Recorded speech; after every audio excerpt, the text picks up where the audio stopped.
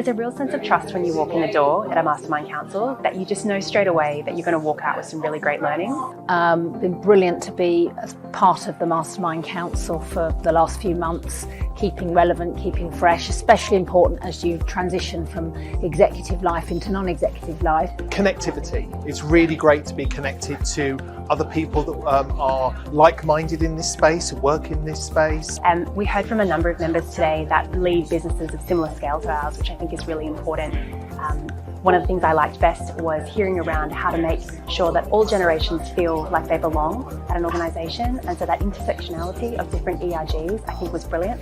From a belonging perspective, I'd say it's okay to be clear around the framework within which belonging takes place. I think it's recognising that the key differences that there is within an organisation, and making sure that we are being respectful of those differences, you know, from a generational perspective, even from a geography perspective as well, making sure that we think about the differences that provokes, but also looking at our ERGs or colleague networks, whatever you want to call them, and what they can do and what they can drive within an organisation.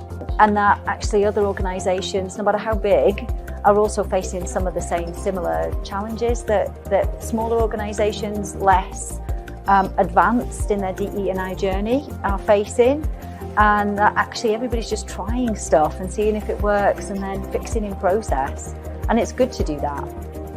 I think the shifting landscape of more conflict, more complexity in the world, and how do we continue pushing forward with the agenda of diversity, equity and inclusion and belonging.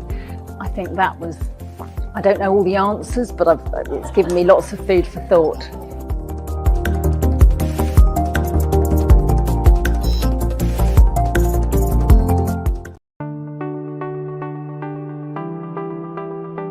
When I was a young girl, people would say, "What do you want to be when you grow up?" I used to answer, "I want to be a Yankee." We moved from tenement housing to the projects. I don't know if you know the show The Jeffersons, Moving On Up. We were moving on up from the really bad to the bad. There would invariably come this moment where the whole room would turn to me and go, "Well, Shelley, what do women think?" If I don't finish this race, then everybody's going to believe women can't do it. I've got to finish this race. The important thing is that the stories are everyone's stories, that nobody's stories are left out.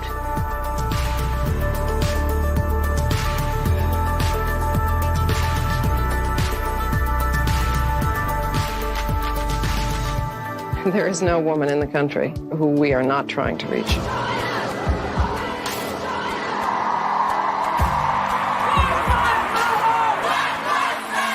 It's not enough to fight to get back to where we were.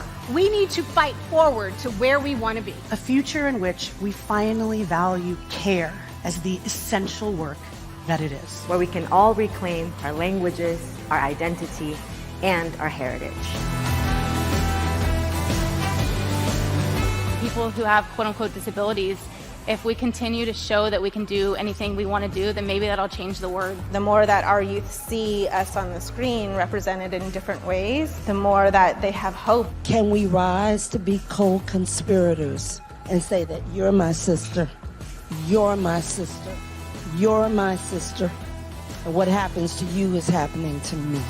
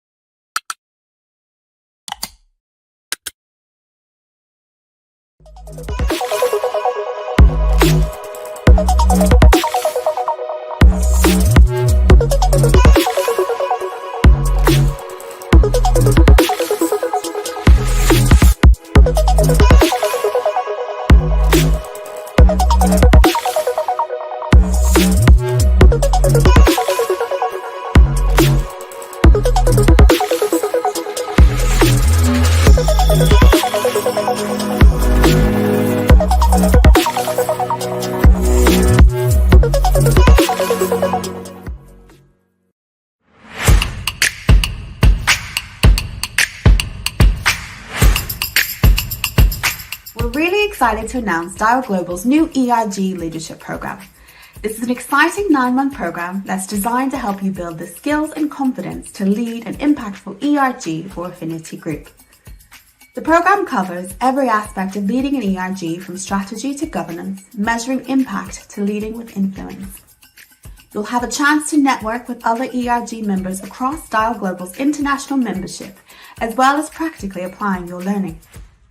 The program is delivered over 9 months in 9 1.5-hour online monthly sessions, and each session combines theory, practice, and networking opportunities.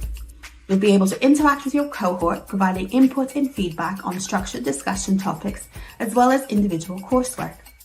You'll be able to grow your knowledge and your network with just a 3-hour commitment each month. Our first cohort kicks off in July. You can nominate others or apply using the QR code you see here, or find the form in the ERG events page on the Hub, our exclusive online community networking platform. If you have any questions, contact Halima at dialglobal.org. Otherwise, we look forward to seeing you there.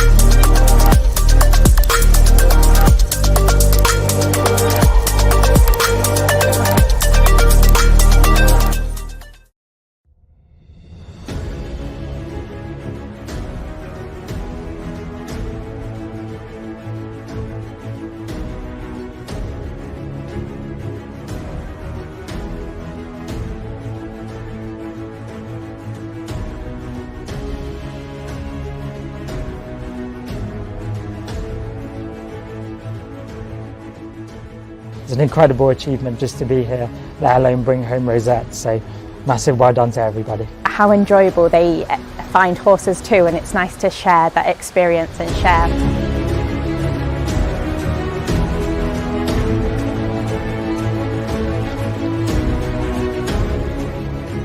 RDA in one word, inclusive. I just look around, I think this is inclusive.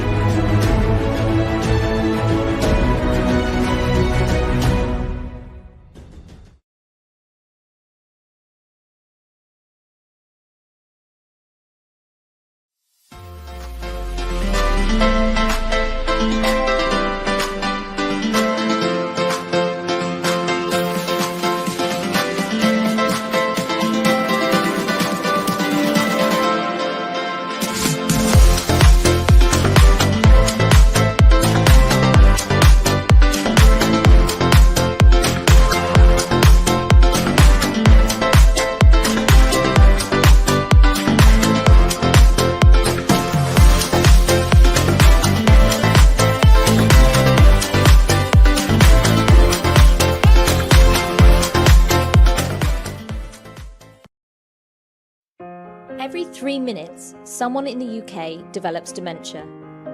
It affects 1 in 6 people over the age of 80.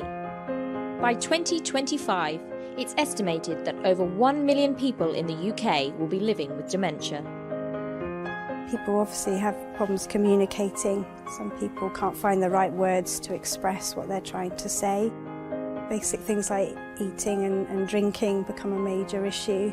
For some people, if you don't know where your hands are or how to use your hands, you then lose the ability to feed yourself. My name's Kim Hall. I've been involved in gymnastics all my life.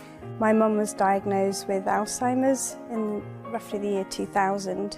It's very difficult visiting my mum. Each time I see her, it's like a bereavement because she doesn't know me, hasn't known me for about 3 years, but yeah, I can help others, so that's why I'm doing it.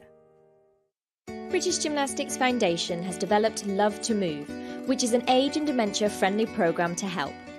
Based around a series of chair-based activities, everyone of all abilities can get involved. Each class encourages independent movement of the left and right-hand sides of the body through expertly designed exercises set to music. This has been shown to improve cognitive function, health and well-being, while allowing participants to move and have fun in a social environment. The programme has been piloted in 2 care homes so far and has already helped people to live more independently. I really, really enjoy it. It's nice. Gives you something to look forward to, doesn't it? I feel stronger. I mean, I have to be moving, and I've started to move more than I was before. They've helped me get moving. They've helped me get home again. The programme was monitored by Age UK, and their research has shown that it's having a significant effect on the well-being of those taking part. There's been changes in people's kind of movements, there have been changes in people's engagement, they're livelier, they've been talking. And one particular example was an individual who started using her fingers to start eating. This could have a huge impact on her quality of life in the next number of years. The programme's already improved the lives of many people. Families and carers say it has been life-changing. I've seen an amazing improvement in him, and in lots of respects he's physically and mentally much better. You're just seeing that their memory has definitely improved. There's quite a big difference in quite a lot of them actually, and even to the stage of being able to communicate with each other. You can't believe the difference. I mean, it's just priceless.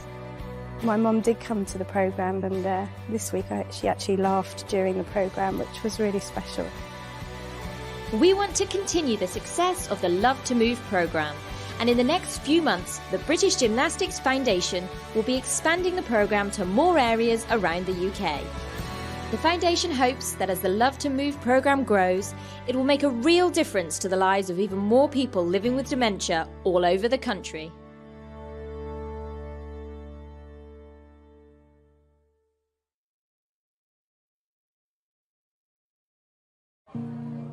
To be a maker, one must first be inspired. We also need information, we need a process, and most of all, we need a community. Welcome to this community.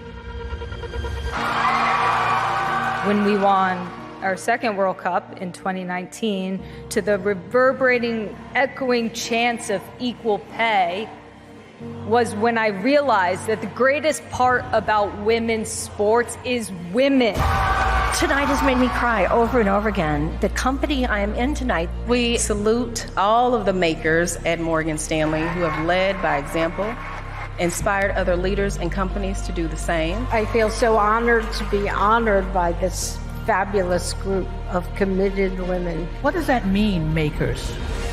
Just tonight, watching this, I understood that you're here to make things different. I can't think of a better way to spend an evening than in community with such brilliant women and our allies as we show our gratitude and love for some of the greatest change makers and rebel rousers of this generation. You know what we're gonna make?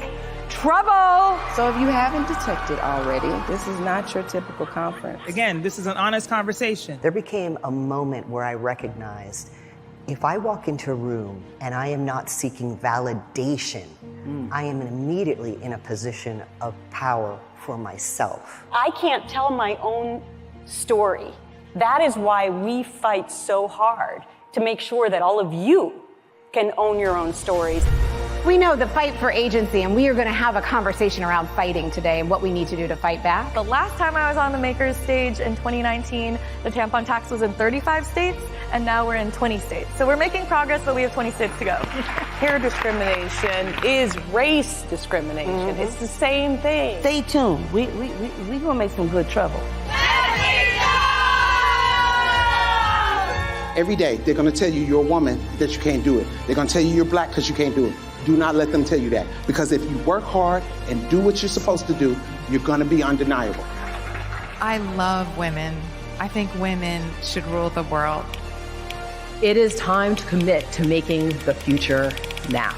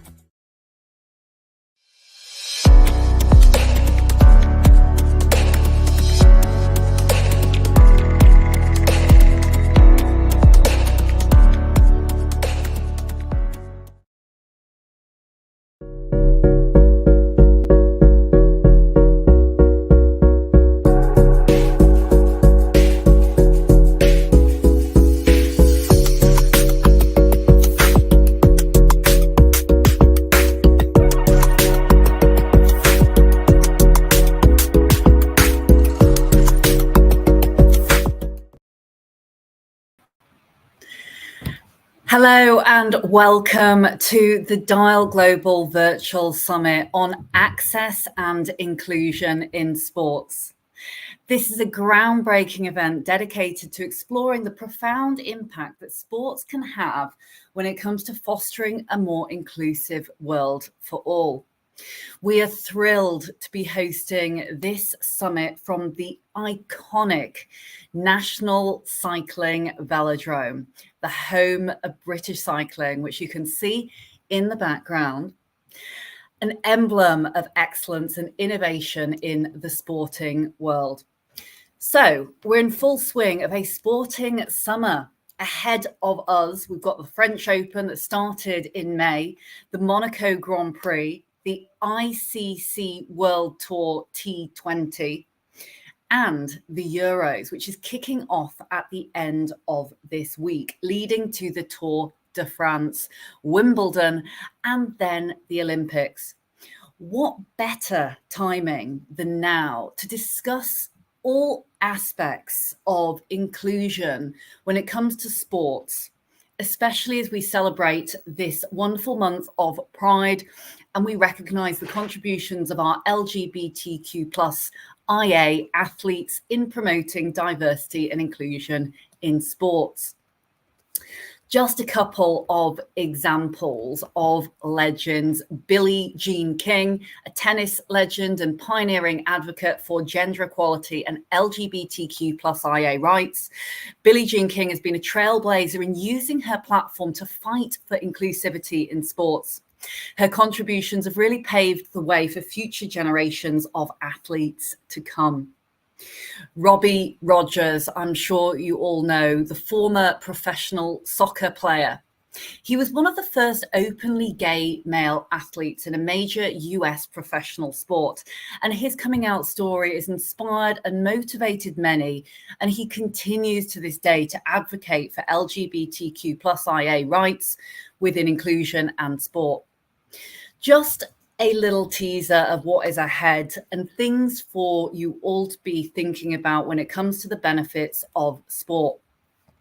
Health benefits, for one. Sport for Goods Foundation shows that in underprivileged areas, there is an increase in school attendance by up to 20%, staggering, and improved academic performance as well by up to 15%. You know, I'm a fan of talking about the economic impact of diversity. Well, the Centre for Disease Control and Prevention say that active children are 15% more likely to maintain a healthy lifestyle when it comes to their journey into adulthood, reducing the risk of chronic diseases such as obesity and diabetes.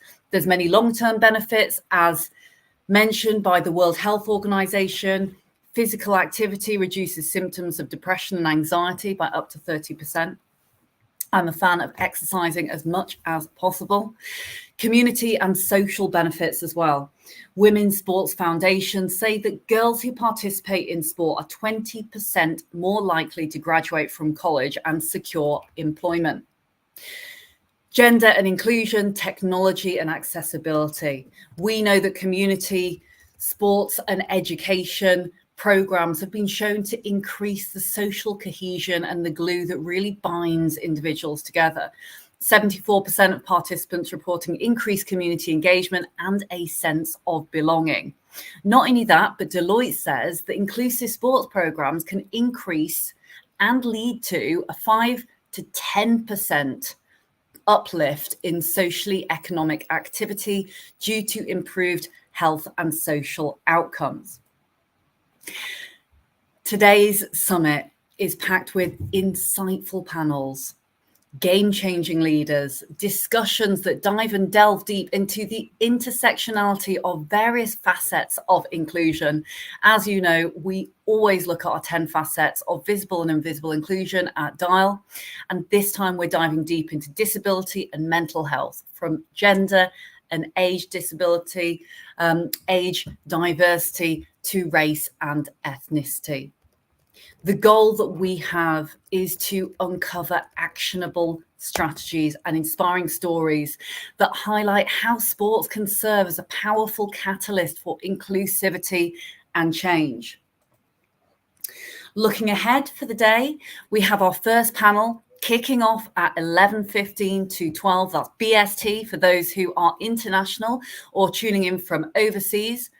We're going to be focusing on disability and mental health, a crucial topic that affects athletes and sports enthusiasts alike. We're honoured to have Chris Ratcliffe, CEO of Bocaya England, as our host for this session. He's going to be joined by a wonderful group of panellists, including Lindsay Hollands, National Disability Manager at British Cycling itself, Stephen Dowd, Chair of Directors for the Para Rowing Foundation, Jess Cook, Disability Equities Lead at Riding for the Disabled Association and member of the Board of Directors for the British Gymnastics Foundation, and Matt Elkington, EDI Programme Manager for Disabled People at the Lawn Tennis Association. Together, this brilliant lineup on our first panel is going to be sharing their expertise and their experiences, discussing the challenges, the triumphs, the realm of disability and mental health in sport.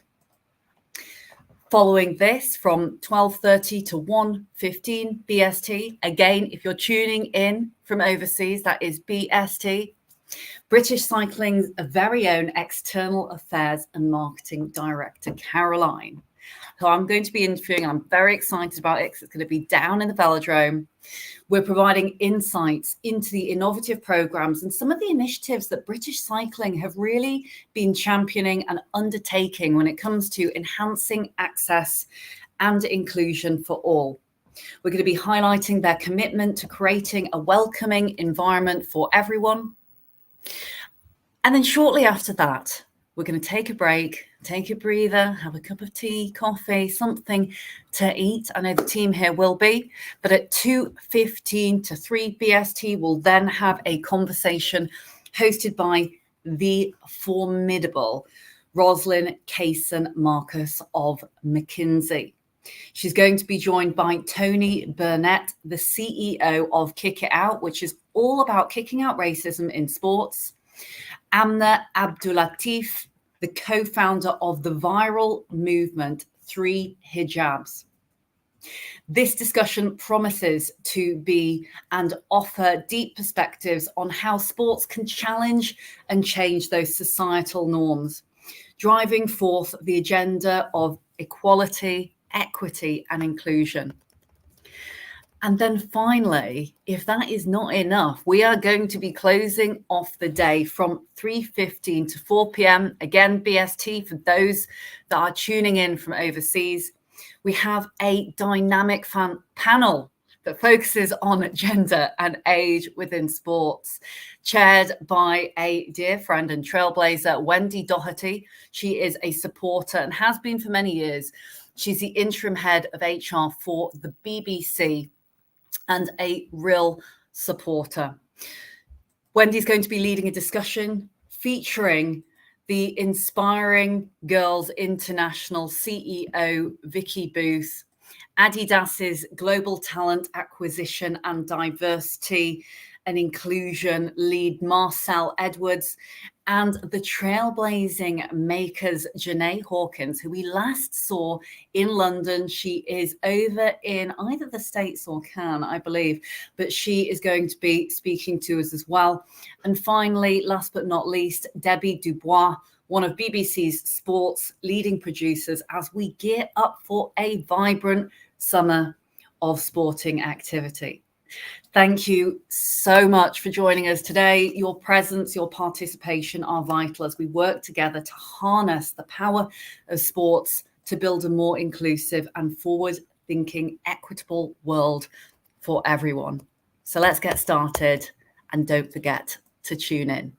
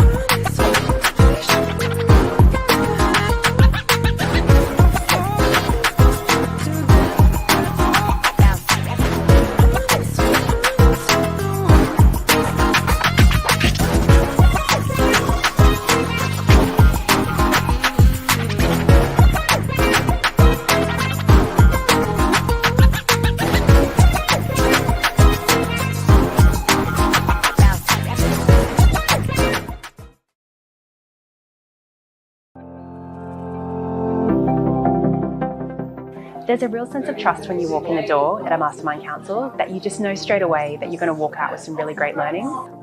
Been brilliant to be as part of the Mastermind Council for the last few months, keeping relevant, keeping fresh, especially important as you transition from executive life into non-executive life. Connectivity. It's really great to be connected to other people that are like-minded in this space, who work in this space.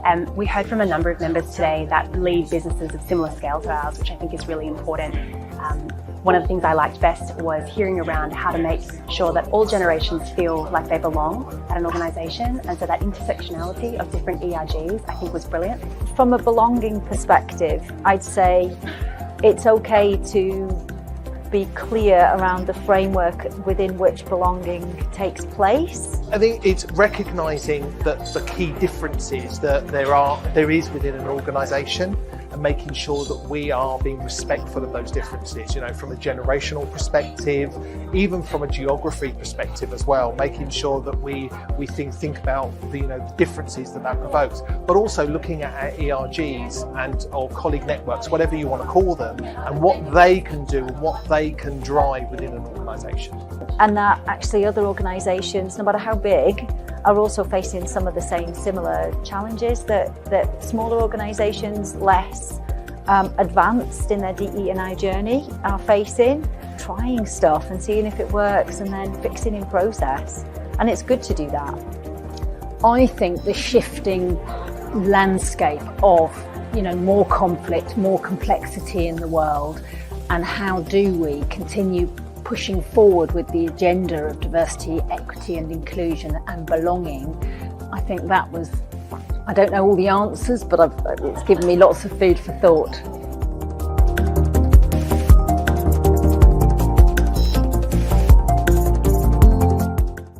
CP Sport is the National Disability Sports Organisation for people with cerebral palsy. Our vision is that everyone with cerebral palsy can enjoy sports and be physically active.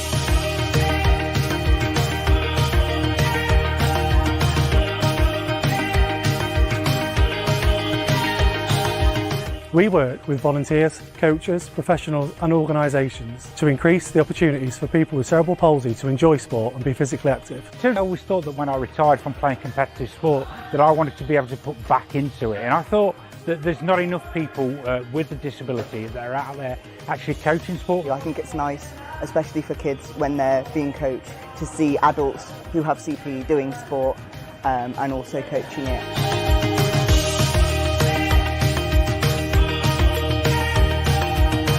So what makes a good coach for me is somebody that's got a great understanding of those participants that they have got taking part in their session. It's actually having that knowledge, having that conversation and knowing what maybe some of their limitations are or what they may need in terms of the session being adapted to make it inclusive for them. He was very attentive, like listening to what I needed. They've never ever made me feel like it's a problem. They get very excited about how they're going to adapt each new skill to me, and I think that just makes me feel like we're working together and I never ever feel like I'm a burden on them, and it makes it a real adventure. The other thing as well is to be able to really fully demonstrate what you're wanting participants to do, because then it can make it very clear and they get to see visually what you're actually trying to achieve. Everyone is a little bit different, so even if they've coached someone with CP before, what worked for one person won't necessarily work with another person that they're coaching. Yeah, there's not quite a one-size-fits-all with CP, is there? We hope that this course increases your confidence to provide inclusive opportunities for people with cerebral palsy to enjoy sport and physical activity.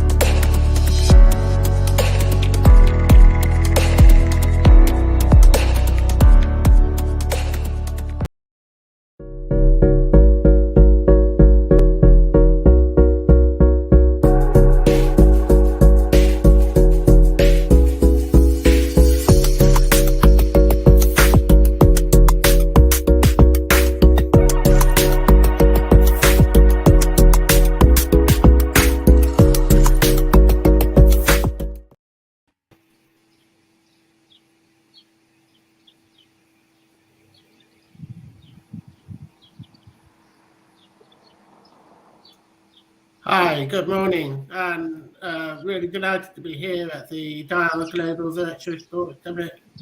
It's a pleasure to be facilitating this panel for the next 45 minutes and talking about how we enhance inclusion and accessibility in sport with a particular focus on disability and mental health.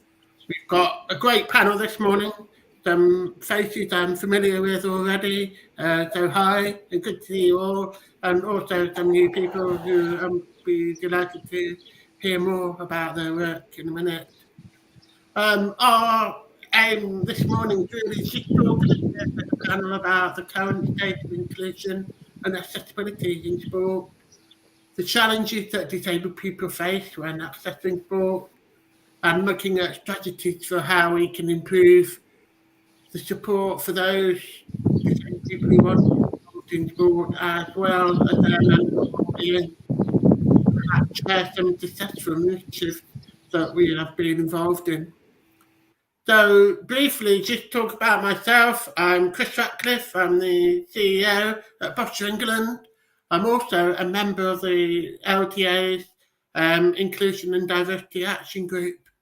Boccia, as many people who do know Boccia, it's probably described as one of the most inclusive sports that anyone and everyone can play. But it's also a sport whereby, for those disabled people who compete in the pathway on the Paralympic level, they cannot access any other sports available to them. So it's such a versatile and an interesting sport to be involved in. But we'll come back to Boccia later. I'd like to first introduce the panellists. We have with us this morning Jess Cook, who is the Disability Equalities Lead at the Riding of Disabled and a member of the Board of Directors of British Gymnastics Foundation. So hi Jess, good morning. Good morning, Chris. Hello, everyone. We have Lindsay Holland, who is our National Disability Manager at British Cycling. Hi, Lindsay. Morning, Chris. Great to be here. And we have Matt Elkington, who's the Regional Disability Development Manager at the LTA. Hi, Matt. Hi, Chris. Good morning. And last but not the least, we've also got Stephen Dowd, who's the Chair of the Board of Directors of Para Rowing Foundation. Hi, Stephen. Hi there. How are you doing? Good, thanks. Looks like you've got good sunshine and the rest of us. I'm very lucky to be on holiday at the moment. Yeah. So what we're going to do is talk a little bit over the next 25 minutes or so around some of the key things that we think are important in terms of the work we do, what we're involved in, and how, we think about getting more disabled people engaged in sport physical activity and how it helps their well-being. So perhaps if I can start with Jess, could you describe any recent initiatives by the RDA and British Gymnastics Foundation where you think they've significantly impacted inclusion of disabled people? Yeah, so starting with the RDA, they were formed around 1969 to provide therapeutic riding for disabled people, and still today provide opportunities through over 500 groups right the way across the UK. Over the last 50 years, they've really recognised different areas to develop within riding, but it's not just about riding. They're looking at carriage driving as well, and how horses can support people in many, many different ways. They also run competitions, and they currently are running the largest equine competition for disabled people. But with all of that, they've also recognised that people don't want to ride. So one of the programmes that they've recently launched in 2021 was developed out of a need to support people with early stages of dementia in the Cotswolds. It was named Tea with a Pony.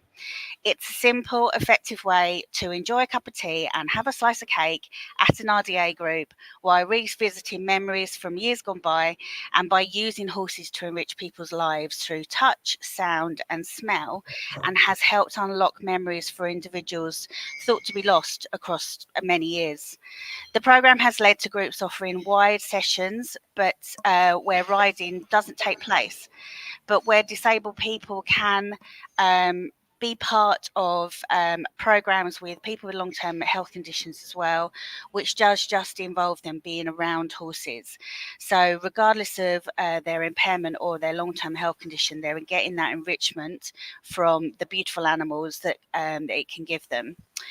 Thinking about the British Gymnastics Foundation, they've taken a very similar stance with two of their programs, the first being Love to Move, which is specially designed to get older people moving and functioning better. The program achieves this by carefully integrating the use of gymnastics foundational skills, cognitive stimulation therapy and social interaction activities to support movement, and in some cases has helped care home residents return home because they're gaining more physical independence. The second is a program called Limitless, and this isn't the same as the British Cycling Program, but they were launched exactly the same time. But it's worked with young people from low social economic groups and backgrounds and people who have impairments to develop them as coaches. This program is run with mentors to support the learners every step of their way, and overwhelming success of the program has shown that disabled people don't just want to take part in activity and have things done for them, but for them to take charge and see futures as coaches in the sports that they love. Both the RDA and British Gymnastics Foundation have been successful with programs changing lives through activity, with 1 in 5 disabled people wanting to be more active, but with 80% of disabled people feeling their impairment prevents them from being active. These programs have shown individuals gaining confidence and progress through life that they can achieve things through education, developing relationships, improving their health and independence, and making new friends for the future because of the slightly different way of thinking about activity. Thanks, Justin. Just to follow up, I mean, it's great to hear that you've talked about different audiences and the different groups of people with disabilities and different impairments. Could you perhaps, based on your own personal experience, I know you've worked across the whole range of different settings across a number of NGBs, supporting them about being more inclusive and accessible to all. What are the key principles that come to your mind when you think about helping people ensure that programs are inclusive and accessible? So programs that have just been mentioned are great, but they are solely supporting that solely support disabled people and those with long-term health conditions to be more inclusive by nature. They are disabled people's organisations, but when we're thinking about the wider area of getting more disabled people active, we need to think about the organisation as a whole. It's not just about the short-term funding that comes through with program development. The wider organisation needs to look at system change, ensuring that everything within the organisation is inclusive, from strategy to wider program delivery and training. Organisations practicing inclusive communication, that's an essential thing. It needs to happen across organisations. Are training programs inclusive and representative of disabled people to become coaches and volunteers? But also that education programs are working with disabled people to support them to understand how to work with more disabled people and to get a more inclusive aspect and approach to their coaching skills. Disabled people also think about wanting to be coaches and volunteers themselves. So we need to really think about how we can do that. So thinking about your organisation as a whole and all the things that you can offer can really support disabled people to be more active in a long-term process, but also supports with intersectionality and general accessibility of your organisation across a wide demographic of people. Thank you. I'm moving across to Lindsay. Hi. We're looking forward to hearing more later from British Cycling and Caroline, who will be talking at the fireside chat. We all need a fire today, given how unseasonably cold it is in June. Lindsay, obviously I would say congratulations on the Limitless campaign. It was pretty spectacular, so that's great work there. Could you tell us a little bit more about your role and specifically about Limitless, but other programs that you've been involved in terms of supporting disabled people and disabled athletes in cycling? Yeah, absolutely. Thanks, Chris. And thanks, Jess.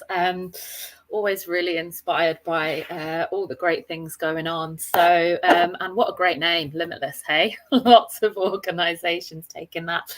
So yeah, we launched Limitless back in January last year. So Limitless is British Cycling's disability and para cycling programme designed to break down the barriers for disabled people to access cycling. So Limitless is an all-encompassing programme for anyone of any age with any disability. And we're really trying many different things to get more people on any type of cycle. So like I said, we launched in January last year, and our priority for year one was to create a network of inclusive clubs. So we worked really hard with our British Cycling Club network to equip our clubs to create more inclusive and welcoming environments so that the clubs could could feel confident that they could meet the needs of disabled riders.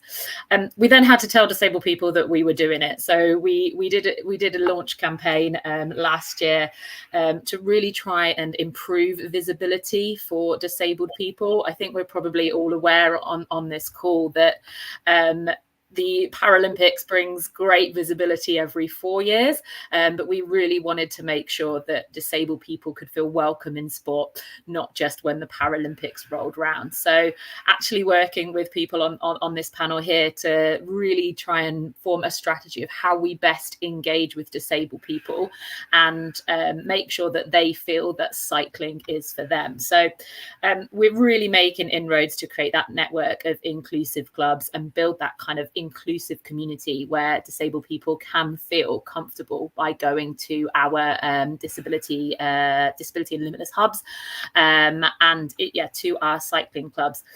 And then I guess Limitless has just kind of evolved from there very, very quickly, which is very exciting. So as well as working with our club network, we're working with community groups, we're working with multi-sport disability groups, we're working with disability people organisations, places like local sight loss services to really create that network and really create that pathway into our sport. And we hope with that kind of increased engagement at a grassroots level, we'll be able to support riders through our pathway. So we're already seeing this year, in year 2 of Limitless, a big influx in our National Disability and Para series. So for riders that do want to take their cycling a step further, there's more opportunities now to compete. So we're seeing that through from the engagement of the Limitless programme to more opportunities to progress through the pathway. That's brilliant. And just thinking about mental well-being in relation to the programme that British Cycling are running, and particularly around the well-being of disabled people, how do you feel these programmes have helped people in their sort of well-being?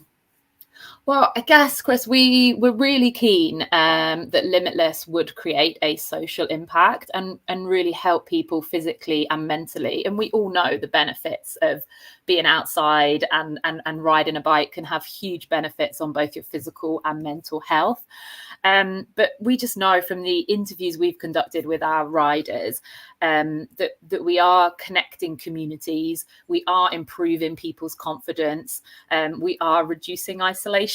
So I always remember we spoke to a female rider who was a wheelchair user living up in Scotland, and she described her story, how she used to commute often on her bike, and unfortunately had an accident and had been a wheelchair user for 25 years. So in that time period had lost confidence, hadn't done much physical activity in the same way that they had done previously. They just found out about a sports club offering inclusive cycling sessions and adaptive cycling sessions, and beforehand had never actually seen the type of adaptive cycles on offer. So had started to go regularly, and from that had increased her confidence again.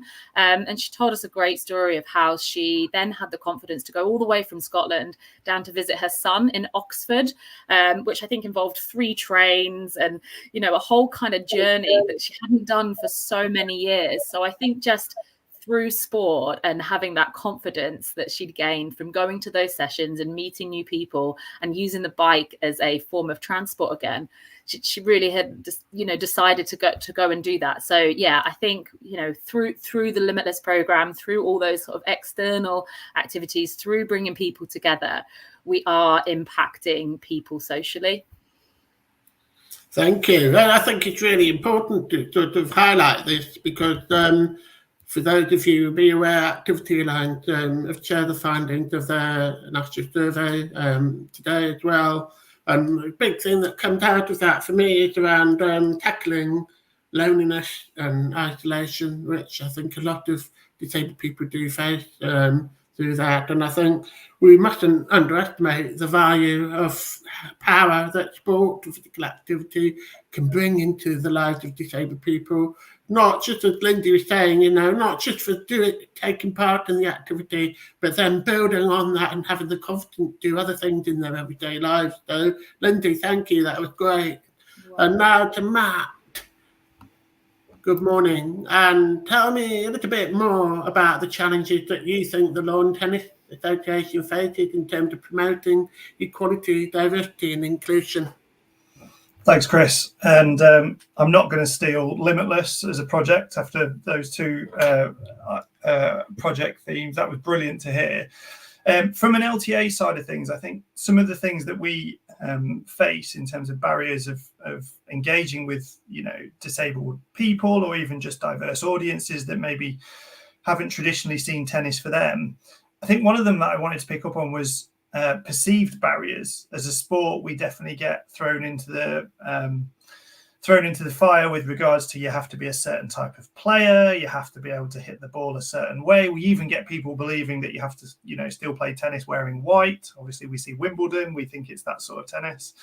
And that's simply not the case. But we have to deal with that perception barrier. And how do we break that down? And how do we engage with those audiences? And how we've tried to do it for the past 10 years or so, we've had a program which I'll probably touch upon more later, but our Open Court program is about engaging with disabled people and people with long-term health conditions, but it's really about choice, in tennis. What we want to see is if you want to play with other people with a similar impairment to yourself, then we should be providing that opportunity in our impairment-specific pathways. We should offer that, and we've got well over 600 venues delivering some sort of program last year, which is brilliant. But the other thing we want to see is what Jess and Lindsay touched about is that social aspect. Is actually a disabled person and their family should feel like they can actually go down to their local tennis club and become a member and play tennis. And because it is just tennis, it doesn't matter whether we're playing in the chair, whether we're playing blind and partially sighted tennis with a VI tennis ball. It's still tennis, it still bounces. You still got to hit a racket. You've still got to hit it over a net, and you probably need someone to play with. But again, that choice to us is key. And if we can get that right, we will break that barrier down. As Jess mentioned, that cultural shift of understanding the importance of engaging with disabled people is something in tennis that we are dealing with, but we probably haven't cracked it as yet. Thank you. That's brilliant. And as well as the on-court initiative, learning from the experience that the LTA delivered over the last few years now, what do you find is the most effective way around encouraging participation among disabled people? So as I say, you get to them. Yeah, so as I say, we've had the Open Court program in place for almost 10 years now, and we've seen it go from strength to strength. And last year we recorded just over 15,000 disabled people picking up a racket during the summer months, which was brilliant to read, especially considering coming out of COVID, we were well under 4,000 disabled people. So we've really seen a really strong recovery in participation, which is fantastic. I think the thing for us that we find is a lot of the time, in order to break those perceived barriers down that we spoke about, it might be that it's not necessarily tennis and the LTA coming to deliver those tennis programs. It's actually arming and supporting and educating partners that we can use to go out and engage with other audiences. Previous to COVID, we were very insular in that we were going to deliver. We understand how to deliver. We've got some fantastic coaches. We've got a professional workforce that we can rely upon. We've got 2,000 tennis clubs, but we need to look wider than that. And if we're going to diversify our audience base, then we need to use those national partners. And we've recently onboarded loads of those, including AOC Sport to help us to engage with colleges and NatSpec colleges, for example. We've worked with Sense to create a project called Sensory Tennis, which allows us to break our sport down even further. It's so far away from what you would class as traditional tennis, but the sensory tennis allows us to open it up to people with complex and multiple disabilities, which is brilliant. And again, something that's probably been missed in previous years. And then also picking up on one that Jess talked about around things like long-term health conditions. So we've recently partnered with Parkinson's UK, and a very similar story to kind of what Jess talked about, in that they come for the social aspect and they come for the cake and the, a bit of socializing, and then there's a bit of tennis thrown in on the back of it. Well, that's kind of, if we need tennis to look like that, that's how we need to design programs to look like. It has to be completely user and person led. But I think going back, one of the things I did want to touch upon around the kind of choice approach in order to get the right audience. We don't design programs nationally and think we know how they need to be delivered locally. We've got an idea, and then we use the local audiences to design how it needs to look. And the choice approach has worked best. We've got a brilliant example of a young lad, probably in 2018. He came to the British Open, which is the wheelchair tennis national series, top event in England. He came along, he's a lower leg amputee, went to a mainstream school, played tennis to a really good standard standing. We were trying to talk to him about wheelchair tennis and what that could offer him. He wasn't interested. He wasn't a wheelchair user. He didn't see that as an element or an option for him. We said to him, look, we've got a really good program at Nottingham Tennis Centre where the event was. He came along, loved it, wouldn't get in a chair, didn't want to, could play tennis fine. It took about 8 months of him coming to the wheelchair tennis sessions, but standing on the other side of the court without our coaches pushing anybody in order to use a wheelchair. And he realised that actually, if I get in a chair, I can have a better experience of tennis, and it's just another piece of equipment that I need to pick up my racket, my balls and my chair in order to go and play tennis. And that kid is Dannon Ward, and he's now on our Paralympic pathway program and almost ready for Grand Slams, and he'll be going to the Paralympics in Paris this year to gain experience. So for us, that's like the biggest example of how we use choice in order to get to the right audience and the right market and make sure that tennis is right for them. Thank you. And just bearing in mind that you've obviously got a dual role in the sense that you're delivering national programs on a regional level, what do you think can help influence in terms of policies and practice from regional work that you're doing at the moment? What sorts of things do you think are influencing change? Absolutely. It's as I said earlier, it's not something that we want to come down and be too restrictive on our audience as to this needs to happen. And we've tried in the past with other programs, preventative programs, like we had a women and girls program called Tennis Tuesdays, which was just for people to play on a Tuesday for women and girls. But it's a lovely idea, very good marketing tool, but actually probably prohibited some people wanting to then go and play tennis. So what we found is by using our local partners, and we've just been given a large sum of money from the DCMS to upgrade 2,000 park courts up and down the country, is we're working with local authorities. And by working with local authorities, you start to understand what their priorities are.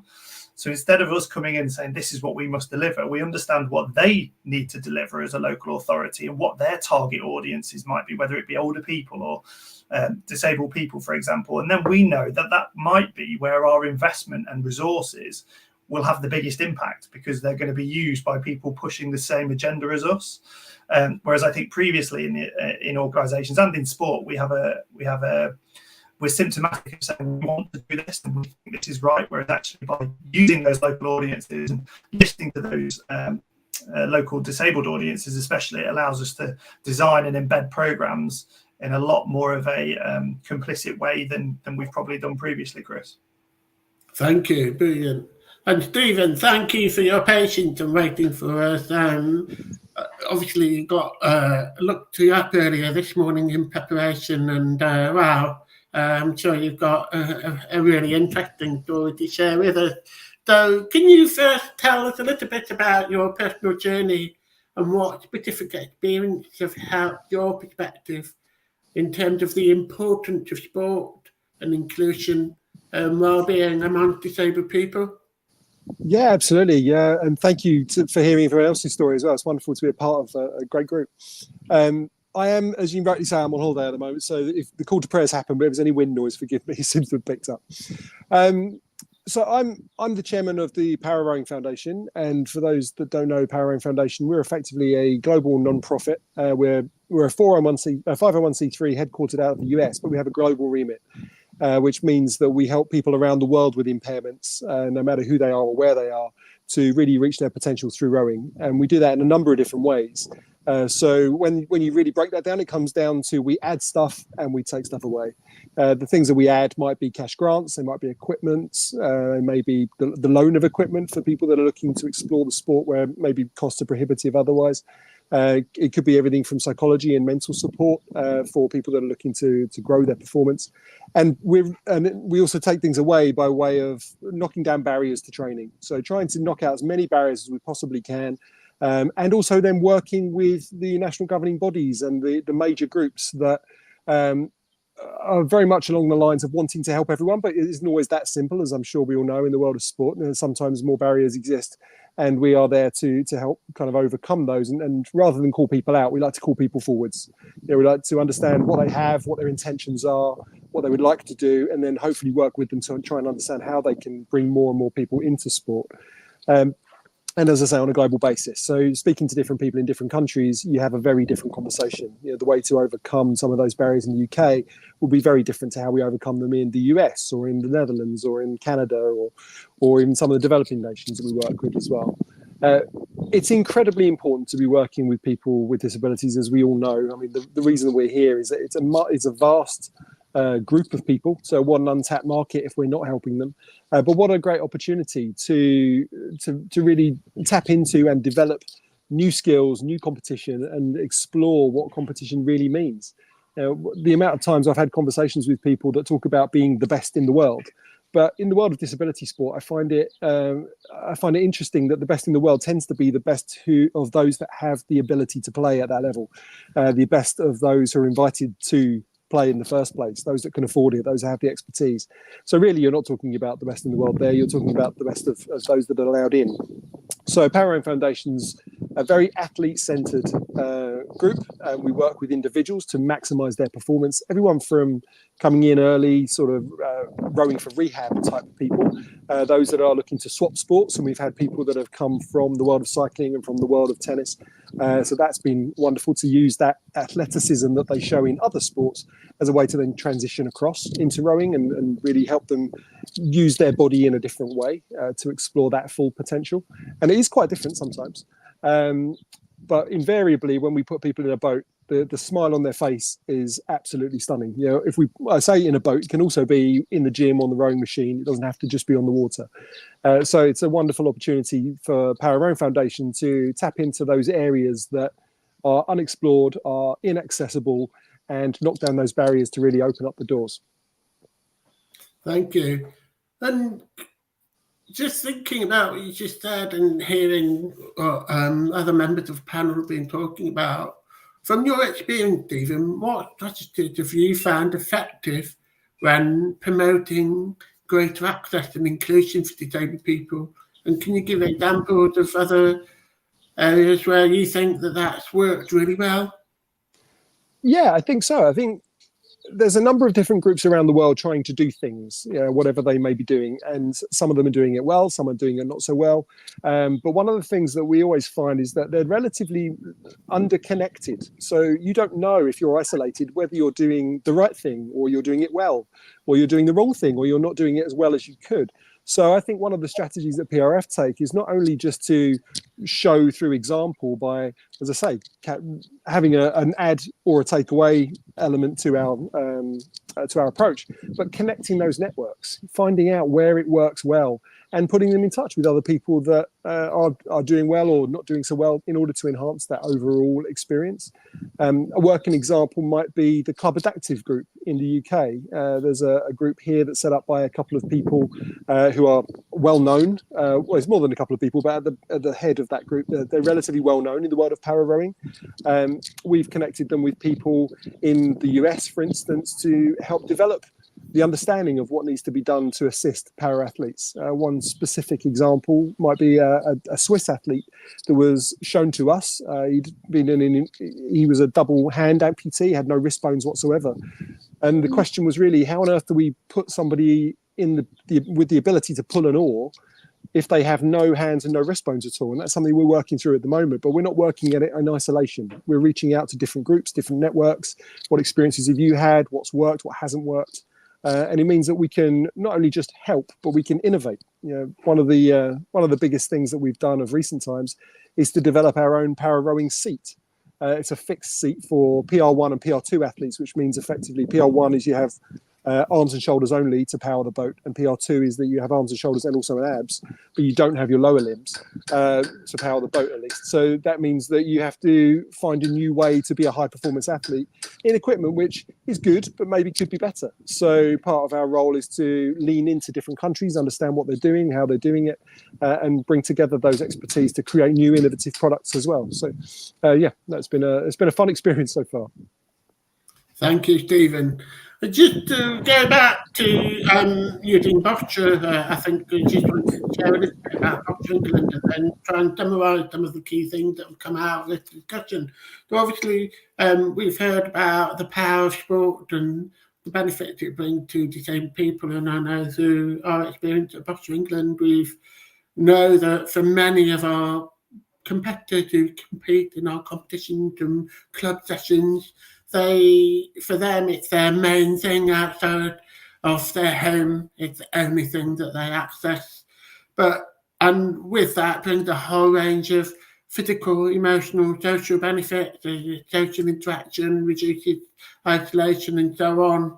But the challenge that many of our members face is obviously linked to things outside of the control of organisations like ourselves, such as cost of living, transport, and of course volunteers. And although we all work with volunteers and volunteers are hugely important, we haven't really touched on that topic in detail, but the valuable input of volunteers is significant, but also making sure that they're trained to be able to deliver that sessions. So could I just ask anyone want to talk a little bit about the value of volunteers, because I think volunteers are often the lifeblood of sport, and yet we take it for granted that behind this we have to think really carefully about what training we give them, how supportive we are in terms of helping them have the confidence of working with disabled people. Does anybody want to say something about volunteering? And I'm looking at Jess because obviously the RDA rely heavily on volunteers, as I'm sure with everybody else. Yeah, so the RDA is run purely on volunteering, and if we didn't have the volunteers around, the sport wouldn't take place. Sorry, I'm having a major problem with my headset. So we are really conscious of giving our volunteers as much support as we possibly can through training and development, helping them understand the needs of the individuals that they're working with, but also looking at participants themselves to become volunteers and to develop in that area. There's some research that's been done that says disabled people are more likely to want to volunteer, but they don't have the opportunities to do that. So helping disabled people to volunteer can really support them in their ongoing life, to be able to gain confidence to maybe go to university or to develop future careers as well. So there's kind of two aspects to what the RDA are utilising volunteering for us specifically. Thank you, that's brilliant. And I think picking up on Stephen's last point about connecting with other organisations is an interesting one. I mean, I know from experience at Boxer, much of the work in terms of direct delivery of Boxer comes through partnership and collaboration, and we rely heavily on partners, whether that's the likes of Youth Sport Trust in school games, or whether it's Family Fund or other regional local organisations. I know through local engagement activity, we've got over 100 different local organisations all trying to deliver different things around Boxer. Can we just ask Matt about the importance of partnership and collaboration, and whether you can give an example of how that, and as well, Lindsay as well, please. Yeah, absolutely. I think from our side, last year we ran a partners day at the Davis Cup in Manchester, and one of the things that we tried to get out of that, I probably touched upon earlier as well, is that what are their priorities? What are they looking to achieve through different projects that they might run? Volunteering is a really interesting aspect for us because, as Jess said, they're the lifeblood of what we do. Yes, we in tennis might have a professional coaching workforce, but behind every coach, there's the club that's run by volunteers. So we need to make sure that they understand what they can do and how they can impact this area of sport development, and how actually who is your local disabled audiences and how should we be engaging with them, especially because so many of our clubs call themselves community tennis clubs. Well, you should be serving your local community, whoever they may be. But at that National Partnership Day, we literally got every one of our partners to say, what are your objectives and aims to achieve for next year? And they might not have nothing to do with tennis, but some of the things that they came back with was around marketing campaigns that they wanted to launch, or research studies that they were taking part in. And on the back of that, we've actually lobbied to do similar things to see whether we can impact or even doubly impact people's pieces of work. It's amazing once you start to ask those questions of partners, what you're looking to achieve and what the objectives look like, that actually you see the similarities. You're all fighting a very similar battle. We're all looking to engage with similar audiences. So we don't need to reinvent the wheel. We just maybe need to pull it together slightly better. Thank you. Lindsay?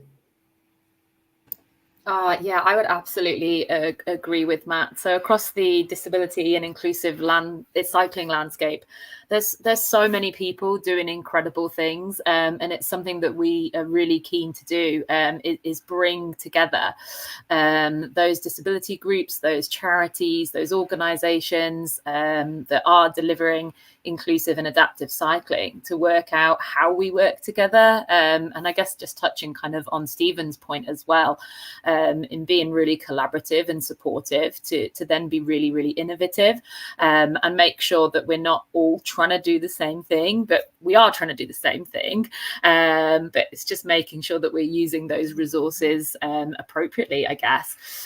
But we're doing lots of different things. And I think coming back to what Jess said at the very beginning is embedding inclusivity from the very beginning. So we are working with local authorities to embed inclusive cycling into their projects and programs, making sure that if we're investing in new facilities, that they are accessible for adaptive bikes and adaptive cycles.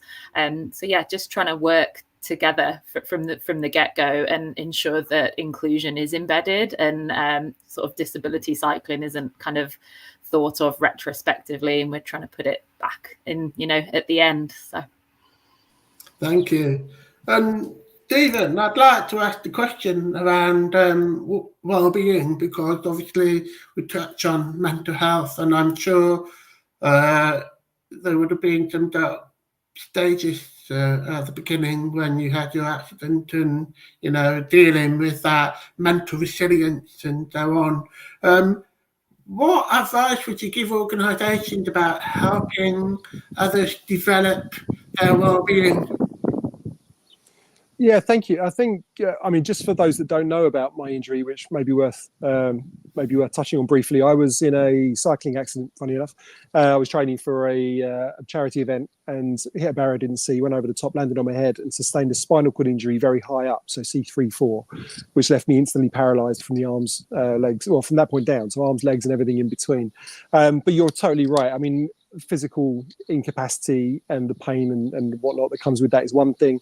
You can't separate out the mental pain and anguish that comes with injuries like that, particularly acquired injuries.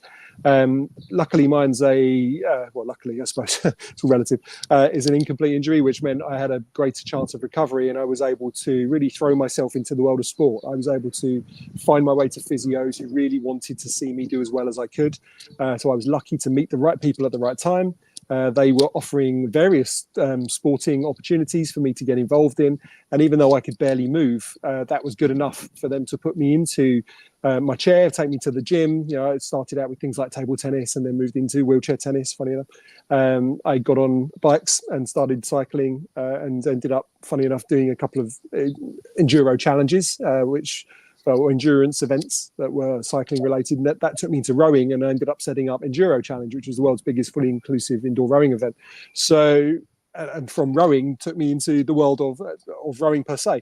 Now, I give all that backstory really to say that at every single part of that journey, I was testing myself physically, but you can't separate the mental energy needed and the mental dexterity needed to keep going through those processes. And it was a bit of a self-fulfilling prophecy as well, because the injury happened to me, of course, but it happened to everyone around me. I went from being a normal guy, normal life, working in the city, to broken guy, broken life. What the hell do we do now? Where are we going? Very honestly, do I even want to be a part of that future that was my new body and my new outlook? And that was a very tough time. However, having the right people around me, the stars kind of aligned for me to dig deep and marry that physical focus that I was giving with the mental dexterity that I needed in order to keep pushing forwards. And we've seen that in the Power Rowing Foundation. We run a major event every year. It's our flagship event called the Intensive Training, and it's a 5-day event normally held in Portugal. This year we had 7 athletes from 7 different countries, 5 para coaches from 4 different nations. We put them all together for a solid week of really intense training. And you can see every single one of them improved physically, but the mental difference for people coming in is off the charts. I mean, we're creating not just better athletes, but we're also creating better athletic communities. And then they can take that back to their home nations and really deploy that where they are, whether they be coaches, whether they be athletes, and really use the physical skills, but also those mental skills to enhance themselves. Thank you. Thanks very much. We're about to run out of time, so I'll just try and summarise, although I'm not sure I can do justice on the panel this morning. But I think some of the key things that I've heard, and I've tried to make notes and I'm trying to read what I've written, is that, we need to recognise that every individual is different and that ultimately, not one size fits all. So it's really important that when we think about putting on programs or opportunities for disabled people to participate in sport physical activity, we ask them what they would like, or we help them by finding a way forward and not assume that they can or can't do something. I think that's really important. I think also really picking up on Jesse's point at the very beginning about the whole organisation approach, and I think that very often disability sport has traditionally been sat in a silo, although I do think it's getting much, much better amongst the governing bodies and other national partners. But I think we should reinforce that statement about making sure it's about the whole picture approach to the organisation and how the whole organisation embraces inclusion across everything that we do. And I think also it's about creating the right environment. And I don't just mean the physical environment, but also the environment around in which sessions take place. And we talked about the value of coaching and volunteers and the importance of making that relevant and interesting and meaningful to disabled people. And then that last point that Stephen spoke about earlier on was about connecting up, and I think we talked about partnerships. And for me, I think it's really, really important that we work together and learn from one another, because that way we can solve a lot of challenges that we face. And I think so sometimes we often go busy, we get so silo in our approach, but actually, we could learn from one another. So thank you. I think that's all we've got time for. But I must say a big thanks to Matt, Jess, Stephen and Lindsay. Really good to have you on board, and thank you so much. And for those of you, please do stay on. We've got the fireside chat with Caroline Julian, who's the External Affairs Director at British Cycling. So thank you, everyone, and enjoy the rest of the day. Thank you. Thanks for having us. Thank you.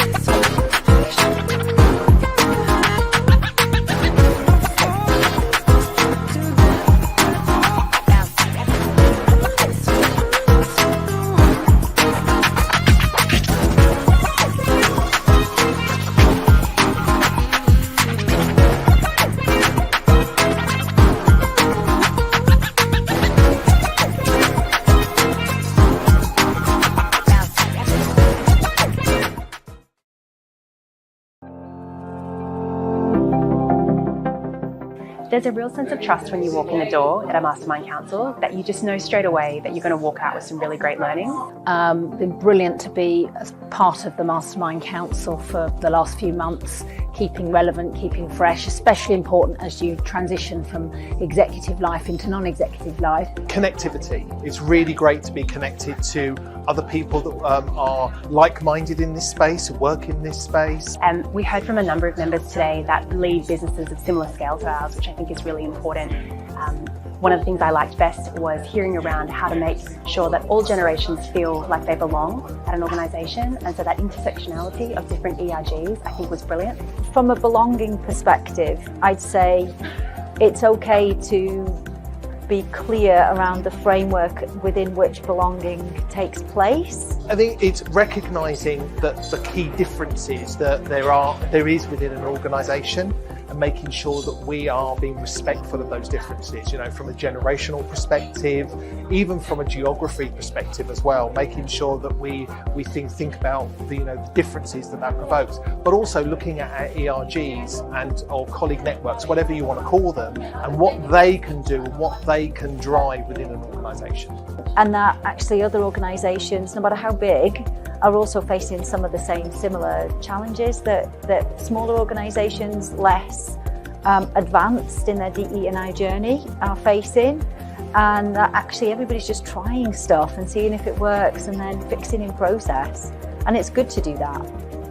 I think the shifting landscape of, you know, more conflict, more complexity in the world, and how do we continue pushing forward with the agenda of diversity, equity and inclusion and belonging. I think that was, I don't know all the answers, but it's given me lots of food for thought.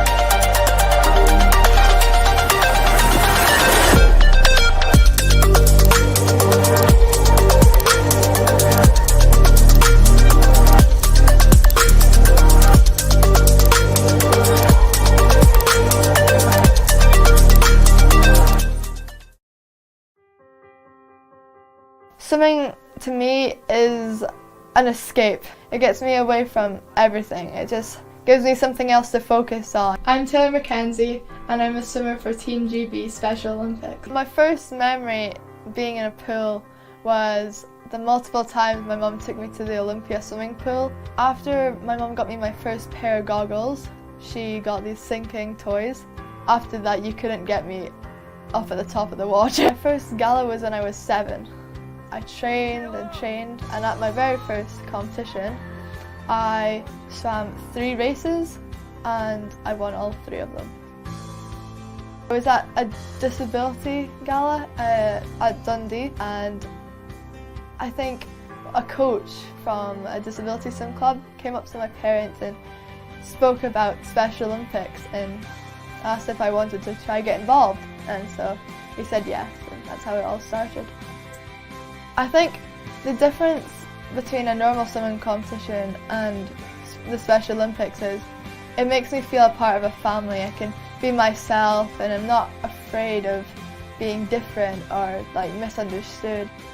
To me is just an opportunity that I didn't think would happen. Just going out and meeting new people and feeling a part of a family and not getting judged, it's very important to me. Special Olympics is just amazing.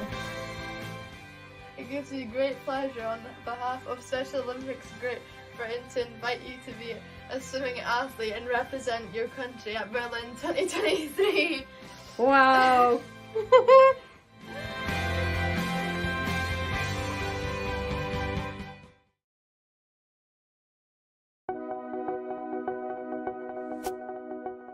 British Blind Sport was founded by a group of gentlemen, all of whom were blind or partially sighted, back in 1977. And our role really is to support anybody and everybody who wants to participate in sport or physical activity. We work with national governing bodies of sport, clubs, a whole host of organisations to make their sport or physical activity accessible and fun and enjoyable for the individual.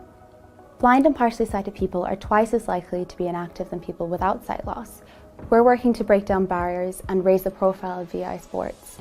We'd like to have the opportunity to let people get involved from grassroots to the Paralympic Games, and all throughout that journey, no matter what your ability, British Blind Sport will be there to help you through.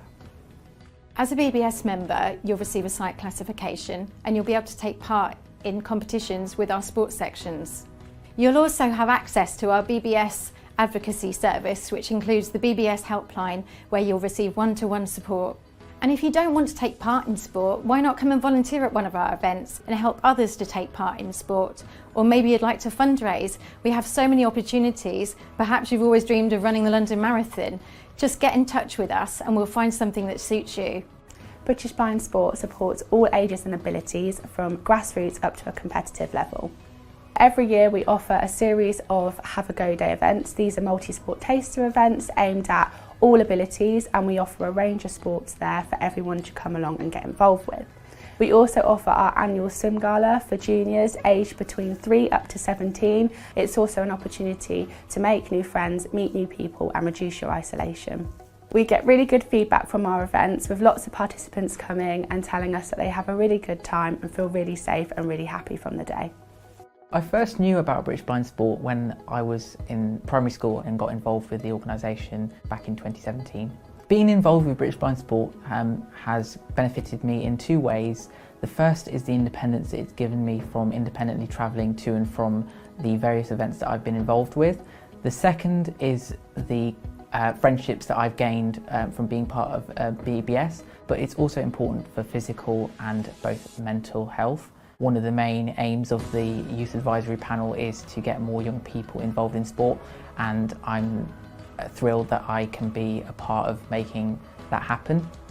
British Blind Sport is here for you, whether you're a beginner wanting to take your first steps into sport or physical activity, or you're an elite athlete and need some advice and guidance on your journey. We are here to support you. For more information and to start your sporting journey, visit britishblindsport.org.uk or phone 01926 424 247.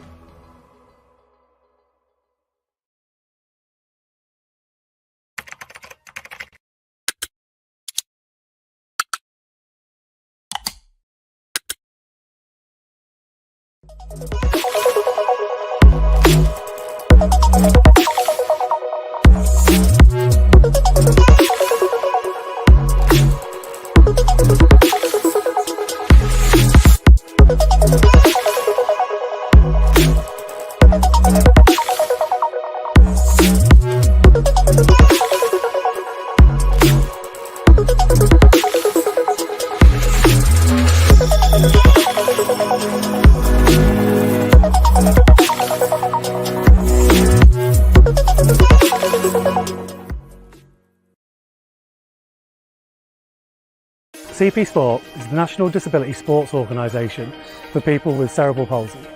Our vision is that everyone with cerebral palsy can enjoy sports and be physically active.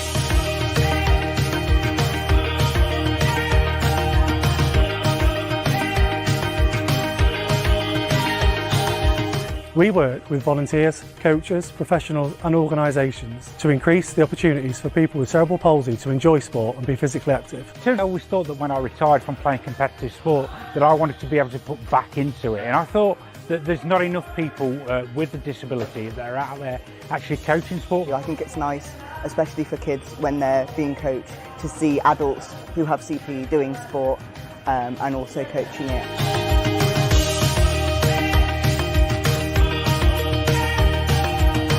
So what makes a good coach for me is somebody that's got a great understanding of those participants that they have got taking part in their session. It's actually having that knowledge, having that conversation and knowing what maybe some of their limitations are or what they may need in terms of the session being adapted to make it inclusive for them. He was very attentive, like listening to what I needed. They've never ever made me feel like it's a problem. They get very excited about how they're going to adapt each new skill to me, and I think that just makes me feel like we're working together, and I never ever feel like I'm a a burden on them, and it makes it a real adventure. The other thing as well is to be able to really fully demonstrate what you're wanting participants to do, because then it can make it very clear and they get to see visually what you're actually trying to achieve. Everyone is a little bit different, so even if they've coached someone with CP before, what works for one person won't necessarily work with another person that they're coaching. Yeah, there's not quite a one-size-fits-all with CP, is there? We hope that this course increases your confidence to provide inclusive opportunities for people with cerebral palsy to enjoy sport and physical activity.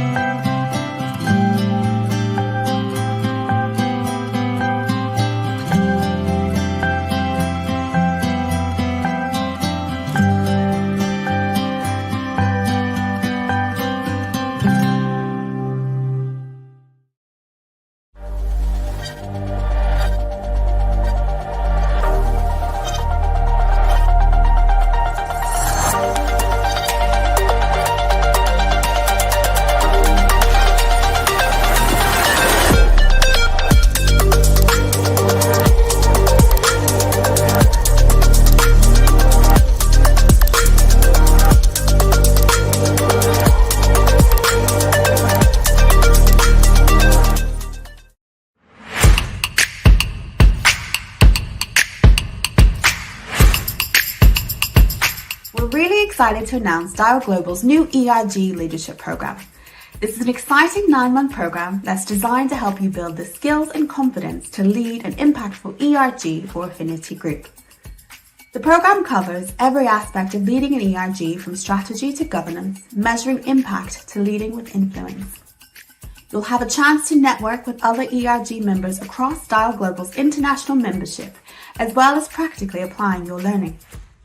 The program is delivered over 9 months in 9 1.5-hour online monthly sessions, and each session combines theory, practice, and networking opportunities. You'll be able to interact with your cohort, providing input and feedback on structured discussion topics, as well as individual coursework. You'll be able to grow your knowledge and your network with just a 3-hour commitment each month. Our first cohort kicks off in July. You can nominate others or apply using the QR code you see here, or find the form in the ERG events page on the Hub, our exclusive online community networking platform. If you have any questions, contact Halima at dialglobal.org. Otherwise, we look forward to seeing you there.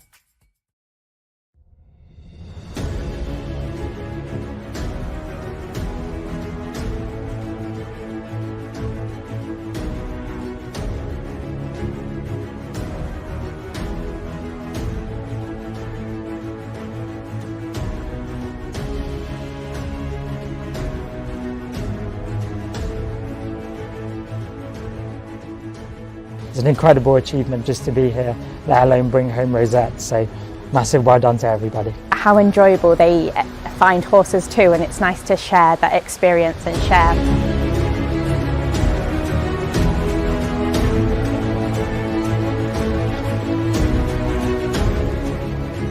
RDA in one word, inclusive. I just look around, I think this is inclusive.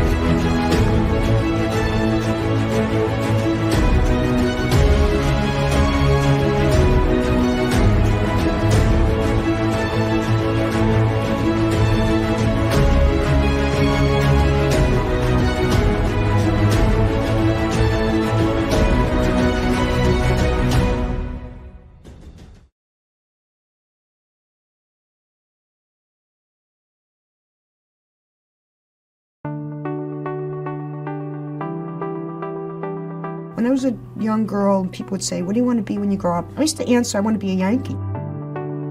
We moved from tenement housing to the projects. I don't know if you know the show The Jeffersons, Moving On Up. We were moving on up from the really bad to the bad. There would invariably come this moment where the whole room would turn to me and go, "Well, Shelley, what do women think?" If I don't finish this race, then everybody's going to believe women can't do it. I've got to finish this race. The important thing is that the stories are everyone's stories, that nobody's stories are left out.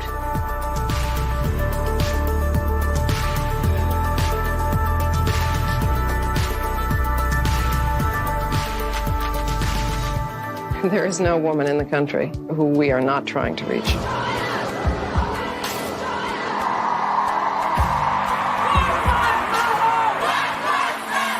It's not enough to fight to get back to where we were.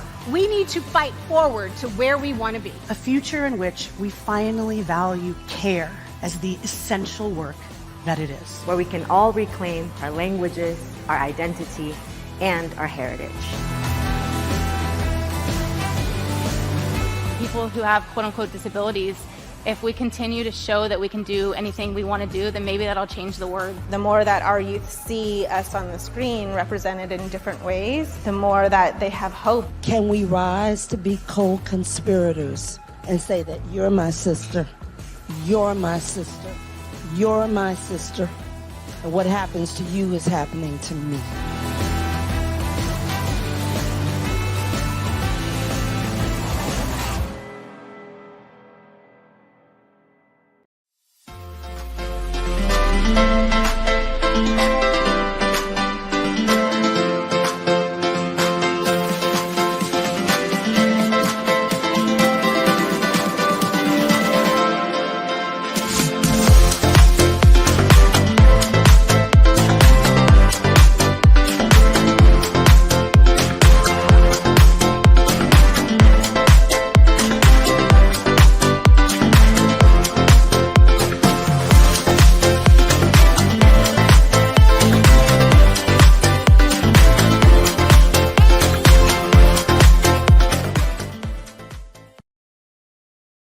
CP Sport is the National Disability Sports Organisation for people with cerebral palsy. Our vision is that everyone with cerebral palsy can enjoy sports and be physically active.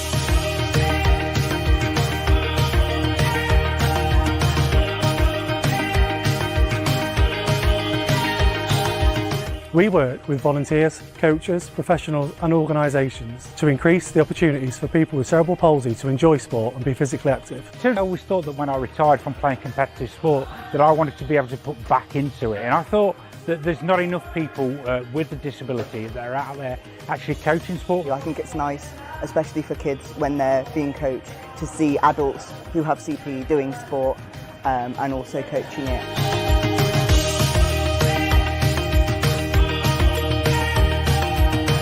So what makes a good coach for me is somebody that's got a great understanding of those participants that they have got taking part in their session. It's actually having that knowledge, having that conversation and knowing what maybe some of their limitations are or what they may need in terms of the session being adapted to make it inclusive. for them. He was very attentive, like listening to what I needed. They've never ever made me feel like it's a problem. They get very excited about how they're going to adapt each new skill to me, and I think that just makes me feel like we're working together, and I never ever feel like I'm a burden on them, and it makes it a real adventure. The other thing as well is to be able to really fully demonstrate what you're wanting participants to do, because then you can make it very clear and they get to see visually what you're actually trying to achieve. Everyone is a little bit different, so even if they've coached someone with CP before, what works for one person won't necessarily work with another person that they're coaching. Yeah, there's not quite a one-size-fits-all with CP, is there? We hope that this course increases your confidence to provide inclusive opportunities for people with cerebral palsy to enjoy sport and physical activity.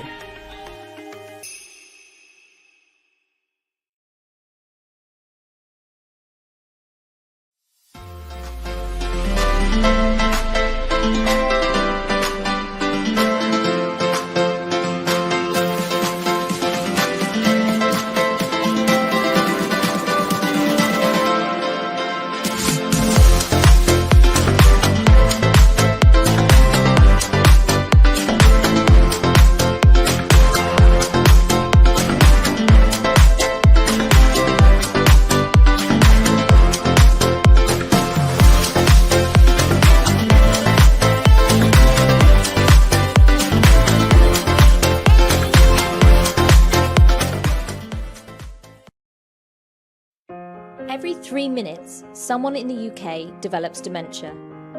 It affects 1 in 6 people over the age of 80. By 2025, it's estimated that over 1 million people in the UK will be living with dementia. People obviously have problems communicating. Some people can't find the right words to express what they're trying to say. Basic things like eating and drinking become a major issue. For some people, if you don't know where your hands are or how to use your hands, you then lose the ability to feed yourself. My name's Kim Hall. I've been involved in gymnastics all my life. My mum was diagnosed with Alzheimer's in roughly the year 2000. It's very difficult visiting my mum. Each time I see her, it's like a bereavement because she doesn't know me, hasn't known me for about 3 years, but yeah, I can help others, so that's why I'm doing it. British Gymnastics Foundation has developed Love to Move, which is an age and dementia friendly programme to help. Based around a series of chair-based activities, everyone of all abilities can get involved. Each class encourages independent movement of the left and right-hand sides of the body through expertly designed exercises set to music. This has been shown to improve cognitive function, health and well-being, while allowing participants to move and have fun in a social environment. The programme has been piloted in 2 care homes so far and has already helped people to live more independently. I really enjoy it. It's nice.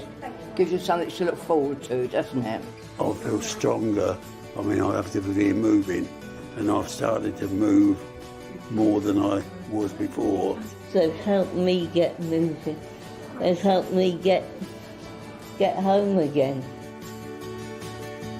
The programme was monitored by Age UK, and their research has shown that it's having a significant effect on the well-being of those taking part. There's been changes in people's movements, there's been changes in people's engagement, they're livelier, they've been talking. And one particular example was an individual who started using her fingers to start eating. This could have a huge impact on her quality of life in the next number of years. The programme's already improved the lives of many people. Families and carers say it has been life-changing. I've seen an amazing improvement in him, and in lots of respects he's physically and mentally much better. You're just seeing that their memory has definitely improved. There's quite a big difference in quite a lot of them actually, and even to the stage of being able to communicate with each other. You can't believe the difference. I mean, it's just priceless. My mum did come to the programme, and this week she actually laughed during the programme, which was really special. We want to continue the success of the Love to Move programme, and in the next few months, the British Gymnastics Foundation will be expanding the programme to more areas around the UK. The Foundation hopes that as the Love to Move programme grows, it will make a real difference to the lives of even more people living with dementia all over the country.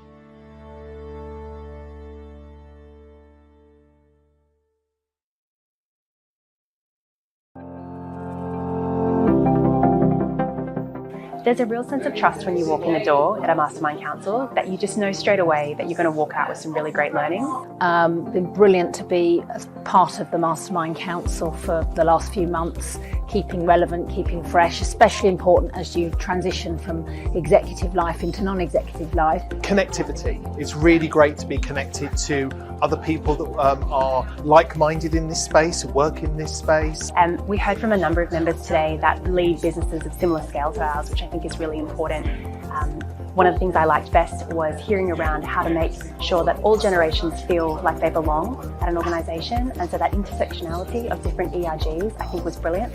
From a belonging perspective, I'd say it's okay to be clear around the framework within which belonging takes place. I think it's recognising that the key differences that there is within an organisation, and making sure that we are being respectful of those differences, you know, from a generational perspective, even from a geography perspective as well, making sure that we think about the differences that provokes, but also looking at our ERGs or colleague networks, whatever you want to call them, and what they can do, what they can drive within an organisation.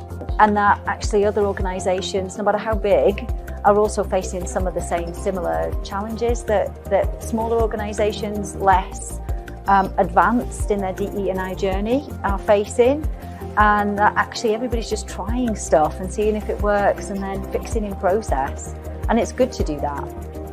I think the shifting landscape of more conflict, more complexity in the world, and how do we continue pushing forward with the agenda of diversity, equity and inclusion and belonging. I think that was, I don't know all the answers, but it's given me lots of food for thought.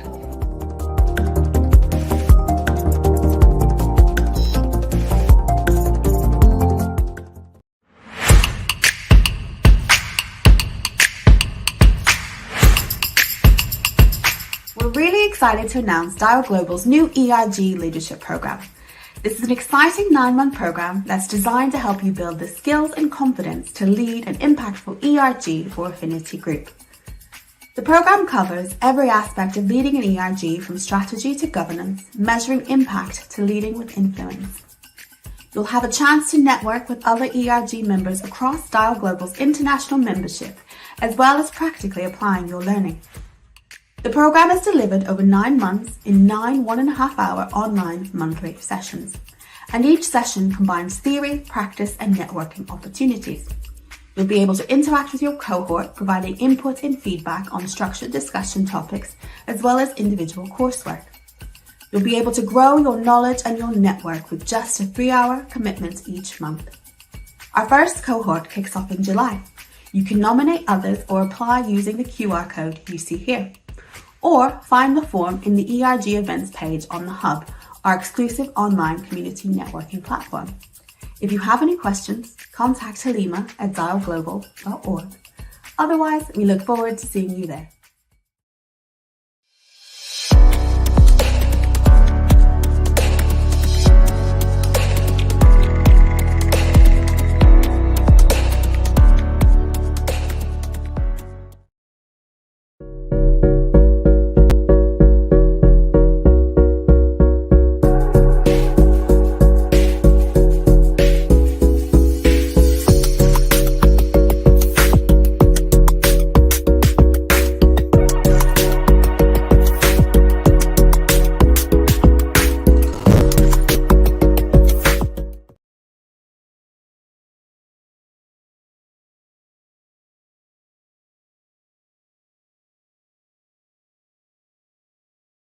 About this moment all morning.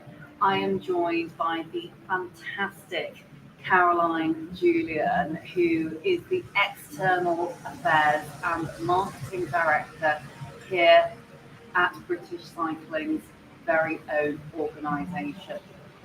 Caroline's going to be talking a little bit about how she came to be where she is today, but also how and why inclusivity within the world of cycling is so important. She'll be taking us through some of the programs that she has led and how we can take practical steps when it comes to inclusivity to really move the dial in the right direction. Welcome, Caroline. Welcome, and welcome to our home at National Cycling Centre. It is fantastic, isn't it? I think we should take just a moment to kind of look behind us where we have cyclists going around the track in what is just an iconic venue. It's really, it was so similar to be working here, and we're working just across the way over there. Yeah, there's racing track here, mountain bike trails. It's just amazing to see. The kids coming through and the top talent as well on the track that's behind us. Incredible. I was having a chat just earlier this morning and learned that we have veterans going around the track. So people are 40 right the way up to 80. You mentioned there as well the youth. It literally is for all. Absolutely. But anyway, getting to the start of the show and talking about how you came to be where you are today.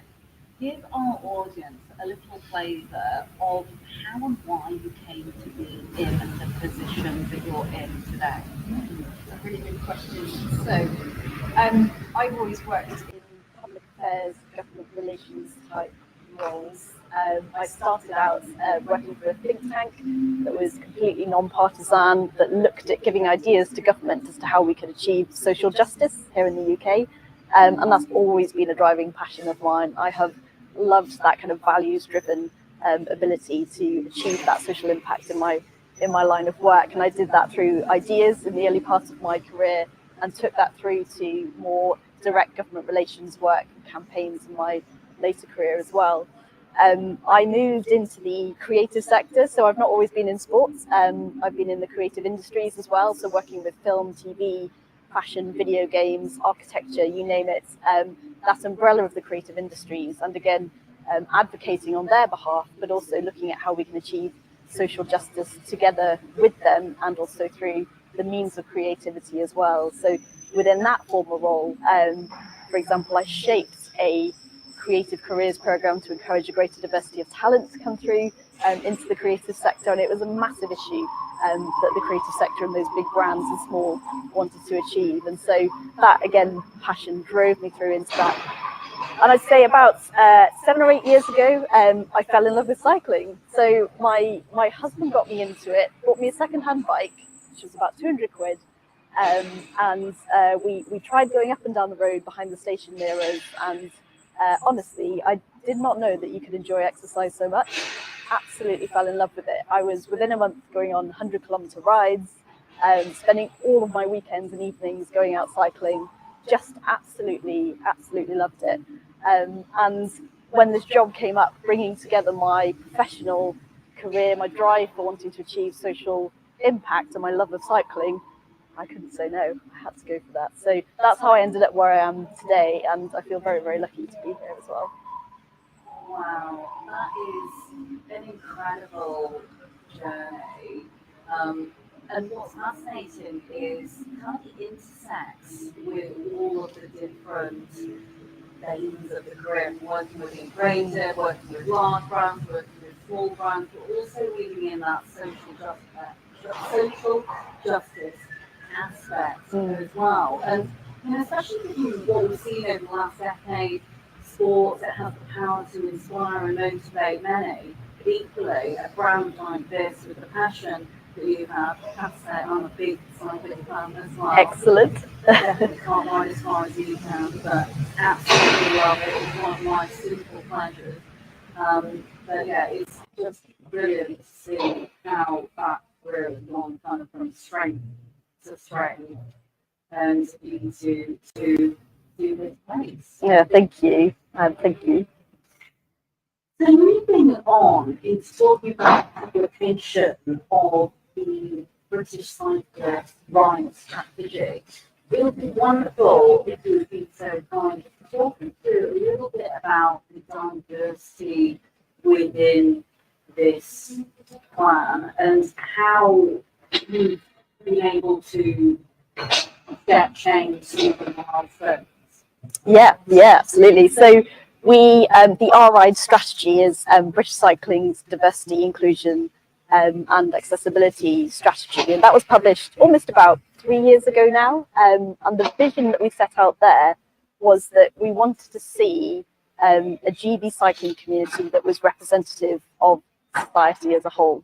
And that remains the vision. We want to ensure that anyone, whatever background or ethnicity, gender, age, has the opportunity to feel included, welcomed, valued, respected as part of our cycling community. And I mean, we've carried that through onto today.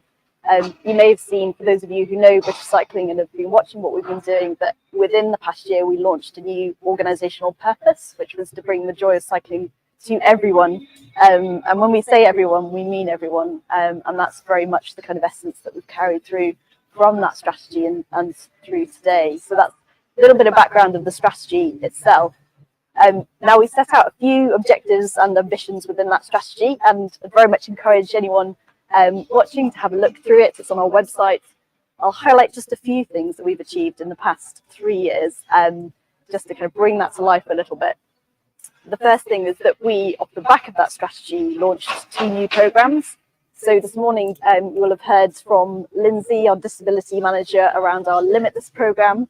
Now that was a programme which was shaped by our disability community and was introduced to diversify access for disabled people into the sport, not just at that elite level. We want to see more future Paralympians, but also at that grassroots level as well. And that's been enormously successful. And we've had over a year of that programme in place now, as Lindsay will have shared. And then the second programme is called our City Academies programme. And that was introduced to open up access to the sport for younger people, particularly from lower socioeconomic and ethnic diverse backgrounds. And so that was introduced and piloted just a couple of years ago and has been massively successful. So that's the first thing. We've adapted our programmes and introduced two new ones over the past couple of years. And then the other adaptations we've introduced is greater support for our clubs and groups. So off the back of that support, for example, we've seen new groups come through our community. One being called Evolve, which is based in Harrow and is exclusively for Muslim women, which is brilliant to see. And we've seen many others like that crop up across the country. It's been really fantastic. We've also, just this year, also adapted our membership offer. So we have refreshed what our membership products look like to ensure that they appeal to a greater and more diverse audience. Much more work to do in terms of diversifying our membership, but we're on the journey there, and that's been a good stride forward to achieving that.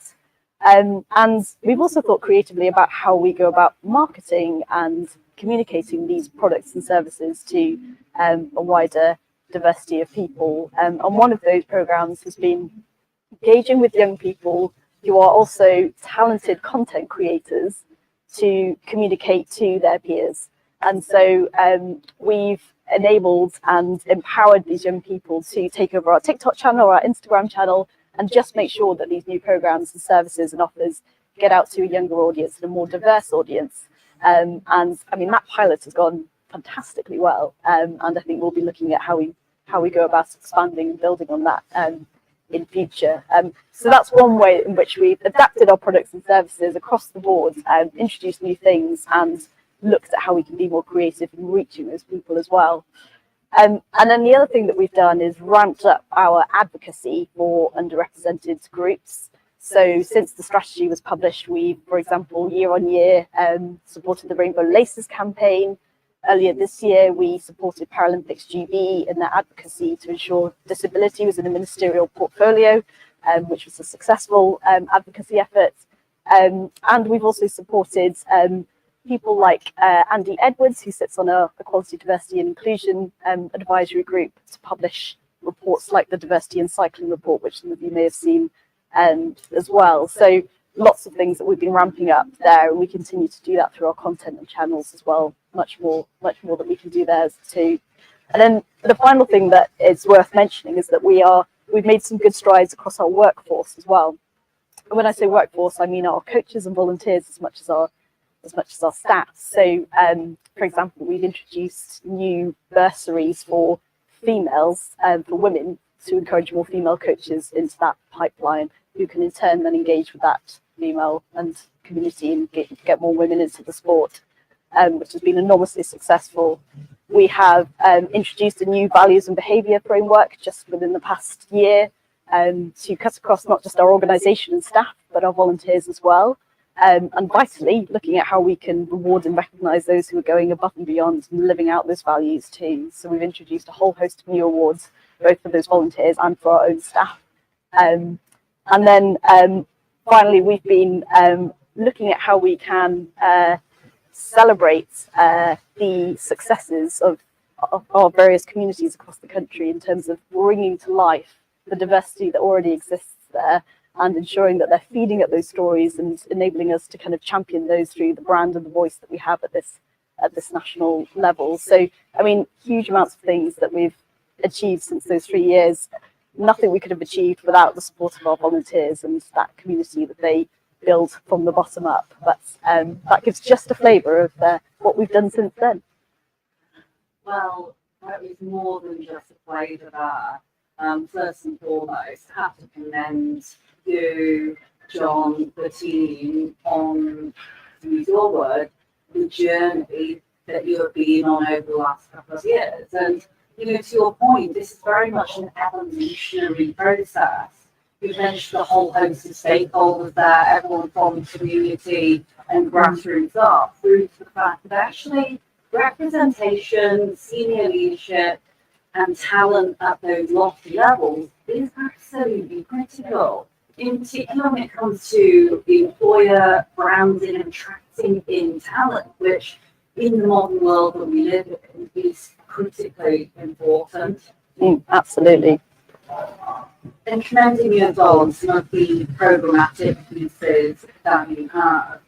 For those that are tuning in, I'd love to just put another emphasis there on early intervention, because education and early intervention for those that are taking first steps in their career. You mentioned social mobility. It is an invisible diversity, something that we can't see, but we know impacts so many communities. And so by investing back into the communities, by educating and inspiring and motivating through storytelling, through the creative ways in which you are sharing this message far and wide, it really starts to, resonate and touch lots of different lives. And it does. You know, when you mentioned the group around the hijabs, makes me think of even the next panel that we have coming up. Well, we're seeing viral campaigns reaching far and wide the communities that historically may not have stereotypically been the cycling market. Yeah, absolutely. We would have presumed might be more interested in certain sports. So moving on, there's many questions I would love to ask, finding here.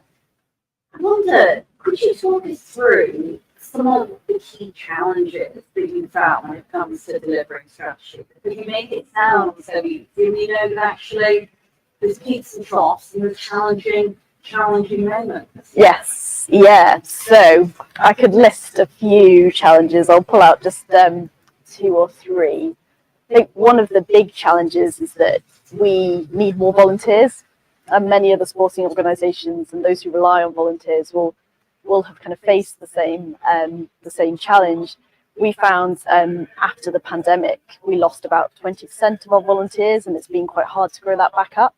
And crucially, we don't just want to grow our volunteer workforce, we want to diversify it. So, massive believer on you can't be what you can't see, and we want people to feel like they can feel included and welcomed and valued. And so that's a big challenge for us at the moment, but something we're investing a huge amount of time and effort in, through reward and recognition of our existing volunteers, but also looking at our recruitment processes and how our communities can help us on that journey. So big piece of work there. The City Academies programme I mentioned, that's purely run by volunteers from the bottom up, shaped by the community. It would not exist without them. And within, just to cite that as an example, within the past year, we've seen 2,000 young people come through that program, 67% of which have been from ethnically diverse backgrounds. I mean, and again, without those volunteers, that would not have happened. And so that kind of thing is the game changer that will enable us to grow and to diversify as a sport and to bring that benefit that cycling brings into that community. The second challenge I would cite is our digital infrastructure. It's quite behind the times, and that's not something you can fix overnight. I'd say I'm quite an impatient person, and I've had to really exercise my patience on how quickly we can move ahead with ensuring that all of our own channels, and especially our website, are completely accessible and inclusive. The accessibility point being the key one there. But again, behind the scenes, a lot of crucial investment going on, a lot of time going on, and efforts from across the whole organisation to make that work and to make sure that we're improving that journey for everyone going forward and making sure it's completely accessible. Sharing insights as well with other national governing bodies who are facing the same challenge. That's been really crucial part of that whole process. So I'd say that's the second biggest one. And then to pick just one more, funding. So I think we were chatting earlier about just the economic landscape we find ourselves in, particularly post-pandemic. We're still facing the kind of impacts of that, but just so many other things going on across the world that are impacting markets and the ability of investors to feel confident in putting money into your organisation, into your products and your services. And that has had an impact on what we can do and limited what we want to be able to do. Saying that, what I would say is that just a few weeks ago, we announced Lloyds Bank as our new lead partner. So we've had a good success story just recently on that. And we are really encouragingly seeing the market become more and more attracted by any programs that are looking to achieve social impact, promote diversity, promote environmental sustainability. And that was a big pull for commercial entities like Lloyds Bank and many others. They are attracted by that bigger story. It's not just about running a race, it's about promoting female sports. We've just had the Tour of Britain Women, which they were the title sponsor of. So again, massive advocate for female sport. And we've had other organisations come to us who are keen to invest, who are asking us about what's your environmental sustainability strategy and your policies, and how are you going about achieving social impact in these areas of the country. So it's been brilliant to see, on the flip side, the market really pushing organisations and sport in that direction. So 3 challenges, but there's some hidden opportunities in there as well. That's not a good opportunity, because I just have to.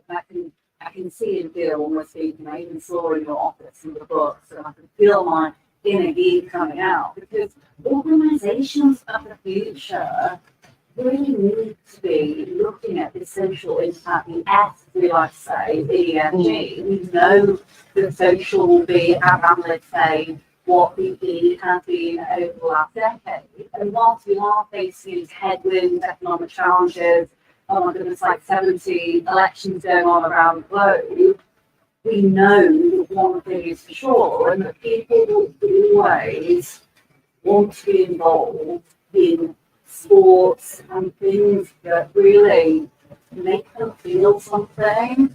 Like the famous quote goes that people don't remember what you said and what you did, but they remember how you made them feel. And that is the beautiful thing about sports and cycling. Also, how and why we should be getting more businesses, forward-thinking businesses, involved in sports and cycling in specific. Oh, absolutely. And the kind of building on that opportunity, I mean, something that we can't take for granted is that we have a presence and partners everywhere, all across Great Britain. And it's exactly that kind of local pride, not just the national support at Olympics and Paralympics, albeit we're very excited about that coming up this year, and that's really important. It's that local social getting together, that social cohesion, and that local pride that really binds people together around those sporting moments. And cycling is quite unique in that as well. So, I mean, I'd say the partners that we work with and the volunteers that we have a presence through in all parts of the country is just such a massive opportunity that we're keen to tap into a lot further. So a big shout out then to anyone who would like to volunteer. Oh, absolutely. It sounds a wonderful opportunity, but not only a wonderful opportunity, I think it's point telling that there are 2,000 plus volunteers. It means something to people, it means something to the community. And if from a talent perspective, which obviously we touched on before, if you were to bottle that 2,000 and plus of volunteers and put that into engagement in any business construct, that is off the Richter scale kind of drive for what will be a profitable and successful business. And so the work of volunteers and engagement in subjects all around holistic diversity, inclusion, belonging, equity, culture, volunteerism, social impact, absolutely are not to be underestimated at all. For anyone who, I'm sure is not questioning it, and we are not that biased, but is thinking, you know, is it what the whole social impact side is commercial? You have it. Absolutely. And I mean, this is the other opportunity that we have that's unique to cycling. As Chris Boardman often says, you can't swim to school. I mean, the bike is a mode of transport, not just a tool for leisure or a tool for competing. We know from our research that 26 million people cycled in the past year. I mean, that audience is just vast, and the opportunity to engage with that audience is unprecedented, and the impacts that the bike can have unlimited. So yeah, there's the commercial and economic imperative. There's the health outcomes that it achieves, and we've seen the pressures on our NHS that's all political parties are talking about at the moment. There's the environmental imperative as well. If we're going to seriously try and get to net zero as a country, we need to get more people on bikes and out of cars for short journeys, and that's something that we're really passionate about driving forward as well. So massive opportunity there too. Oh, it is multifaceted. And mental health and wellness, especially post-pandemic, we've seen a steep increase. And you know, to be candid, its impact from the pandemic have really been felt for a very long time. And so taking mental health and wellness seriously, I think it is 25-30% diminishing mental health areas of mental health are those who are exercising and regularly exercising. Yeah, and tackling inactivity is a massive priority for us too, because of exactly that. And the way that we want to work as British Cycling going forward as part of the social impacts program and the activity that we want to run is to work in partnership exactly with those who support people in social care or who are suffering from mental illness. I mean, British Cycling doesn't need to be the organisation doing all of that ourselves. We want to empower people from the bottom up and work with partners outside of your traditional kind of sports space to really help deliver on those outcomes that we all want to see as people of these communities and of this country. Partnerships are absolutely key. You mentioned before, if you can't see it, you can't be it. And I've heard youngsters say that before, which is really, I mean, frankly, it's heartbreaking. So when you look at partnerships, not only from female-owned, minority-led organisations who have an affinity with the local community, as well as, of course, brilliant corporate businesses like Lloyds Banking, you think about all the different aspects holistically that are being positively impacted by these more intentional partnerships. Absolutely, and that's where I think we can be a lot smarter as well going forward in the way that we shape our programs and our services. And you may have seen earlier this year we launched a new major events vision, and alongside that social impacts program, and that social impact program is to do precisely that. Let's think about how we can be really strategic with the partners that we engage with in order to get to those places and reach those outcomes that we can't just do ourselves. And so achieving social justice, social mobility, social cohesion and tackling inactivity will just be an absolutely vital part of that program. You can tell I'm really excited about it, and to see that come to life across the country as well. And just to be able to kind of test and learn as to what works and who we need to partner with to reach those outcomes, I think it's just going to be a really exciting journey for British cycling, and something that I don't think we've ever, as an organisation, embarked on really before. As you're speaking, I'm getting all geared up as well, thinking that, you know, we've covered such a lot in this conversation. It really is, it's mile wide and it's mile deep. And I know you have a lot of experience kind of even in supply chain diversity as well. We talk partnerships, injections of wealth back into the economy, especially when funding and times can be tough. It literally goes from supply chain right the way through into our customer journey, our membership journey, into the talent that exists within the organisation, and then externally with what we're projecting out in terms of the brand. So completely, it cuts all the way through. Yeah, it does indeed, and you articulate that beautifully. Another question I have is around the social impact framework, and perhaps diving a little deeper on that, if we may.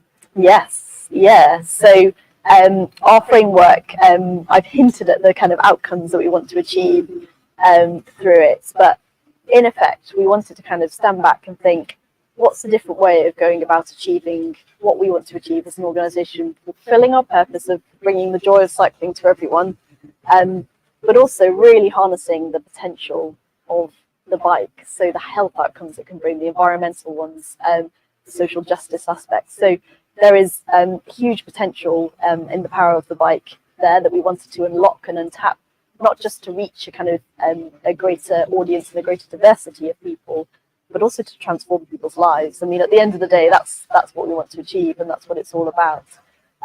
So social justice, ensuring that we're harnessing what we do as British Cycling and what we can empower others to do to achieve social justice and get people on that ladder, as it were.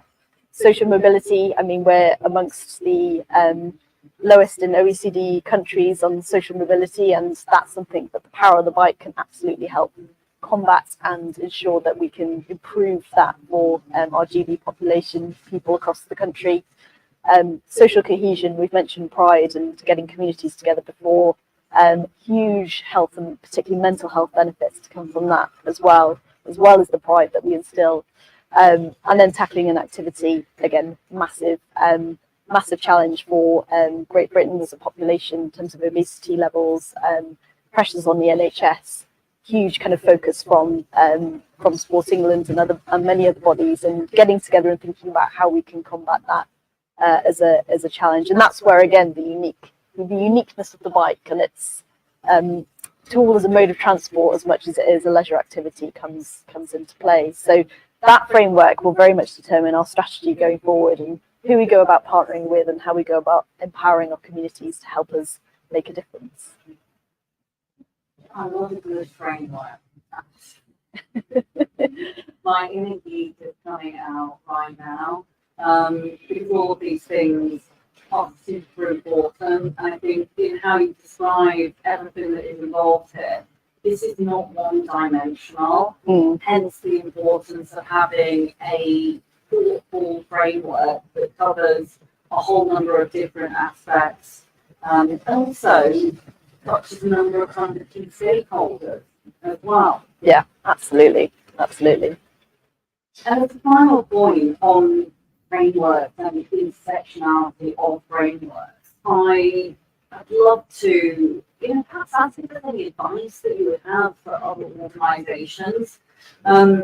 What's striking me is this power of collaboration over competition, and the fact that when it comes to such an important aspect of diversity, inclusion, belonging, social justice, the future education of our upcoming generations, what may happen when it comes to geopolitical changes, it is more important now than ever before to come together and share leading practice, learnings, intentionality when it comes to all of these various aspects of supply chain, through retail, brand and marketing. Yeah, 100%. I'd say, that would be the key point of advice I think that I would pass on.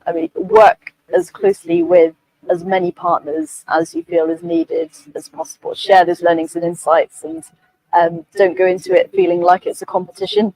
we're all after the same outcome here, and it's about bringing together that coalition of the willing to help us drive toward that outcome. And so that, yeah, I'd say that's vitally important. The big learning for us as an organisation was through, I think, the design of the City Academies programme, which for British Cycling was quite different in the way that we approached the shaping of that, in that we shaped it. Well, we didn't shape it; it's being shaped from the bottom up. So the local volunteers and coaches will put on cycling events and services and skill sessions for children in the area that's completely shaped by them, for them. So it's not us as British Cycling going in, parachuting in and saying, come and join us on this track session or BMX session. It's actually people from that community who know how to engage with that community, and that's why that's been so successful. They've worked with local youth groups, local authorities, other partners in that particular area. And I think that's been a fantastic model of how we should go about approaching things. So enable it to happen from the bottom up. Don't be afraid to work with partners. And I mean, again, we're all here to achieve the same outcomes, and really kind of look at how we go about tracking that impact and celebrating it. Coalition of the willing. That is a great soundbite expression. I love that. Let me wrap up. This is the fun part. That wasn't fun enough. We'd love to go into the quick fire round. All right. And ready? Yes. We're going to do a 30 seconds to a minute for each question. Right. What is the one thing that most people will be surprised to know about you? Oh, okay. I love playing Dungeons and Dragons, and I play it regularly. So yeah, often people won't think of Dungeons and Dragons when they get to know me first of all, but yeah. Exactly. Dungeons and Dragons. Is it a video game or is it a board game? So neither. It's a fantasy game that's this is going to be really hard to explain now. Someone called a dungeon master creates in their mind. So it is just a made-up game that has some rules attached to it, but you create your own character and you play with other characters and go about venturing this made-up space. I mean, it's really quite different to anything else. It sounds like escapism. It really is. Yeah. I can be me in this job, and then I can be an elf elsewhere. Exactly. Describe yourself in 3 words. Okay. Driven, stubborn, and I think solar powered, if I'm allowed to have a hyphen, because I just love the sun. The second one is husband at home, nodding on stubbornness. I think mine would be he was fortunate also. Brilliant. How about the best advice that you've ever received? I think be visible was the best advice that I received. So my former CEO, female CEO, we got on really, really quite well, and she would just give us some very simple advice, and one bit was be visible. Make sure that you get yourself out there, never underestimate yourself, make sure that you are present both in the office but also across your own channels, and yeah, be visible to colleagues and the wider world. So yeah, I've taken that really seriously and trying my best to be even more visible than I don't know. It's a superb piece of advice, and I think especially without stereotyping too much, we know that women in particular are not forthcoming when it comes to visibility. Yet at the same time, there is that double bind in the if you can't see it, can you do it? Question mark. Yeah. But then equally, there is often more pressure on women and those from very diverse backgrounds who want to support those who are coming up through the ranks almost. So great advice. Let's talk about, we feel like playing a game from friends who are fun, but greatest strength and biggest weaknesses. Okay, greatest strength, strategy. I love strategy and I think I'm very good at it. And it took me a while in my career to realize that not everyone is that good at strategy. And so I think that that's my particular strength. And then weakness. I think I've mentioned it before. I'm an impatient person. I want everything to be done tomorrow. But that's because I'm quite excited about the end goal. Again, this is the strategic side of me coming in and seeing what that could achieve. So yes, often my colleagues are telling me to kind of be patient, slow down. We'll get there. So yeah, biggest weakness, impatience. Resonates. I feel exactly the same. Ditto. Biggest pet peeve. This is going to sound very lame, but inconsistent formatting in documents and slide decks. I hate that. You can choose just one font, and so yeah, it's always the small things, isn't it? Small things are important there. Yeah. At the same time, thinking of one of our team who's sitting to my right, who I'm sure shares that, and probably others who are listening in and tuning in thinking, oh my goodness, Ross from Friends, why have we not pronounced that correctly or formatted it, or why are there 2 spaces in between that paragraph? Yeah, lots of perfectionist coming through from me as well. How about professions that you, other than your own, of course, that you might like to try? Yeah, so I'm really glad you gave me a heads up with these questions, because that one I found really quite difficult, because I do love this profession and this role. But I think, I'd love to start up and run a business. Maybe something completely different, like a brewery, something that's rooted in a community that maybe has some kind of connection to a local shop, bike shop, or ball game shop, or something like that. So I do like the idea of being an entrepreneur in some way, I think. Yeah. Well, when you said something entirely different, you also said potentially starting a shop with bikes and potentially kind of envisaging kind of elves, dungeons, dragons, bikes, all in one kind of. Oh, surely there's a market for that, isn't there? Literally, there's got to be a market for that. I've got my hands up here for sure. Guilty pleasure. Guilty pleasure. I do love Mr. Whippy ice cream. You know those ice creams you get from ice cream vans? Yeah.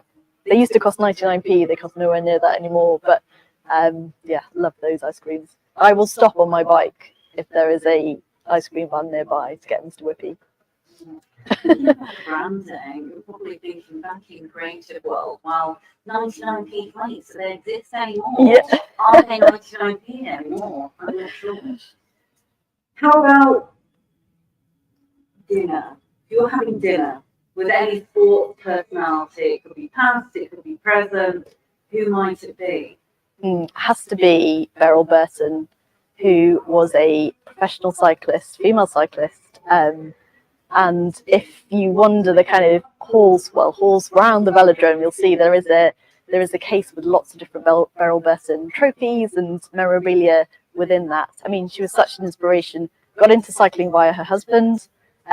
Started out just pootling around, ended up competing and becoming national, international champion. Just such a kind of advocate for female sport and really pushing through and making it. Well, it sounds like you're embodying that, because also your husband originally, right back at the beginning of our conversation, got you on He did, yeah. I'm definitely not as competitive as Beryl Burton, and definitely not as athletic, I should say. But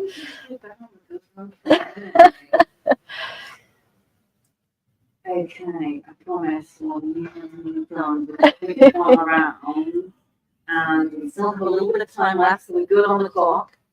Perfect day off. Perfect day off. I would, if I had a day off on my own, I would go for a long bike ride and finish at a pub.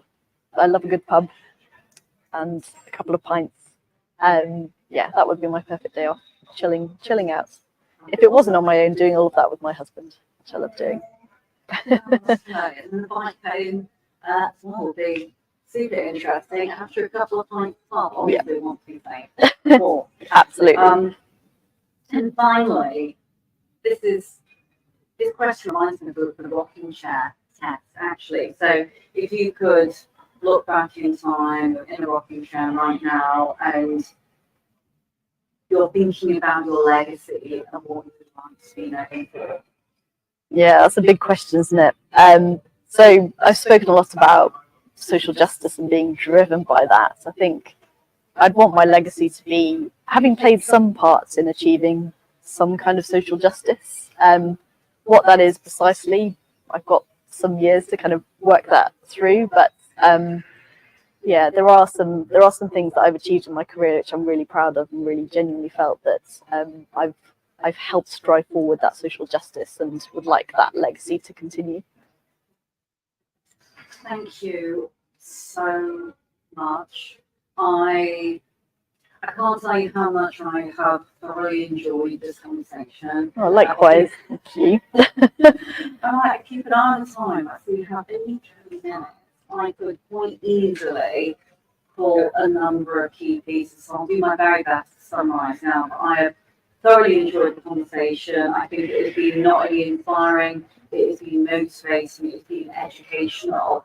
Not only hearing about the background that you have, you know, your rise to the top with, much more to come in the journey, but also the importance of how living a personal passion, the drive to want to see a better world now and for future generations of leaders, and being able to embody that through the power that is sport. We talked a lot about it being unique, but it has that unique capability of cycling in specific within the sport umbrella to inspire, to motivate and touch many. And the fact that you are putting in and have been on the journey, putting in programs, educating the youth, having a brilliant volunteer community, looking at all different aspects, and then also inspiring those in the corporate world as well to really look at the environmental, the social, and the governance aspects, which I feel you and I are quite lyrical about all day, fellow geeks, talking about the power of framework, the power of why it is so important to not just practice what we preach, but equally to give back and transcend a legacy that exists beyond ourselves. Because ultimately, this is about future talent. We know that talent is everywhere, as you have described, but the opportunity is not. And so seeing and hearing brilliant trailblazers like yourself who are flying the flag for British cycling and beyond is absolutely, even just here, is wonderful. Thank you so much. Thank you. For allowing the Dial Global team and I to be here today and keep up the amazing work. Thank you. We're about to break now. Hope that you enjoyed the fireside chat as much as I did.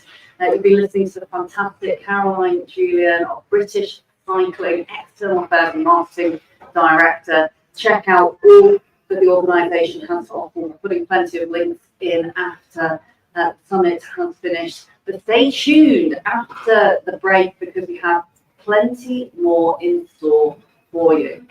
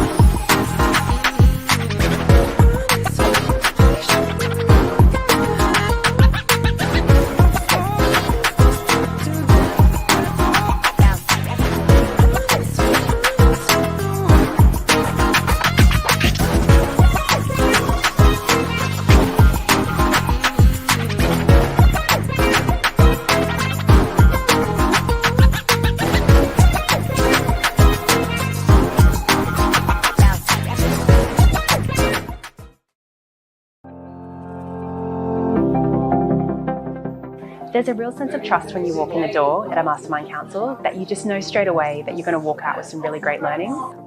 Been brilliant to be as part of the Mastermind Council for the last few months, keeping relevant, keeping fresh, especially important as you transition from executive life into non-executive life. Connectivity. It's really great to be connected to other people that are like-minded in this space, work in this space. We heard from a number of members today that lead businesses of similar scale to ours, which I think is really important. One of the things I liked best was hearing around how to make sure that all generations feel like they belong at an organisation, and so that intersectionality of different ERGs I think was brilliant. From a belonging perspective, I'd say it's okay to be clear around the framework within which belonging takes place. I think it's recognising that the key differences that there is within an organisation, and making sure that we are being respectful of those differences, you know, from a generational perspective, even from a geography perspective as well, making sure that we think about the, you know, the differences that provokes, but also looking at our ERGs or colleague networks, whatever you want to call them, and what they can do and what they can drive within an organisation. And that actually other organisations, no matter how big, are also facing some of the same similar challenges that smaller organisations, less advanced in their DE&I journey, are facing. And that actually everybody's just trying stuff and seeing if it works and then fixing in process. And it's good to do that. I think the shifting landscape of, you know, more conflict, more complexity in the world, and how do we continue pushing forward with the agenda of diversity, equity and inclusion and belonging. I think that was, I don't know all the answers, but it's given me lots of food for thought.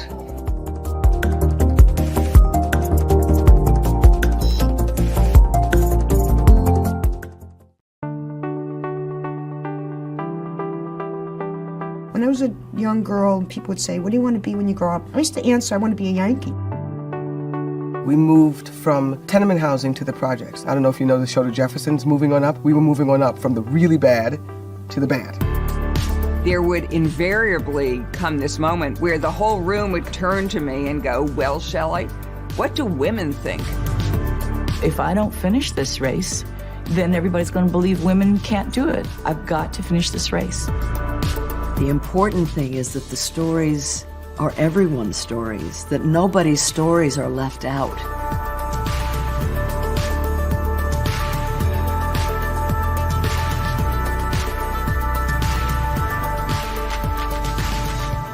There is no woman in the country who we are not trying to reach.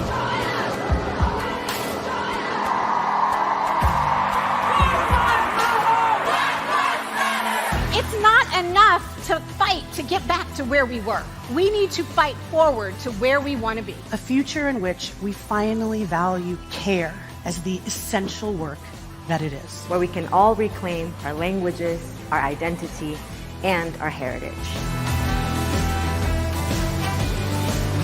People who have quote-unquote disabilities, if we continue to show that we can do anything we want to do, then maybe that'll change the world. The more that our youth see us on the screen represented in different ways, the more that they have hope. Can we rise to be co-conspirators and say that you're my sister, you're my sister, you're my sister, and what happens to you is happening to me.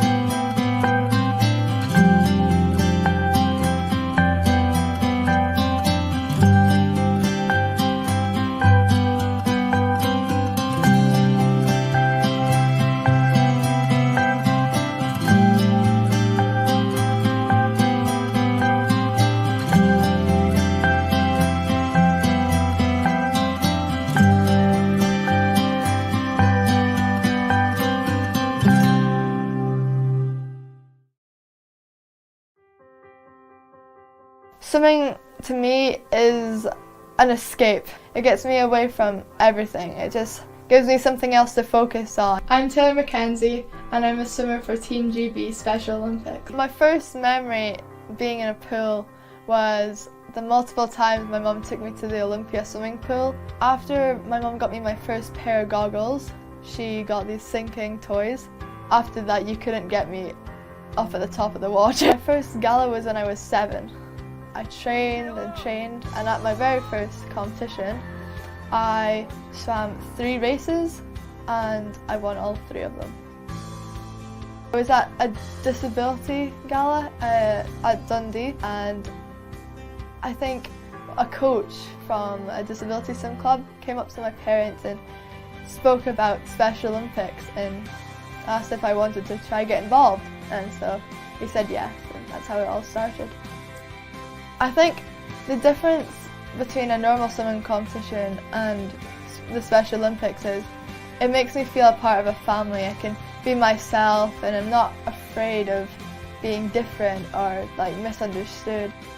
To me is just an opportunity that I didn't think would happen. Just going out and meeting new people and feeling a part of a family and not getting judged, it's very important to me. Special Olympics is just amazing. It gives me great pleasure on behalf of Special Olympics Great Britain to invite you to be a swimming athlete and represent your country at Berlin 2023. Wow.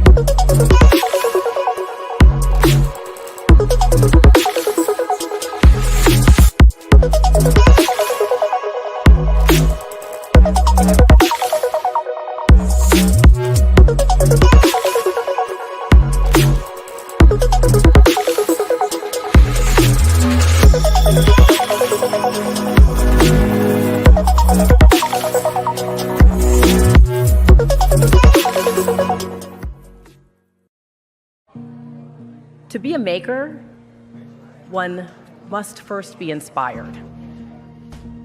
We also need information, we need a process, and most of all, we need a community. Welcome to this community.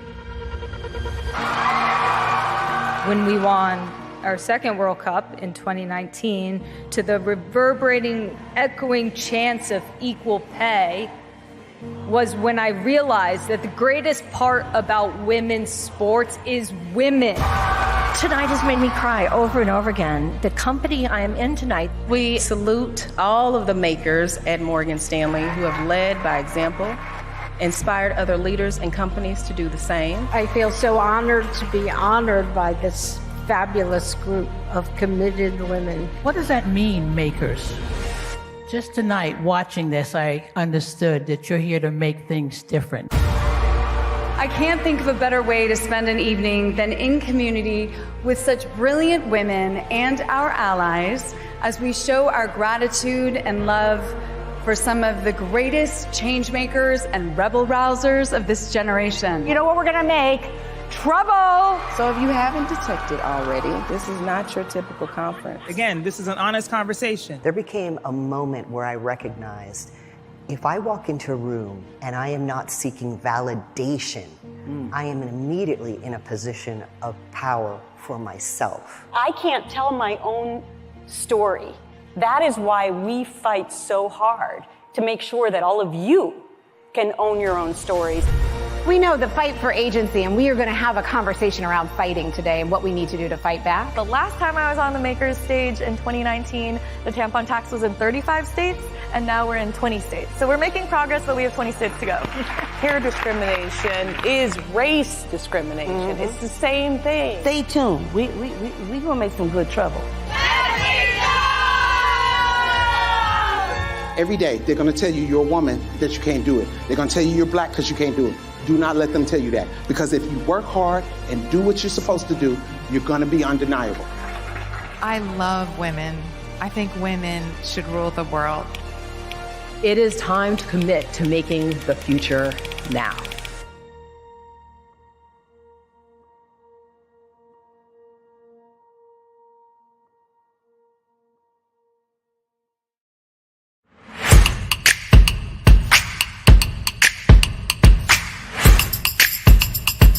We're really excited to announce Dial Global's new ERG leadership program. This is an exciting 9-month program that's designed to help you build the skills and confidence to lead an impactful ERG or affinity group. The program covers every aspect of leading an ERG, from strategy to governance, measuring impact to leading with influence. You'll have a chance to network with other ERG members across Dial Global's international membership, as well as practically applying your learning. The program is delivered over 9 months in 9 1.5-hour online monthly sessions, and each session combines theory, practice, and networking opportunities. You'll be able to interact with your cohort, providing input and feedback on structured discussion topics, as well as individual coursework. You'll be able to grow your knowledge and your network with just a 3-hour commitment each month. Our first cohort kicks off in July. You can nominate others or apply using the QR code you see here, or find the form in the ERG events page on the Hub, our exclusive online community networking platform. If you have any questions, contact Halima at dialglobal.org. Otherwise, we look forward to seeing you there.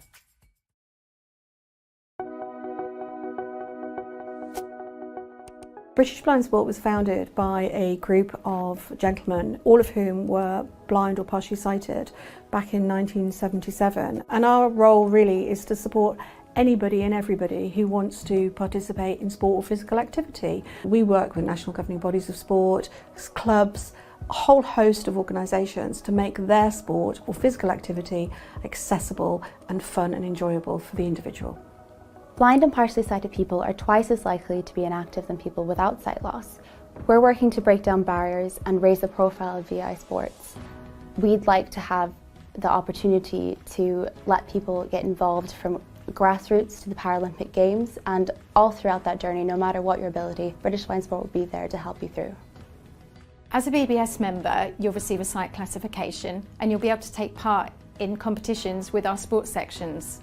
You'll also have access to our BBS advocacy service, which includes the BBS helpline, where you'll receive one-to-one support. And if you don't want to take part in sport, why not come and volunteer at one of our events and help others to take part in sport? Or maybe you'd like to fundraise. We have so many opportunities. Perhaps you've always dreamed of running the London Marathon. Just get in touch with us and we'll find something that suits you. British Blind Sport supports all ages and abilities, from grassroots up to a competitive level. Every year we offer a series of Have a Go Day events. These are multi-sport taster events aimed at all abilities, and we offer a range of sports there for everyone to come along and get involved with. We also offer our annual swim gala for juniors aged between 3 up to 17. It's also an opportunity to make new friends, meet new people and reduce your isolation. We get really good feedback from our events, with lots of participants coming and telling us that they have a really good time and feel really safe and really happy from the day. I first knew about British Blind Sport when I was in primary school and got involved with the organisation back in 2017. Being involved with British Blind Sport has benefited me in 2 ways. The first is the independence that it's given me from independently travelling to and from the various events that I've been involved with. The second is the friendships that I've gained from being part of BBS, but it's also important for physical and both mental health. One of the main aims of the Youth Advisory Panel is to get more young people involved in sport, and I'm thrilled that I can be a part of making that happen. British Blind Sport is here for you, whether you're a beginner wanting to take your first steps into sport or physical activity, or you're an elite athlete and need some advice and guidance on your journey. We are here to support you.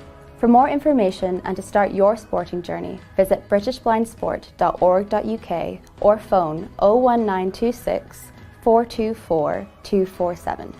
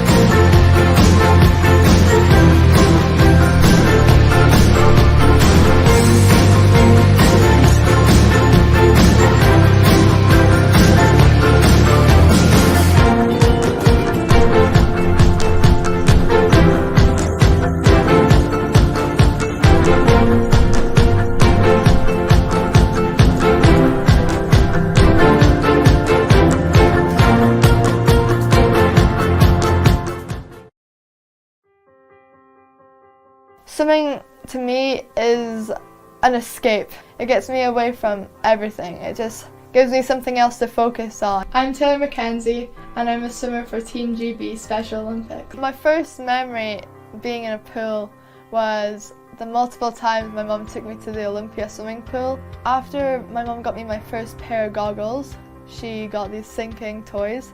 After that, you couldn't get me up at the top of the water. My first gala was when I was 7. I trained and trained, and at my very first competition, I swam 3 races and I won all 3 of them. I was at a disability gala at Dundee, and I think a coach from a disability swim club came up to my parents and spoke about Special Olympics and asked if I wanted to try get involved, and so he said yes, and that's how it all started.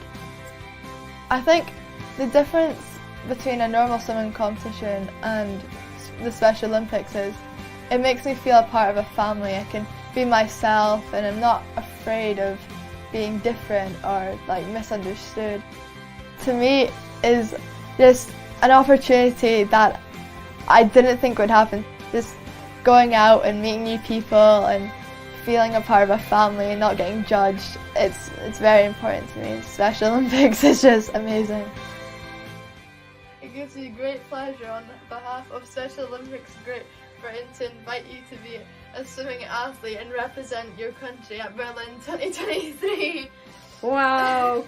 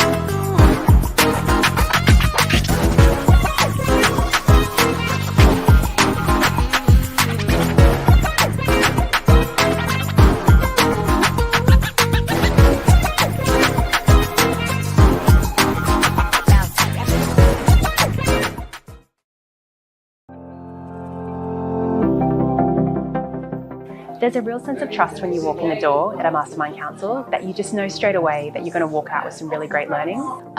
Been brilliant to be as part of the Mastermind Council for the last few months, keeping relevant, keeping fresh, especially important as you transition from executive life into non-executive life. Connectivity. It's really great to be connected to other people that are like-minded in this space, work in this space. We heard from a number of members today that lead businesses of similar scale to ours, which I think is really important. One of the things I liked best was hearing around how to make sure that all generations feel like they belong at an organisation, and so that intersectionality of different ERGs I think was brilliant.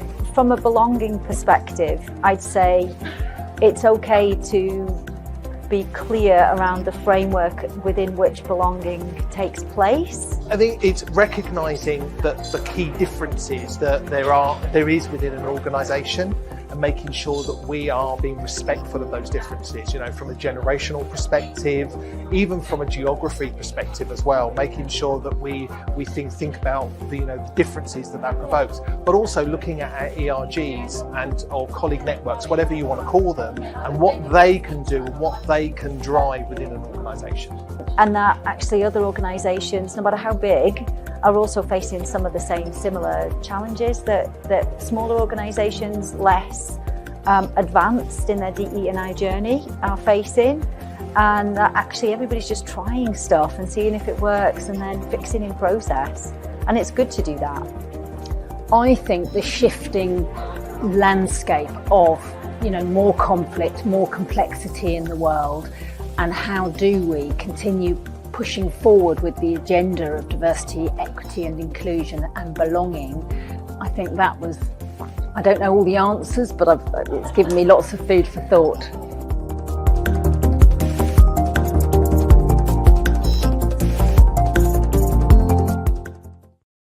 CP Sport is the National Disability Sports Organisation for people with cerebral palsy. Our vision is that everyone with cerebral palsy can enjoy sports and be physically active.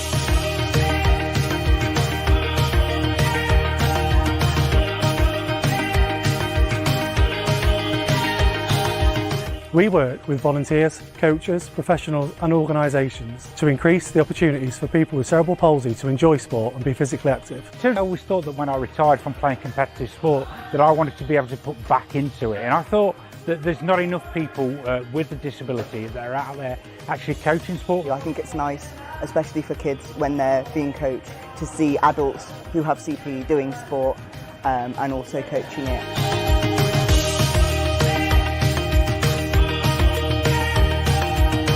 So what makes a good coach for me is somebody that's got a great understanding of those participants that they have got taking part in their session. It's actually having that knowledge, having that conversation and knowing what maybe some of their limitations are or what they may need in terms of the session being adapted to make it inclusive for them. He was very attentive, like listening to what I needed. They've never ever made me feel like it's a problem. They get very excited about how they're going to adapt each new skill to me, and I think that just makes me feel like we're working together, and I never ever feel like I'm a burden on them, and it makes it a real adventure. The other thing as well is to be able to really fully demonstrate what you're wanting participants to do, because then you can make it very clear and they get to see visually what you're actually trying to achieve.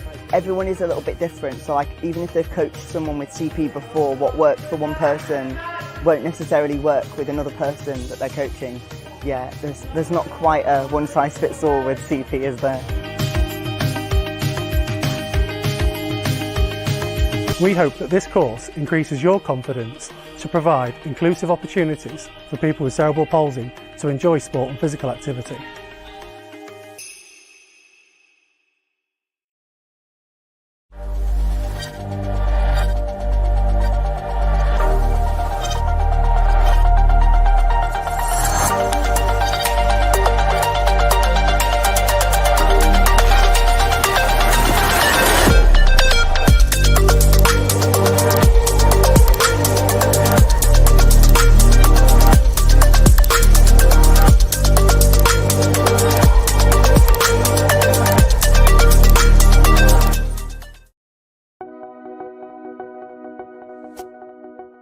British Blind Sport was founded by a group of gentlemen, all of whom were blind or partially sighted, back in 1977. And our role really is to support anybody and everybody who wants to participate in sport or physical activity. We work with national governing bodies of sport, clubs, a whole host of organisations to make their sport or physical activity accessible and fun and enjoyable for the individual.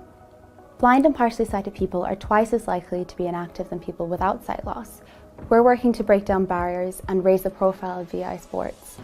We'd like to have the opportunity to let people get involved from grassroots to the Paralympic Games, and all throughout that journey, no matter what your ability, British Blind Sport will be there to help you through.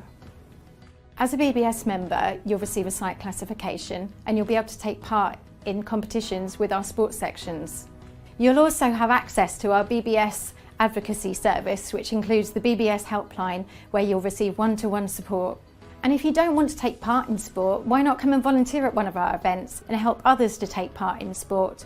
Or maybe you'd like to fundraise. We have so many opportunities. Perhaps you've always dreamed of running the London Marathon. Just get in touch with us and we'll find something that suits you. British Blind Sport supports all ages and abilities from grassroots up to a competitive level.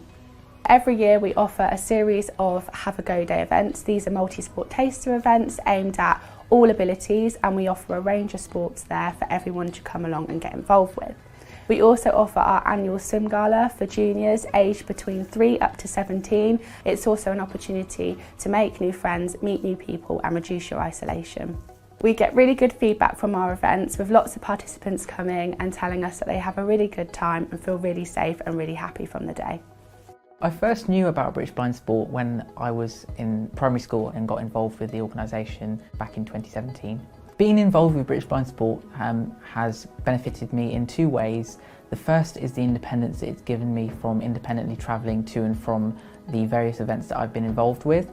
The second is the friendships that I've gained from being part of BBS, but it's also important for physical and both mental health. One of the main aims of the Youth Advisory Panel is to get more young people involved in sport, and I'm thrilled that I can be a part of making that happen. British Blind Sport is here for you. Whether you're a beginner wanting to take your first steps into sport or physical activity, or you're an elite athlete and need some advice and guidance on your journey, we are here to support you. For more information and to start your sporting journey, visit britishblindsport.org.uk or phone 01926 424 247.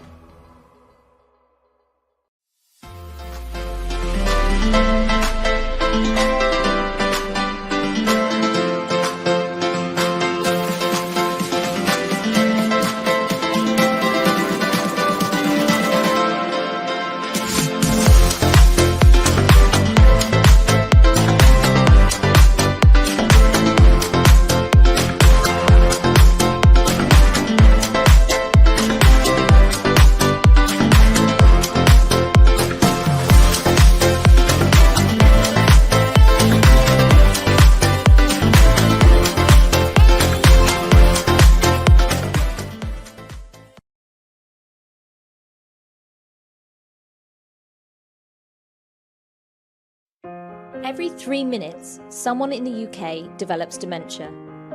It affects 1 in 6 people over the age of 80. By 2025, it's estimated that over 1 million people in the UK will be living with dementia. People obviously have problems communicating. Some people can't find the right words to express what they're trying to say. Basic things like eating and drinking become a major issue. For some people, if you don't know where your hands are or how to use your hands, you then lose the ability to feed yourself. My name's Kim Hall. I've been involved in gymnastics all my life. My mum was diagnosed with Alzheimer's in roughly the year 2000. It's very difficult visiting my mum. Each time I see her, it's like a bereavement because she doesn't know me, hasn't known me for about 3 years, but yeah, I can help others, so that's why I'm doing it. British Gymnastics Foundation has developed Love to Move, which is an age and dementia friendly programme to help. Based around a series of chair-based activities, everyone of all abilities can get involved. Each class encourages independent movement of the left and right-hand sides of the body through expertly designed exercises set to music. This has been shown to improve cognitive function, health and well-being, while allowing participants to move and have fun in a social environment. The programme has been piloted in 2 care homes so far and has already helped people to live more independently. I really enjoy it. It's nice. Gives you something to look forward to, doesn't it? I feel stronger. I mean, I have to be moving, and I've started to move more than I was before. So it's helped me get moving. It's helped me get home again. The programme was monitored by Age UK, and their research has shown that it's having a significant effect on the well-being of those taking part. There's been changes in people's kind of movements, there have been changes in people's engagement, they're livelier, they've been talking. And one particular example was an individual who started using her fingers to start eating. This could have a huge impact on her quality of life in the next number of years. The programme's already improved the lives of many people. Families and carers say it has been life-changing. I've seen an amazing improvement in him, and in lots of respects he's physically and mentally much better. You're just seeing that their memory has definitely improved.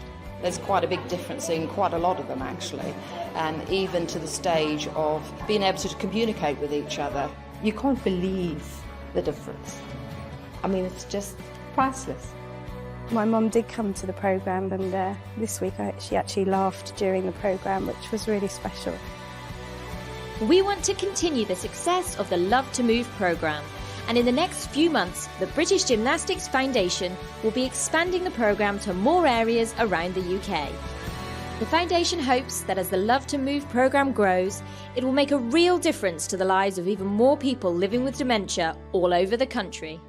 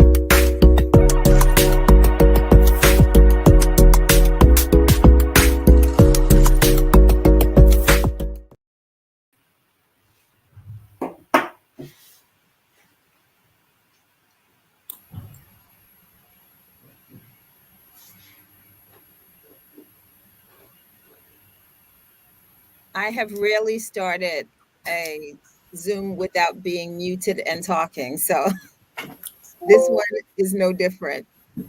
So how are we? Good, thank you. It's good to be here. Fantastic. Well, welcome to the Dial Global Sports Inclusion Summit. I'm Rosalind Cason Marcus, and I'm thrilled to be here with these two incredibly inspiring individuals.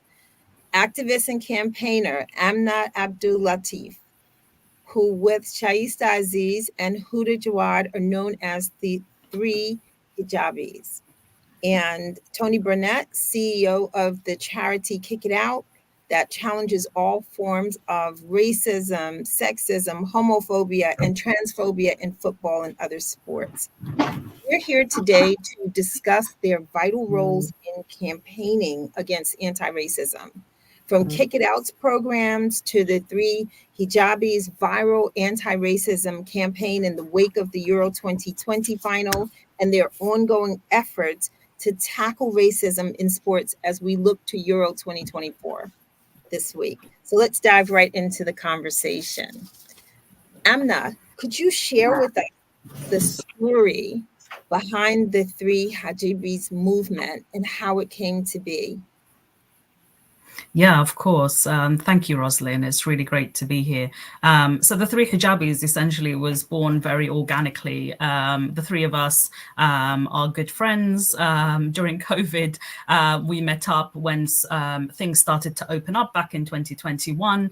And it was the first time that we'd seen each other in quite a long time at that point, because we don't live in the same city. So we met up in London, and a tweet that while we were watching the Ukraine game versus England, where England won 4-0 during the quarterfinals, went viral. And it essentially talked about the inclusiveness of this particular England team and how it felt to be, racialized communities actually being able to enjoy an England game, because so much of its association previously had been so negative. And that went viral. And then what ended up happening was we started to have this platform where we were talking about football and inclusion. And as we went into the final game, what ended up happening was the horrific levels of racism that we saw being perpetrated against the three young black players who'd missed penalties in the final Italy-England game. Yes.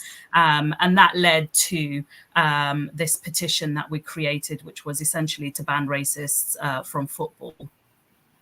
That was a traumatic moment for all of us. And I remember being, really struck by the sense of hate that was coming through on social media.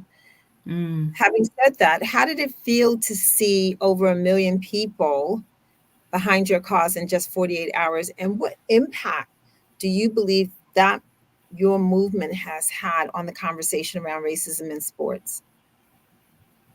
I think firstly, just around the trauma issue, we felt the same. The three of us had met up in Wembley, where Huda lives, and we sat watching that game with her two young boys. And I remember sitting there afterwards, and we were like, this is not going to be pleasant. This is going to be hard, right?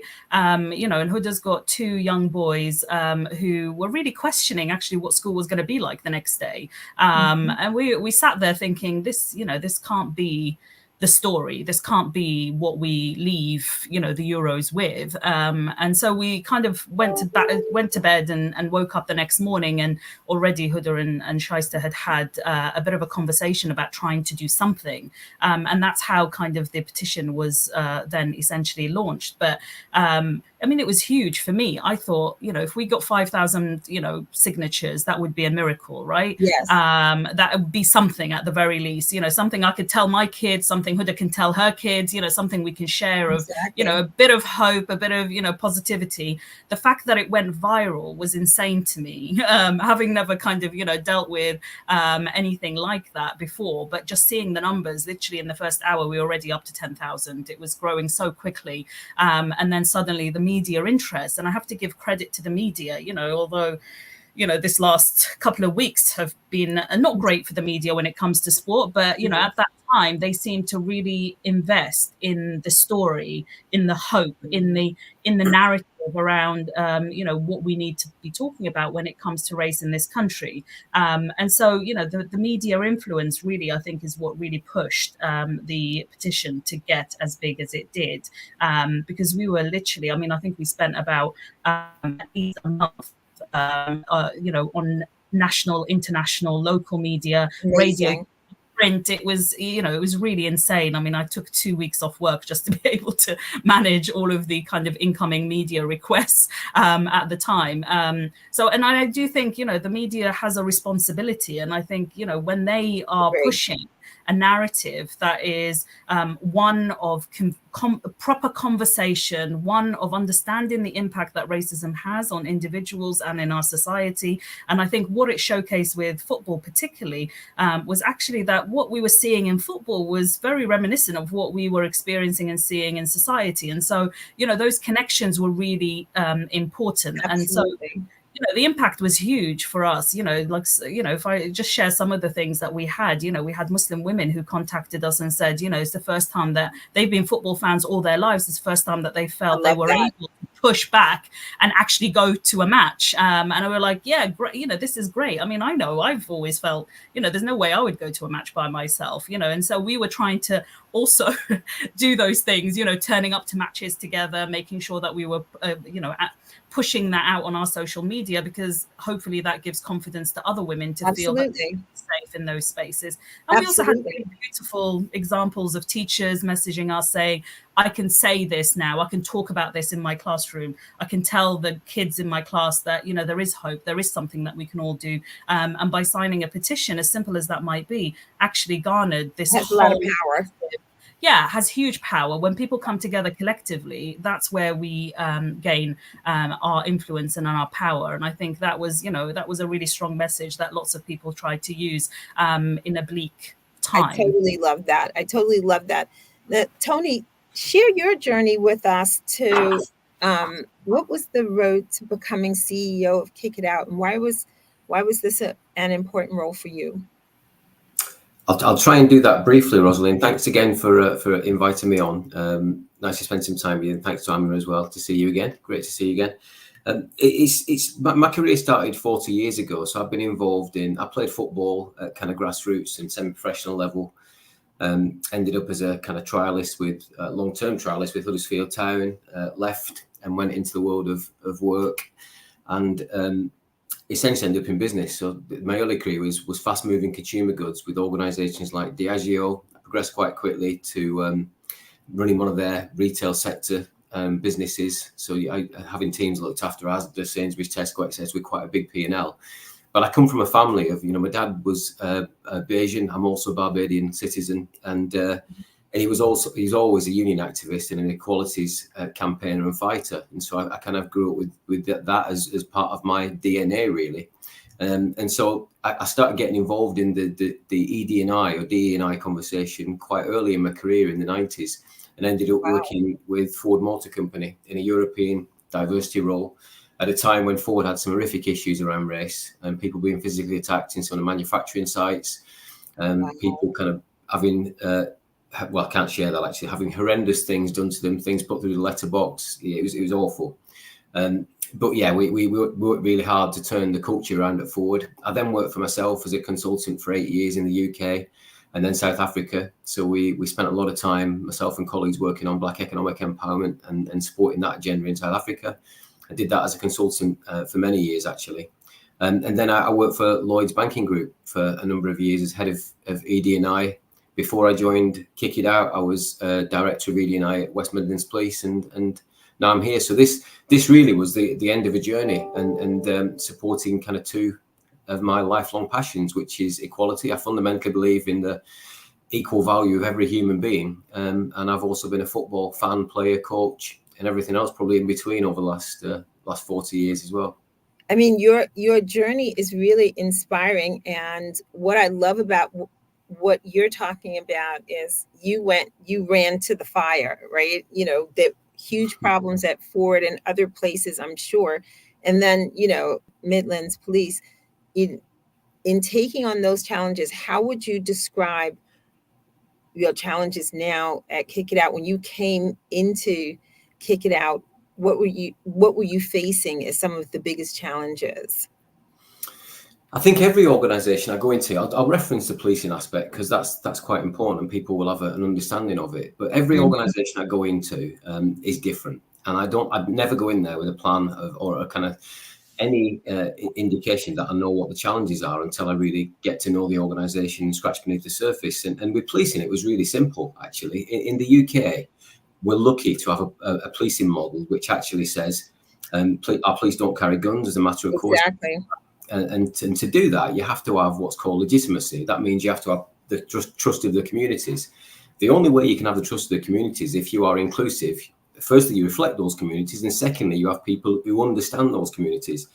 And just being absolutely open, policing doesn't. And everything I saw early on in my policing career said to me, you've got major problems, because if the community don't trust the police, then the system can't work. And so, I'll be honest with you, we did some quite hard things to try and turn things around early on, but policing's got some major issues that's going to take many years to fix. And the first part of that is going to be admitting they've got a problem when it comes to understanding the communities and having trust of communities. Now, I think football, to Amina's point as well, I think football is a brilliant vehicle for bringing people together, but it's also a reflection of society. Absolutely. So, when I joined Kick It Out, one of the things I was keen to do is speaking to many people who work with us, we were always brilliant at shouting about problems. And this is no disrespect to colleagues, but we also had lots of solutions that we very rarely got the opportunity to talk about. Right. So I wanted to flip that and make sure that actually, absolutely, we should highlight the problem, but we need to put the fixes in place and be really vocal where we've already got fixes in place to try and address things. Now, I guess we'll come on to this, but where are we currently? Society's in a really difficult place. We've all just seen what's happened in the European elections. We're all witnessing now as we go through the current campaign, some of the poisonous rhetoric that's out there. Amna just referenced, at the weekend, unfortunately, I went to the England game on Friday night against Iceland, and straight afterwards was texted by my son with the headlines that were already appearing. Within half an hour of the Iceland scoring the goal, the Telegraph published a headline blaming Mainoo for the goal. Now, Mainoo was nowhere near any action involving the goal, but the press, and then we knew what was coming. The day after it was Saka. So we're making some small steps. I wouldn't be any more ambitious than that within football, because we operate in a society, and society's still got some serious questions to answer when it comes to how we deal with racism and race. And the media got some serious questions to answer in terms of how they magnify that discussion in the way that they do. Yes, absolutely. Can you speak to any specific programs, Tony, that Kick It Out are doing with the football clubs, players? I feel like so much of what we do in this affinity space is hand-to-hand combat. How are you thinking about that? Well, we've got two overriding goals. One is around representation. So we try and make sure that and help football to become more representative of the communities it serves. And we also kind of tackle inclusion, so trying to create an inclusive culture. So in the representation space, we have programs like Raise Your Game, where we essentially try and match people from underrepresented groups. We have numerous events, really targeted events, to try and match people from underrepresented groups with opportunities in football to get employment. We also have an MBA scholarship scheme that we run as part of our partnership with Sky. So we put 4 people every year through a football MBA program at the University of Liverpool, fully funded, and then assist them to get jobs at senior levels in football, because we want to change that C-suite as well. And then on the culture side, we do a lot of work around education, around fan rehabilitation, where a lot of people who, and not everybody, but a lot of people who perpetrate stupid behaviour in and around football, sometimes a punitive sentence is not really the appropriate solution. So we have specialist colleagues who do one-to-one education sessions with them to try and rehabilitate them, make them think differently, and then put them back into the game. So that's some of the ways. And then on a bigger level, we're active in government. So we advocate really actively around things like the fan-led review we're involved in. We're now pushing the code of conduct, because we think football should be held to account when it comes to delivering change on ED9 within the regulator framework. And we've been active for 3 years now on the online safety bill, trying to make sure that, again, as we approach the Euros, again, as Amna's a bear witness to, the social media organisations still haven't done enough. So we're worried about the fact that what we saw at the last Euros could absolutely happen again at this European Euro 2024. Yeah, and Amna, that brings us on to a point. I know you are a community psychologist. What have you seen as some of the psychological impacts of experiencing racism in sport, both for players and fans? And when I think about fans, I also think about the younger generations coming up. Yeah, I think we need to really, understand that racism is a form of trauma on people's lives, and that when these incidents happen, when we see the stuff that we saw in the Euros 4 years ago, these aren't singular incidents that happen in our lives. These are consistent daily stresses that we're constantly having to navigate, whether that's in our workplace, whether that's on our route to work, getting our kids to school, the impacts on our children. These are constant daily stresses. And so, all of these things have an impact then on our mental health in terms of, raised anxiety, around chronic stress, around constant thinking about our safety. And I know as a visibly Muslim woman, that's something that I constantly have to think about when I'm navigating public spaces, and particularly if I have 2 young girls as well who are also visibly Muslim, wear the hijab. These are things that I'm constantly having to think about and navigate all the time. So this has an impact long term. This has an impact around my sense of worth, the impact on my safety. The tiredness of having to constantly navigate all of these issues is real, and so there's lots of things that have an impact around this issue, and I think it's really important to understand that for us, as people who are come from racialized communities, this is a really big issue. So when you have incidents like this, they really trigger a lot of our past experiences. And this is why we talk about it. This is why it's important to talk about it. It's why it's important to make sure that other people recognize the impact that this then has on our lives. So for me, there's so much impact. And I think we really need to start talking about racism as a form of trauma, and that trauma needs to be tackled both in the workplace and elsewhere. I totally agree. What do you believe organizations like the FA can do? Like, what are some actionable steps they can do right now to start to tackle this or continue to tackle it? Do you know, one of the things that we really struggled with the FA, I have to be honest, I think that relationship has shifted over the last year. But when we first started our campaign, I thought they saw us as troublemakers. We are professional women. We have worked in this space for a very long time. We are women who have changed organizations, who work on these issues, who understand it, who are experts on this area.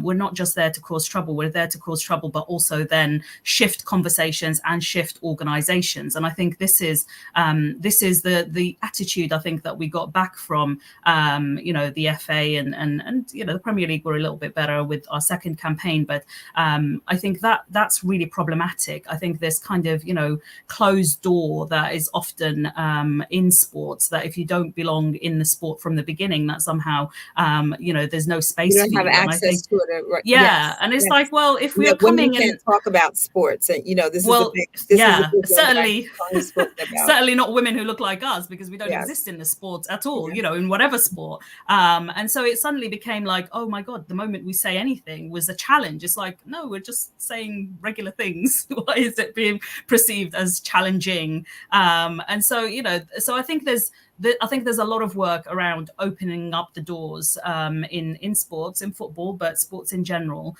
for new voices, for new people to be able to be part of the solution making, for space for us to be able to talk and be in dialogue and to create that change and shift, because it impacts us as much as it impacts the existing individuals in it. And I think for me, the FA really needs to reflect around actually the changes on the ground. So, the big, campaigns and their big programs on the ground, are great. But unless you're top of your ladder are actually talking and doing the work around anti-racism, absolutely, it doesn't make a difference. It makes a difference, but it doesn't have the same level of impact because the buy-in is just not there. Everything They're doing has it for to be show. top down.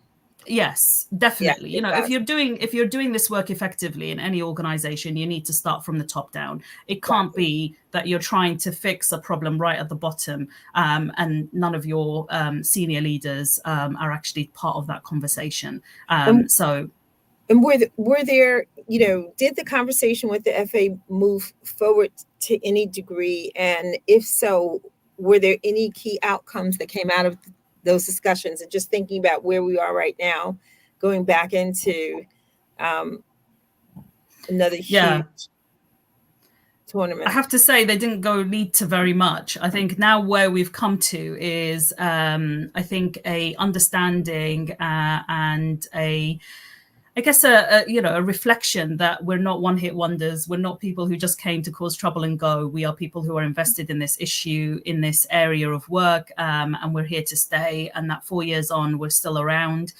We're still trying to do this work. I think we talked about that we're women on a mission. It's not about the petition was a vehicle to get us to this space, but essentially since then we have done a lot of work. We have launched another campaign to tackle violence against women and girls in the game.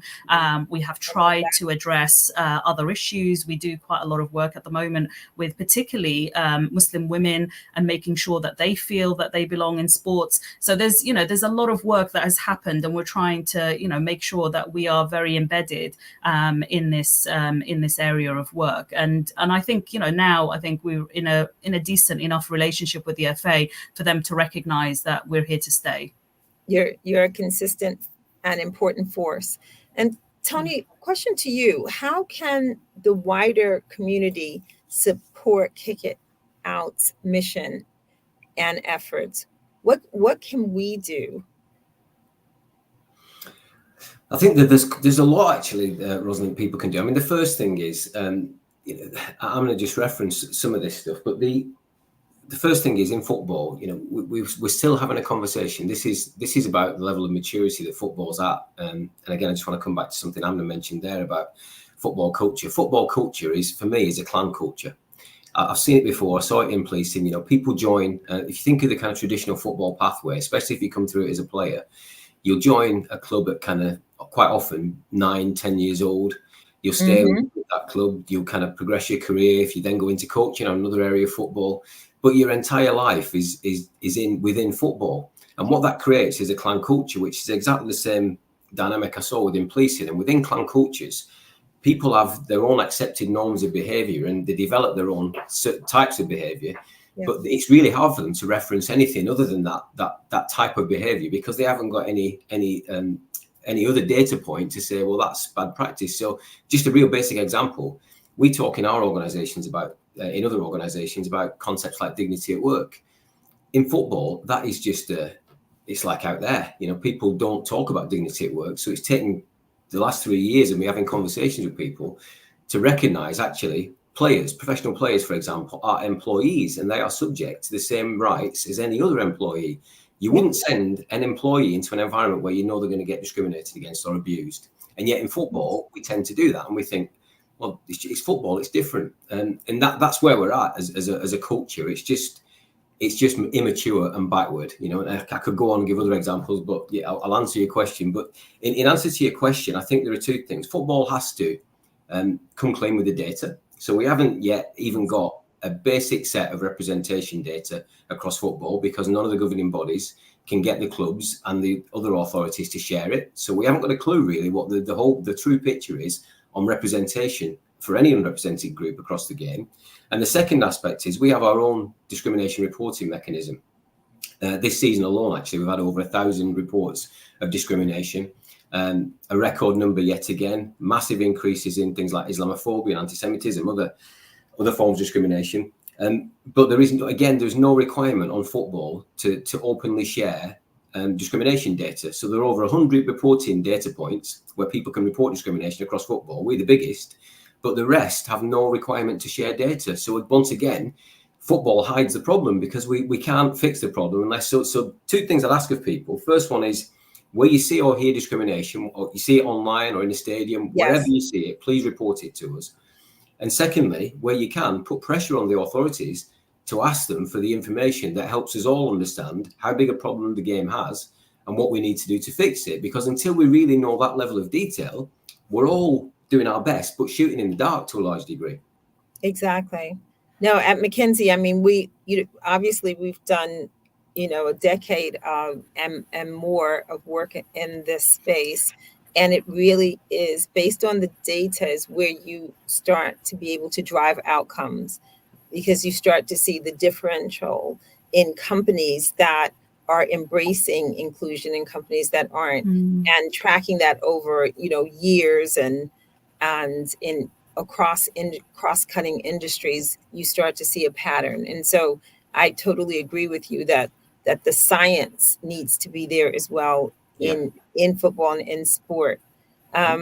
Rosalind, can I just make one very brief point? Absolutely, Again, yes. Amna's kind of triggered some of this, so thanks, Amna. But Good. One of the biggest challenges in football is female coaches. So we know that 75% of the coaches in the women's game, the elite women's game, are men.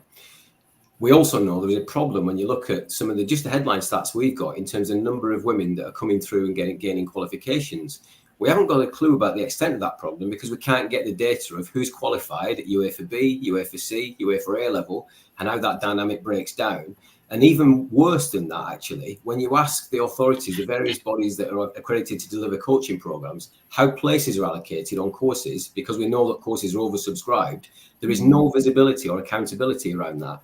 And so we've got a system which is we know is male dominated, but is also being intentionally male dominated by the hiding of the fact, actually, of how those places are allocated and how we can get more women through the system. So there's big problems, actually. We only really solve those problems by having access to the data, so we can pick beneath it and really pinpoint the problems. Do you think, question to both of you, do you think this is an area where the government can help or support? I'm happy to go. You go for it, Tony. This is your area. So we did. So as part of Tracy Crouch's review, we supplied a couple of papers to that process, and our view is really simple. Actually, we weren't necessarily pushing for a regulator. We were pushing for the things that a regulator could deliver. However, football decided to do that. Now there's going to be a regulator. We're pushing absolutely that the regulator should have powers to hold football to account for delivering on ED&I. And the two basic facts we have to see in that regulator's powers is football has to openly provide representation and discrimination data, and football must be forced to put in place a system for essentially implementing diversity targets. Because without those targets, we'll be having conversations about senior women in coaching positions, black players moving into coaching positions for decades without any movement at all. But it starts with the data. We have to see.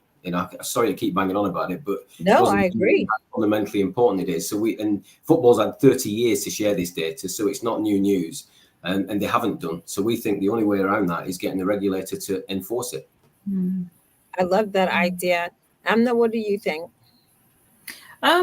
I think there's a lot that can be done, obviously, at government level, and I think the regulator is maybe a starting point of that. Although I know there's obviously lots of problems with having a regulator in the game, and some of it might be the same kind of systemic issues that we're seeing in football. Might be the same issues that we see with how this new regulator might work.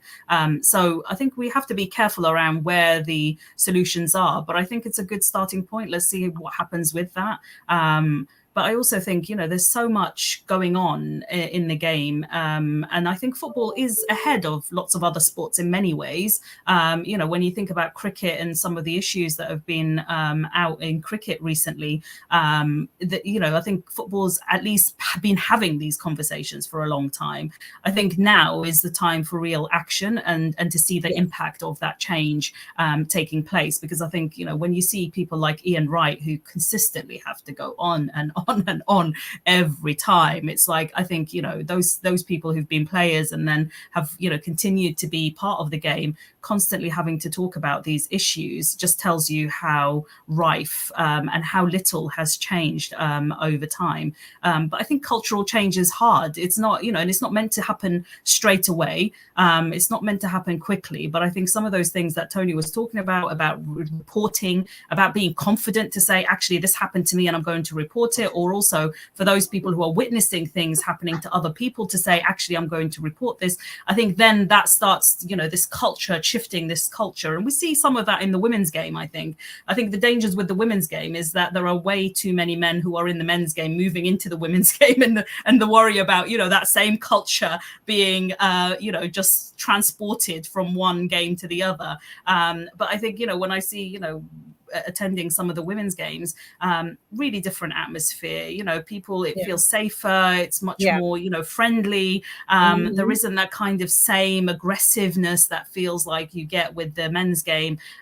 So, you know, there's stuff there, I think, that we can learn from the women's game, as long as, you know, those that are from the men's game don't end up changing it into a negative culture. But yeah, I think there's some things that we can do around that. And question to both of you, how can we enlist more allies? Because I very much take the case in point that, you know, it's the Tonys, the Ians, the same, you know, if you think about people who talk about this, Garth, etc., who've been around for years and are still continuing to speak about it. How do we enlist more allies into this conversation? Because if they are the people who, in some instances, are in the executive level, if they are the coaches, how do we convince the people who have that power to be more inclusive themselves and role model that behavior? Do you want to go? Well, I'm happy to, but I'm also you kickstart. Allies, the allies conversation, Rosalind, always worries me a little bit. You know, it's a bit, it's like unconscious bias. It's the same thing. I think allies has become a default for people to kind of tick a box and do nothing. And so I'm not really interested in people who agree with me. I'm interested in people who will do something and use their power or influence to actively drive change or open doors. And so I meet people who call themselves allies all the time, and I ask them, so what are you doing really to help drive change? And they're just coming to conferences and nodding at me and kind of saying, yeah, we really support you. And I'm not kind of really suggesting that's not useful, but, you know, if you want to be an ally, then particularly on race issues, I would say, firstly, educate yourself. And I mean, really educate yourself to understand the history of racism, where it comes from.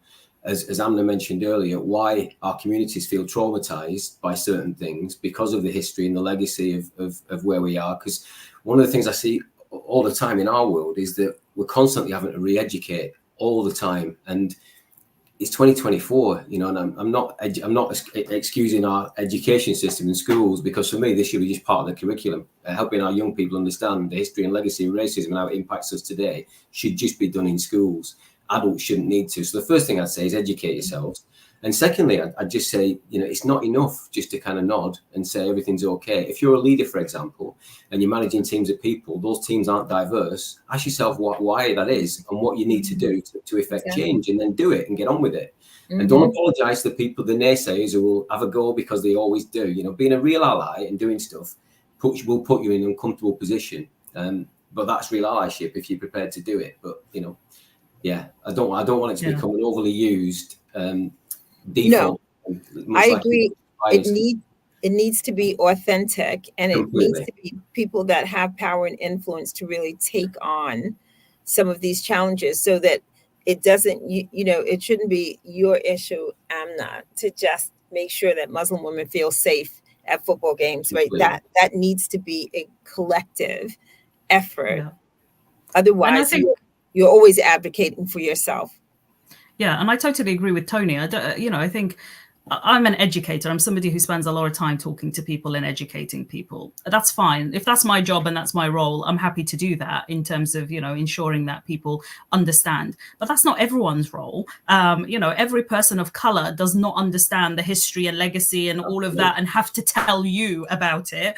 You know, that's not their responsibility. And I think when when I've been in workplaces, there's kind of this assumption that somehow if you are a person of color that you will know, and therefore you are there at the expense of, you know, your white colleagues to basically get them to understand and to feel empathy and support you. And it's like, well, that's not the way to do this work. But you know, I think for me, it's not about allyship. It's very much about solidarity. And I think what I saw, you know, after the petition was that there was lots of people who said to us, we didn't get why the players were taking the knee. We didn't get it. It felt tokenistic. It felt like this woke thing that people were doing.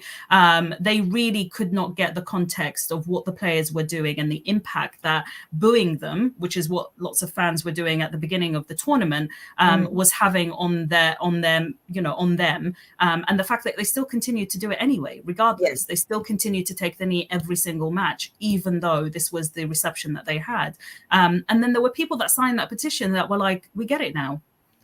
Really get why they were doing that, really get why we need to be doing more. And I think that is the moment you need to be doing more. If you see things that are, not how they should be, you know, the example that Tony gave about, you know, what does your team look like? If your team is not diverse, then there's something to address. You need to be asking those questions. And that's not just in your workplaces. That's also in your general environment, your friendship groups, you know, where you mix, where you go, all of those things. You ask those questions. You're the one that has to be challenging yourself. It's not up to us to constantly have to do the challenging and have to do the educating. And my belief as well is that the senior level of anything, the coaches, again, the executive level needs to be diverse, because that's where the change happens. When you start to diversify the top of the organization, it's very difficult and frustrating to push from the bottom or the middle. It needs to come from the top. As long as not all the responsibilities on that, you know, that and hopefully individual more than one. Individuals, hopefully more than one. I would love to hear from both of you what you would love to see. We're coming up to 2024. What would you love to see happen this summer? I think for me, there's a number of things. The politics at the moment is horrific. The impact that it's having on lots of our communities is so divisive. There's so much hate and division that's being fueled in our society at the moment. And my worry and concern is how that's going to show up in the Euros. And I think for us, the message has always been consistent that we are here to reclaim football, and that football belongs to all of us and not the racists. And I think that is kind of the core message that we continue to push, because things haven't, you know, the conversations have shifted a little bit, but I don't think we're at a stage where we can change actually what it is that we're asking for. So for us, it's about that reclaiming of the game. That's the main thing. I love that. Tony, what say you? So I'd say three really practical things. I agree with everything Amna just said as well. I think the first one is, I spoke about immaturity football. So we're going into our Euros. We know the dynamics that Amna's just spoken about. I'm still not hearing FIFA or UEFA using terms like risk assessment. If you're sending players and players of Black heritage into situations where you know there is a definite risk, then I'd want to see the risk assessments, and I want to understand what's going on to mitigate those risks and keep players and supporters safe. I think that's the first thing. And we keep banging that drum. We still haven't seen a single piece of paper to give us any confidence that that process is going on. Second one, I think, is I'm not a big fan of the three-step process. So in football, there's a so-called three-step protocol, which essentially means a player is allowed to be racially abused 3 times before anything happens. And we want to see that scrapped. We want to see players empowered to and not have the decision put on a Black player or an Asian player, but on the authority to take those players off the pitch as soon as a player says, I'm not comfortable and I don't feel safe. Empower them to walk, because that's it. That's what would happen in any other work environment. And the third one is we know online abuse is going to happen. We know it's going to happen, and we want to see the social media organisations and the UK Football Policing Unit step up, so that stuff's taken down or it doesn't get through, hopefully. But where it does get through, we want to see people prosecuted as quickly as possible. Yeah. I love it.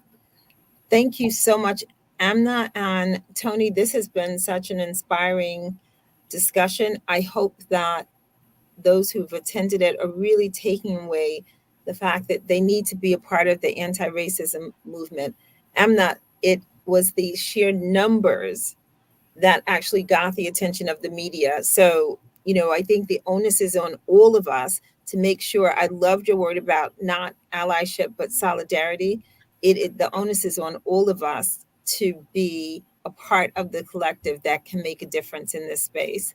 And for no other reason that we cannot continue to bring up generations of children who are either fearful or creating the fear.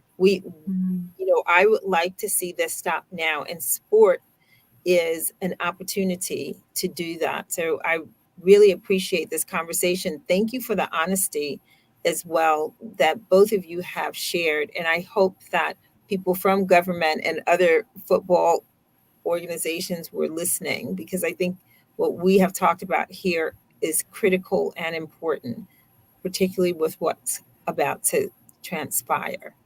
So any parting words from you, Amina? Parting words from you, Tony?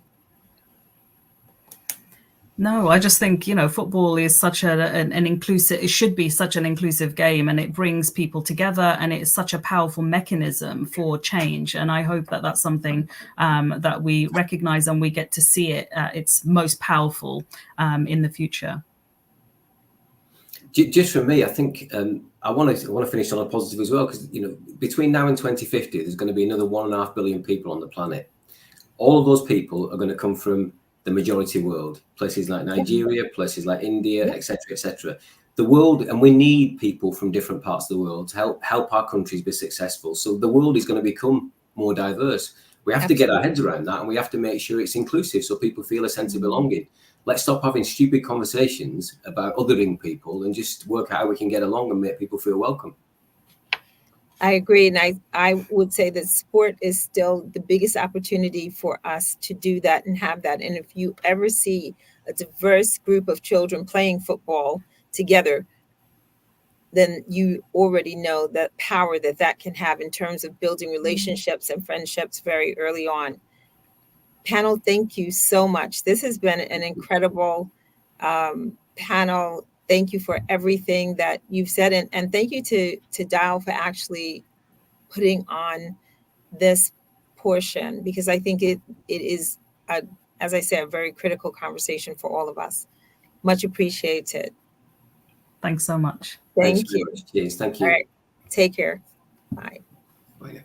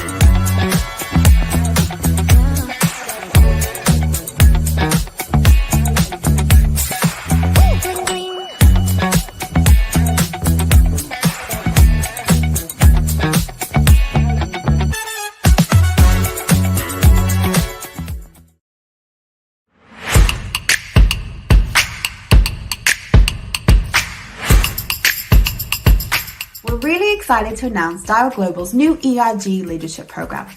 This is an exciting 9-month program that's designed to help you build the skills and confidence to lead an impactful ERG or affinity group.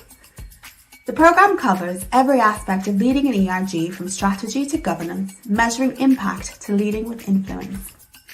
You'll have a chance to network with other ERG members across Dial Global's international membership, as well as practically applying your learning. The program is delivered over 9 months in 9 1.5-hour online monthly sessions, and each session combines theory, practice, and networking opportunities. You'll be able to interact with your cohort, providing input and feedback on structured discussion topics, as well as individual coursework. You'll be able to grow your knowledge and your network with just a 3-hour commitment each month. Our first cohort kicks off in July.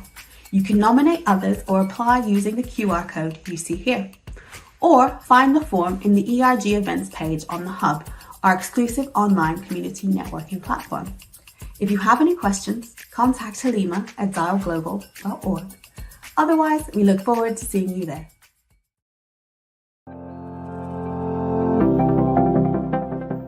There's a real sense of trust when you walk in the door at a Mastermind Council that you just know straight away that you're going to walk out with some really great learning.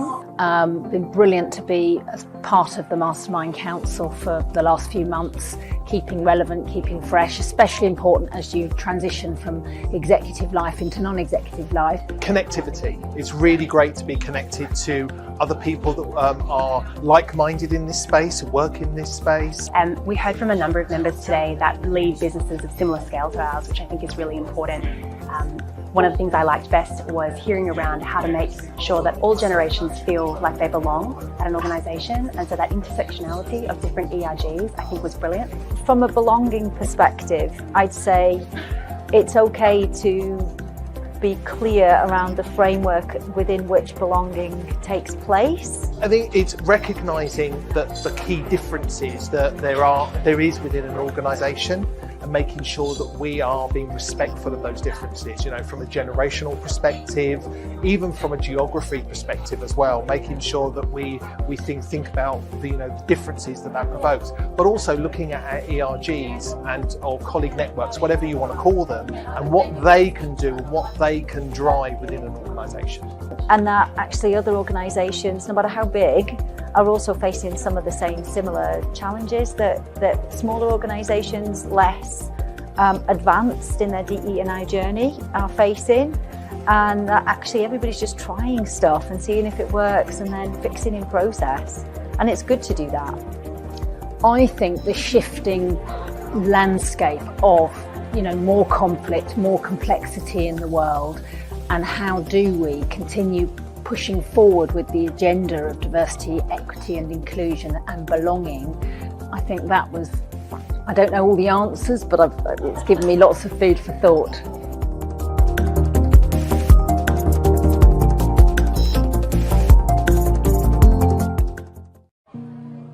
To be a maker, one must first be inspired. We also need information, we need a process, and most of all, we need a community. Welcome to this community. When we won our second World Cup in 2019, to the reverberating, echoing chants of equal pay, was when I realized that the greatest part about women's sports is women. Tonight has made me cry over and over again. The company I am in tonight. We salute all of the makers at Morgan Stanley who have led by example, inspired other leaders and companies to do the same. I feel so honored to be honored by this fabulous group of committed women. What does that mean, makers? Just tonight, watching this, I understood that you're here to make things different. I can't think of a better way to spend an evening than in community with such brilliant women and our allies as we show our gratitude and love for some of the greatest change makers and rebel rousers of this generation. You know what we're gonna make? Trouble! So if you haven't detected already, this is not your typical conference. Again, this is an honest conversation. There became a moment where I recognized if I walk into a room and I am not seeking validation, I am immediately in a position of power for myself. I can't tell my own story. That is why we fight so hard to make sure that all of you can own your own stories. We know the fight for agency, and we are going to have a conversation around fighting today and what we need to do to fight back. The last time I was on the Makers stage in 2019, the tampon tax was in 35 states, and now we're in 20 states. So we're making progress, but we have 20 states to go. Hair discrimination is race discrimination. It's the same thing. Stay tuned. We gonna make some good trouble. Every day, they're going to tell you you're a woman, that you can't do it. They're going to tell you you're black because you can't do it. Do not let them tell you that. Because if you work hard and do what you're supposed to do, you're going to be undeniable. I love women. I think women should rule the world. It is time to commit to making the future now.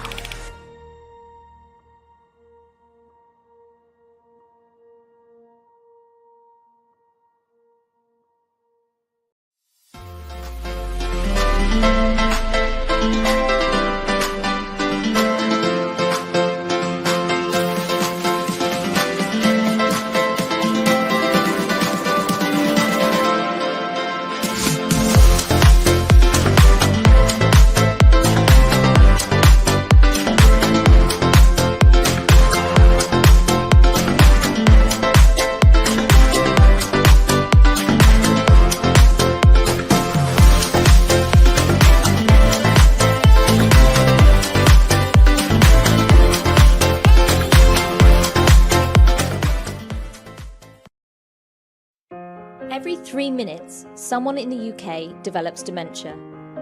It affects 1 in 6 people over the age of 80. By 2025, it's estimated that over 1 million people in the UK will be living with dementia. People obviously have problems communicating. Some people can't find the right words to express what they're trying to say. Basic things like eating and drinking become a major issue. For some people, if you don't know where your hands are or how to use your hands, you then lose the ability to feed yourself. My name's Kim Hall. I've been involved in gymnastics all my life. My mum was diagnosed with Alzheimer's in roughly the year 2000. It's very difficult visiting my mum. Each time I see her, it's like a bereavement because she doesn't know me, hasn't known me for about 3 years, but yeah, I can help others, so that's why I'm doing it. British Gymnastics Foundation has developed Love to Move, which is an age and dementia friendly programme to help. Based around a series of chair-based activities, everyone of all abilities can get involved. Each class encourages independent movement of the left and right-hand sides of the body through expertly designed exercises set to music. This has been shown to improve cognitive function, health and well-being, while allowing participants to move and have fun in a social environment. The programme has been piloted in 2 care homes so far and has already helped people to live more independently. I really enjoy it. It's nice. Gives you something to look forward to, doesn't it? I feel stronger. I mean, I have to be moving, and I've started to move more than I was before. They've helped me get moving. They've helped me get home again. The programme was monitored by Age UK, and their research has shown that it's having a significant effect on the well-being of those taking part. There's been changes in people's kind of movements, there's been changes in people's engagement, they're livelier, they've been talking. And one particular example was an individual who started using her fingers to start eating. This could have a huge impact on her quality of life in the next number of years. The programme's already improved the lives of many people. Families and carers say it has been life-changing. I've seen an amazing improvement in him, and in lots of respects he's physically and mentally much better.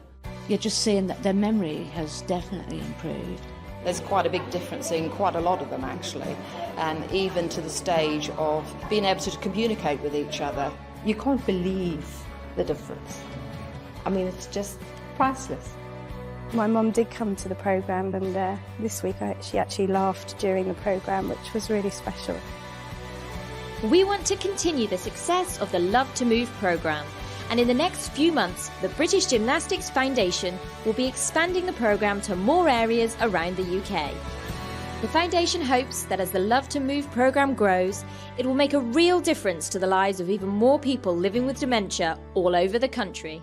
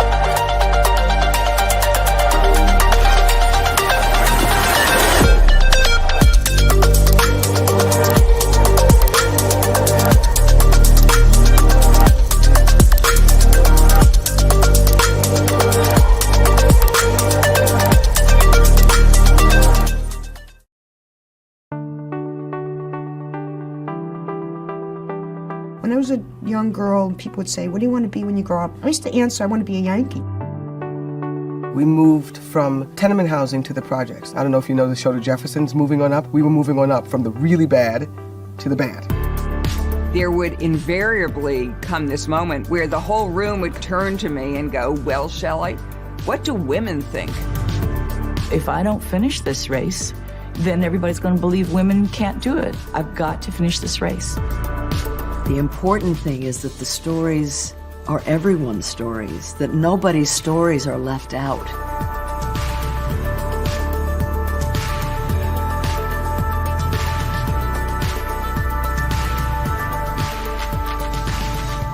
There is no woman in the country who we are not trying to reach.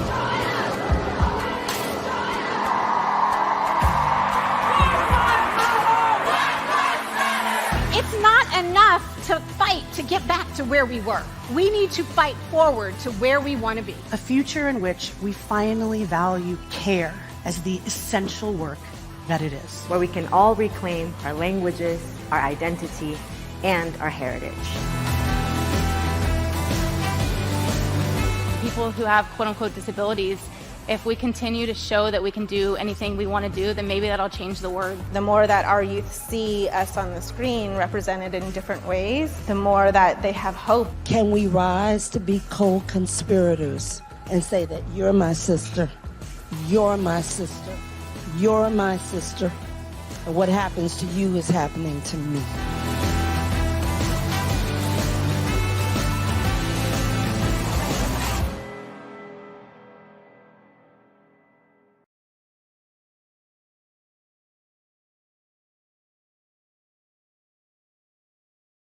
CP Sport is the National Disability Sports Organisation for people with cerebral palsy. Our vision is that everyone with cerebral palsy can enjoy sports and be physically active.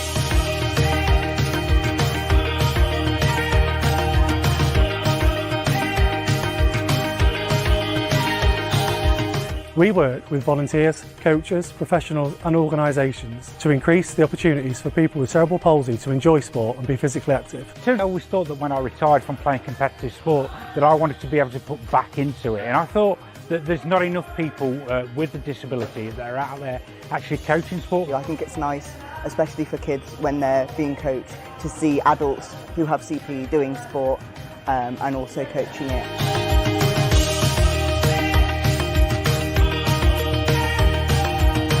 So what makes a good coach for me is somebody that's got a great understanding of those participants that they have got taking part in their session. It's actually having that knowledge, having that conversation and knowing what maybe some of their limitations are or what they may need in terms of the session being adapted to make it inclusive for them. He was very attentive, like listening to what I needed. They've never ever made me feel like it's a problem. They get very excited about how they're going to adapt each new skill to me, and I think that just makes me feel like we're working together, and I never ever feel like I'm a burden on them, and it makes it a real adventure. The other thing as well is to be able to really fully demonstrate what you're wanting participants to do, because then it can make it very clear and they get to see visually what you're actually trying to achieve. Everyone is a little bit different, so even if they've coached someone with CP before, what works for one person won't necessarily work with another person that they're coaching. yeah, there's not quite a one size fits all with CP, is there? We hope that this course increases your confidence to provide inclusive opportunities for people with cerebral palsy to enjoy sport and physical activity.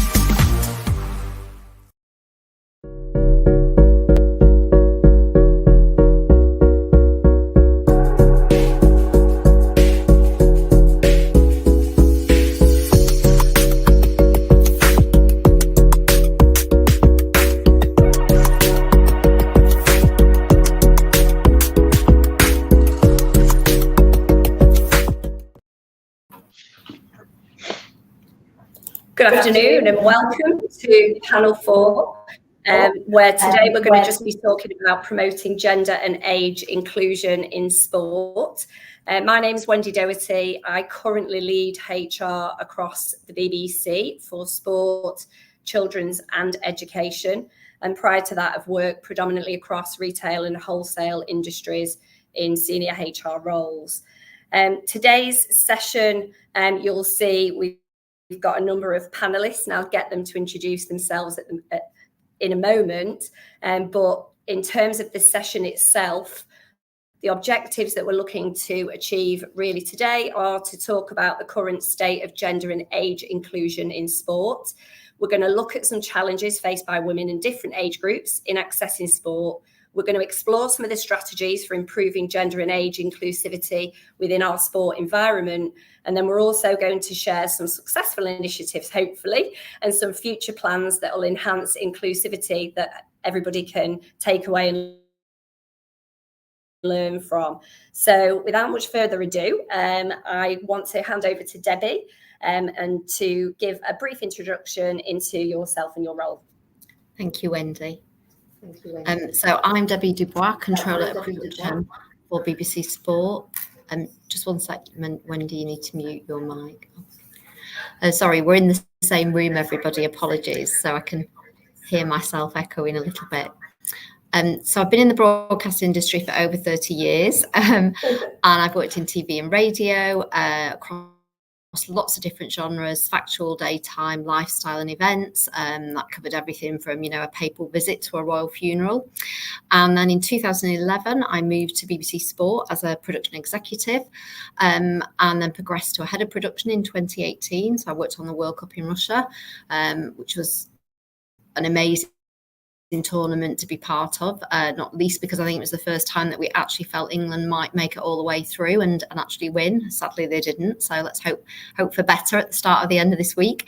And then in 2022, the role of controller of production came up, which I was successfully appointed into. And in this role, I work really closely with the Director of Sport and the heads of department. And we really define the strategy for sport on the BBC. I've got large complex teams who deliver high quality, ambitious productions, both in the UK and overseas. And also in this role, I am chair of the Women in Sport Steering Group. So that's me. I'm going to hand over now to Marcel. Thank you. Thank you very much. Hi, everybody. Pleasure to be here. My name is Marcel, and I currently work for Adidas. I am part of the Adidas Global Talent Acquisition team, and I also support a lot of E&I initiatives. I've been within the recruitment industry for over 15 years now, stretching back from construction from back in the day to then the sports industry as to where I sit currently. I wear many hats, both inside the brand and outside. I sit on the board of directors at a charity as well in the Northwest. Called the Together Trust, where we focus on supporting people with complex care needs. I sit on the advisory board for Leaders in Sport Diversity Series, where we focus on initiatives and programs to support underrepresented talents getting into the sports industry and advise board directors and CEOs on different initiatives of creating and cultivating DEI within their workforces. And I also have my own consultancy practice as well, where I go out and consult businesses within the sports industry and beyond around DEI and talent acquisition. Really excited to be here because there's lots of amazing initiatives that I've seen and been a part of, especially within the brands like Adidas, and I'm really excited to share some of our learnings with you all. And I will pass you over to Vicky Booth. Thanks, Marcel. Hi everybody. It's great to be here. Thank you for having us. My name is Vicky Booth. I am the CEO of Inspiring Girls International. Inspiring Girls is a charity that was set up 8 years ago by Miriam Gonzalez Durantes and has now grown from the initial 3 countries that it was initially founded with, and we now operate across 38 in that short time. So it's been a rapid growth. I head up the small team based here in the UK. We act as a secretariat for the network of country teams across the world. And essentially with everybody doing the same core activity, which at the heart of it is connecting teenage girls with amazing women role models. And we know that by doing that, we know that that it busts through stereotypes, gender stereotypes. We know it increases their, broadens their horizons, opens their eyes to opportunities that otherwise they wouldn't have access to. So this is a very pertinent discussion that we're going to have today. I'm really delighted to be here. I'll pass over to Jeanette. Thank you, Vicky. I am so honored to be here. Debbie, Marcel, Vicky, and Wendy. And special shout out to Layla and Missy and the whole Dial Global team for asking me to be a part of this conversation simply because I love sports. I run partnerships for a brand called Makers Women. We are US based, but going international. We were just in London just a couple of weeks ago. So if you hear this Southern drawl, it's because I'm from the Southern region of the United States. We have a tentpole event every year called the Makers Conference. I saw the highlight reel running while you all were going through your process. And I love seeing that because it is a great aggregator of what Debbie, Marcel, and Vicky all shared, which is to share the stories of this powerful work that's happening in the equity space and shining a light on it. And we do a lot of that in our clients, our consumers, and a lot of our audience connect over sports. So I'm excited to get into this conversation. Thank you, Wendy.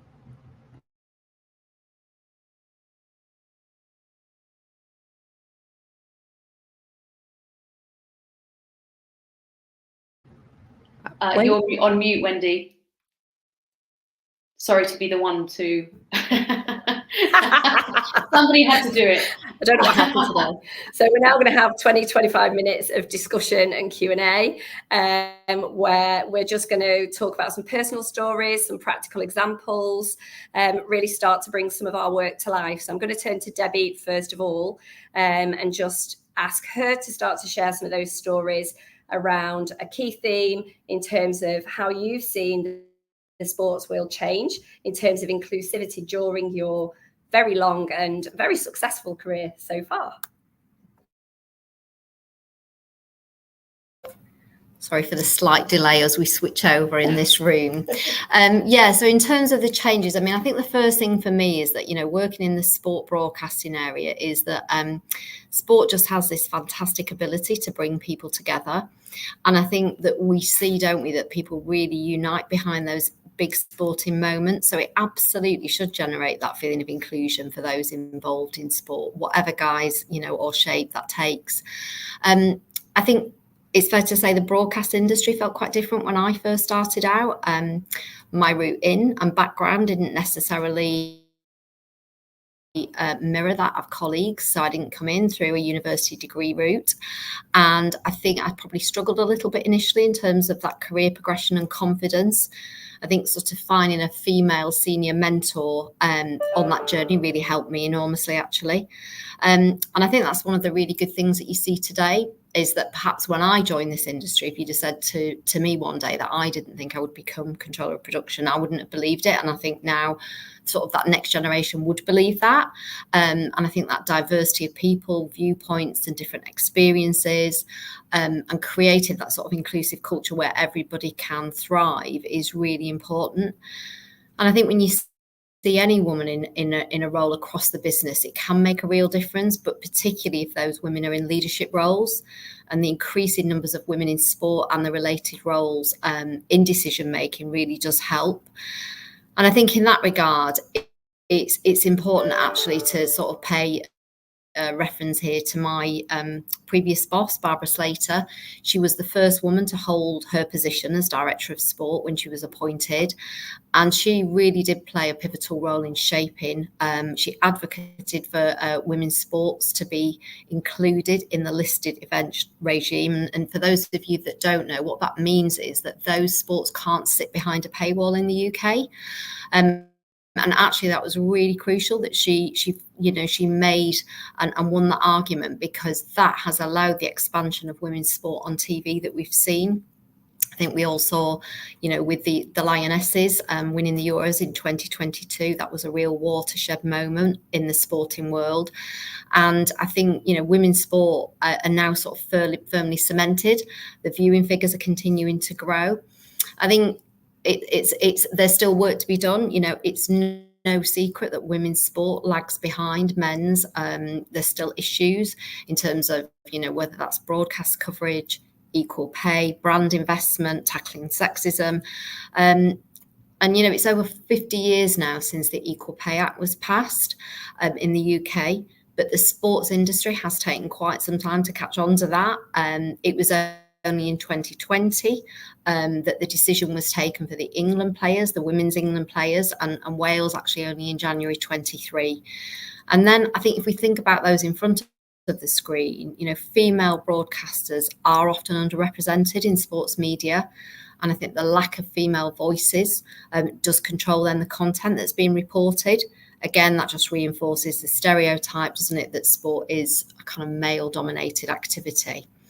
And I think in terms of those, perceptions and stereotypes, there is still the issue that some people can view certain sports as exclusively male sports, boys' sports, and then that hinders women actually from being commentators, analysts. And we've seen, where you get those kind of comments that women can't commentate on men's sport.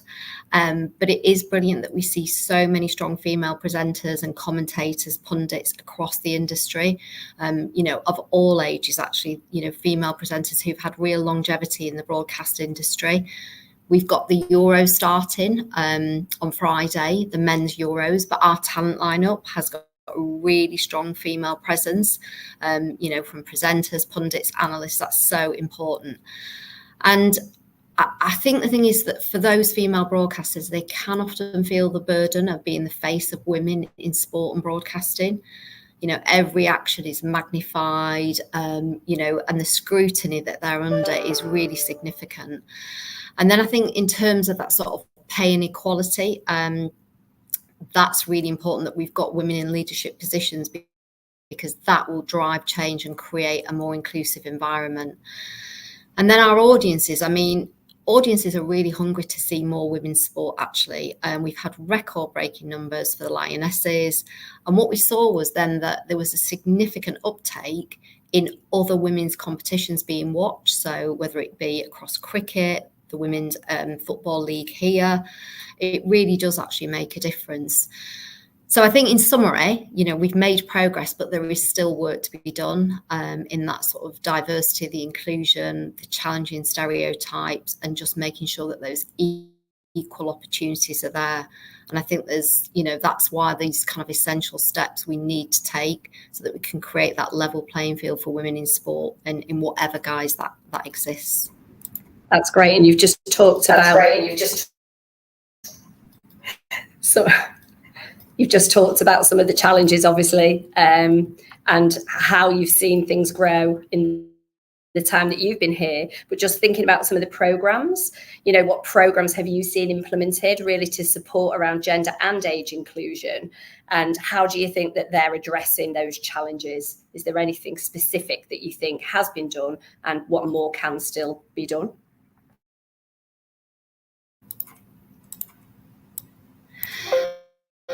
Yes, so I think as you said, I mean, I think the sort of inclusion strategies and programs need to ensure that everyone, you know, regardless of age, gender, race, culture, disability, religion, has that equal opportunity to participate in sport. I think women have come a long way in the world of sport. You know, if you think about the opportunities that they were denied originally in terms of the competition in sporting events to where we are now on the world stage, I think we've made progress. And I think that the kind of sport ecosystem and the stakeholders have got a really strong role to play. We know there's lots of evidence from developed and developing countries about the relationship between sport participation, social integration, social inclusion of women and girls, which benefits them enormously through, you know, every stage of life. And there's a large amount of research actually about the extent to which sport and that activity has such a positive impact on health and well-being. So it's really important that it feels inclusive from an early age, you know, right through every stage of their life.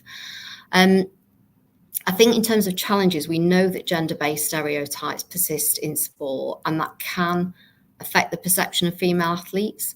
I think they're often subjected to criticism, particularly around appearance. And that actually can be, you know, incredibly demoralizing and discourage women from pursuing, you know, their athletic dreams, if you like, from a young age right through to as they get older. But in terms of positive action, I think if you look at the Olympic Games, they have grown to be the largest gender equal sporting event in the world. More than a century after actually women first competed at the Olympic Games. Female athletes and the numbers of those were close to equal those of men in Tokyo in 2020. And there's been a real kind of progressive initiative by the IOC, the International Olympic Committee, to make sure that that gender balance is there.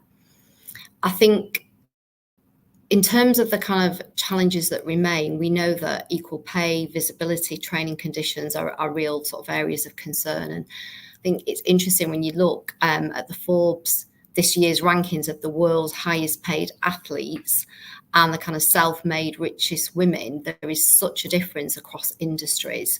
And when you look at that sort of high paid athletes list, you know, there isn't a single woman featuring in that sort of top 50. And then you've got the likes of, you know, Cristiano Ronaldo in the top slot with 260 million, you know, in earnings. So there is a way to go. I think, interestingly, FIFA, ahead of the Women's World Cup in 23, they announced a 300% increase in bonuses, which was brilliant and obviously a positive step.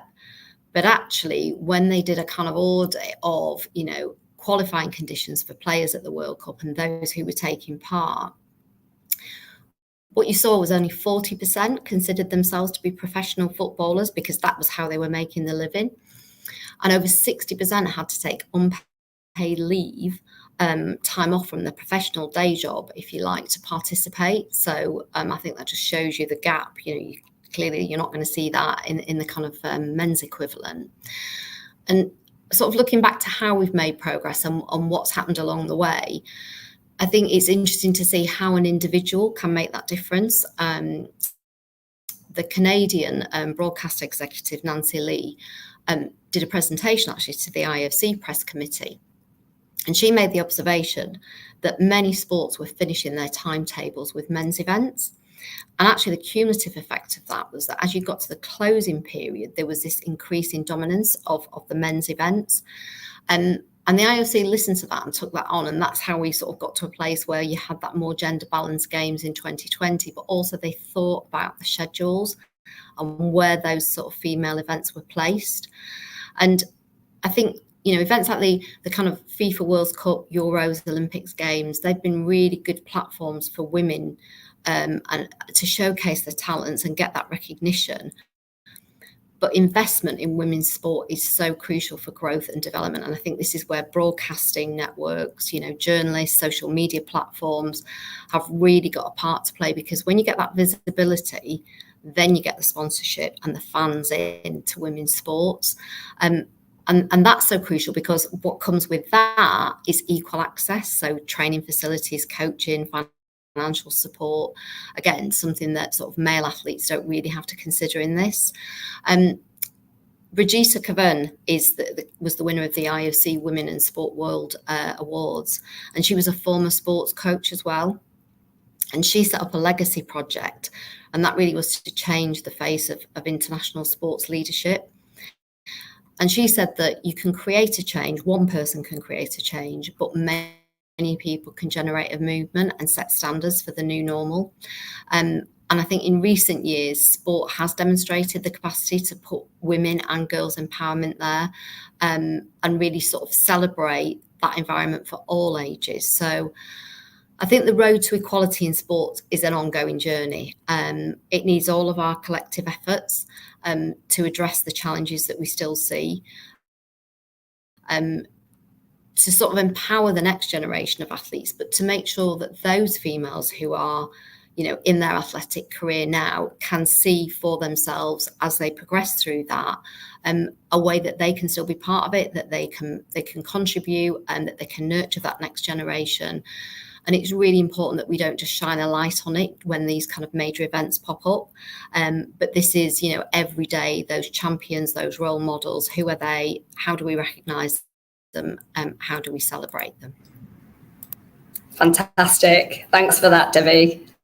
So over to you, Marcel. I can see you nodding away at some of the things that Debbie was talking about. So be really interested to hear from you. I mean, Adidas has been a huge leader in promoting diversity and inclusion within the sports industry. Can you share some specific initiatives or programs that Adidas you've implemented to address again, specifically around gender and age inclusivity? And if so, sort of what impact have those initiatives had? Yeah, absolutely. I think though, Debbie, I was literally getting lost in everything you were saying, to be honest with you. I was just so captivated by what you was discussing. So I could have listened to that for another hour before coming on to what I'm going to say. So I'm hoping I don't bore the audience with what I've got to share, because I was really captivated by hearing what you were saying. But Adidas, we've made significant strides in enhancing gender inclusion through brand new and comprehensive DE&I structure and strategy launched last year through our SVP, Vanessa Abrahams-John. So Vanessa came in after Asif Sadiq, and what she created was a strategy that aims to create an equal playing field for all by fostering a workplace where everybody feels valued and has equal growth opportunities. The strategy itself was actually built on 3 pillars. So it's focused down on people, accountability, and culture. In terms of people, the people pillar, a key initiative was to focus on elevating women in leadership. I'm sure most brands, most organizations have similar initiatives, but this was one that we felt was key for us as a brand. And what we did, we set a strategic target to have up to 40% of all director level roles within our organization by 2025 for women. And we've nearly achieved that already. So we were reaching around 39, and I think it's literally, I don't know how they work the percentages out, but it's like 39.5%. But looking ahead, the aim is to get that to 50% female representation in leadership positions by 2033. Another important initiative within the people pillar is the support and restructuring of what we have in our organization called employee resource groups, or ERGs, which are employee-led groups representing diverse voices within our organization.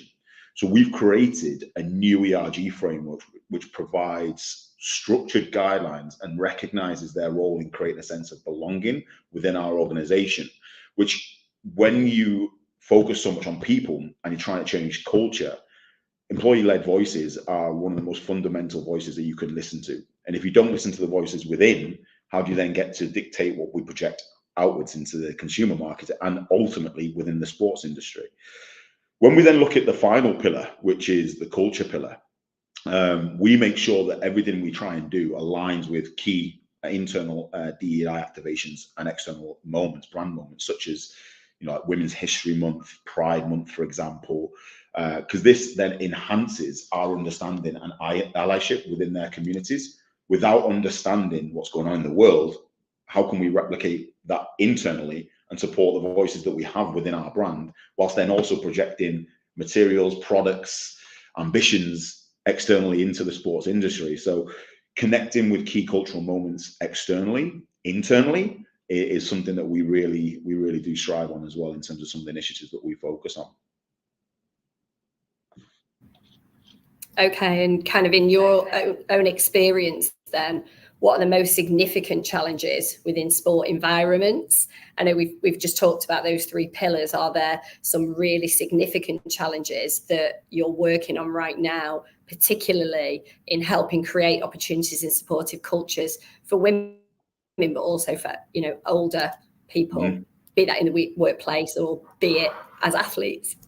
Yeah, I think, you know, I think, Debbie, I think you mentioned quite a few of them, but I think some of them are not unaccustomed to Adidas, like, but generally, in my own opinion, you know, you've got gender bias and stereotypes. I know you touched upon it, Debbie, but, you know, gender biases and stereotypes limit opportunities for women in sports, whether that's affecting representation, and if you look, whether that's in leadership roles, punditry, sports itself, it's one of the biggest challenges that I foresee. Age discrimination as well. Older athletes often facing stereotypes that question their capability, their longevity within competitive sports, which then reduces or leads to reduced opportunities and support. Cultural barriers as well as another one. So diverse cultural norms and attitudes towards gender and age often hinders acceptance or implementation of inclusive practices as well. And then there's 2 others that I was thinking of just as I was running through here and listening to Debbie speak, but role models, you know. So, you know, Debbie mentioned about the Euros lineup that we've got. It's so important to have role models. The underrepresentation of women and older athletes is visible, you know, so influential roles can perpetuate a cycle where fewer individuals from these groups aspire to and achieve high-level positions. So imagine the people watching the Euros coming up in this summer, and they can see themselves as pundits or see themselves as athletes. It's definitely a challenge that we want to overcome. And then resource allocation, you know, ensuring that there is equal access to resources, training, developmental opportunities for all athletes, regardless of gender or age. It is a continual struggle. You know, brands, organizations, federations will often, and I think, you know, Debbie mentioned it before, allocate certain things based on certain characteristics, etc. I think once we get that to an equitable measure, we can move forwards. But from an Adidas perspective, there are some things I touched upon before, some strategies that we've put in place to try and overcome some of these challenges, especially within our focus areas. And some of those have been, as I mentioned, elevating women in leadership. So the strategic targets that we've put in place, we're not just saying we want more female leaders. It's actually, what is the target? What is the number? How are we actually going to get there?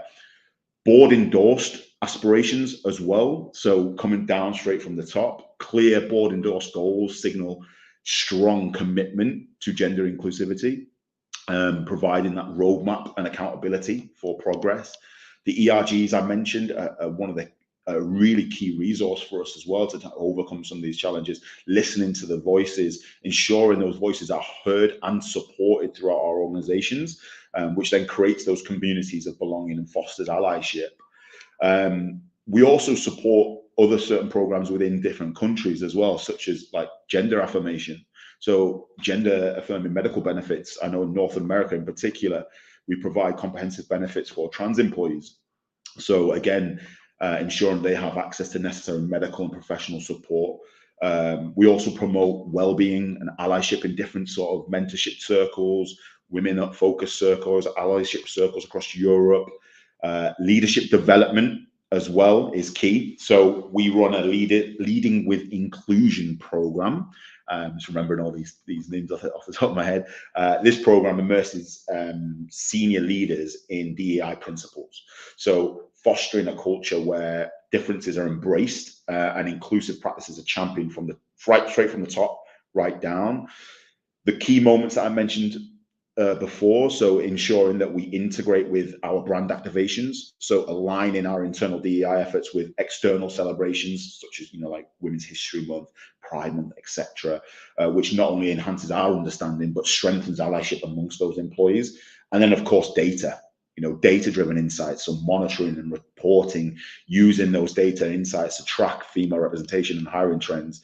We can also make informed decisions and set realistic and impactful goals on what we want to aspire next. And what we see from that is the potential impacts on women and older athletes, for sure. So some of those initiatives, we've created more inclusive and supportive cultures. So looking at tangible benefits such as increased representation that I mentioned before, so more women that we are now seeing coming through in leadership roles, serve as role models to pave the way for those future generations, Gen Z, Alpha Gen coming through, enhanced support systems through our ERG networks. Then when we look at transcending information from those communities into products that we're making, those voices are invaluable. Inclusive policies, so comprehensive benefits and policies that ensure that all employees, regardless of gender or age, have access to the resources and the opportunities that they need to feel a sense of belonging. And then finally, that culture shift moment. So by embedding those D&I principles into the organizational culture, we have that environment where all employees and everybody within our workforce feels valued and they feel supported. And it's not just performative.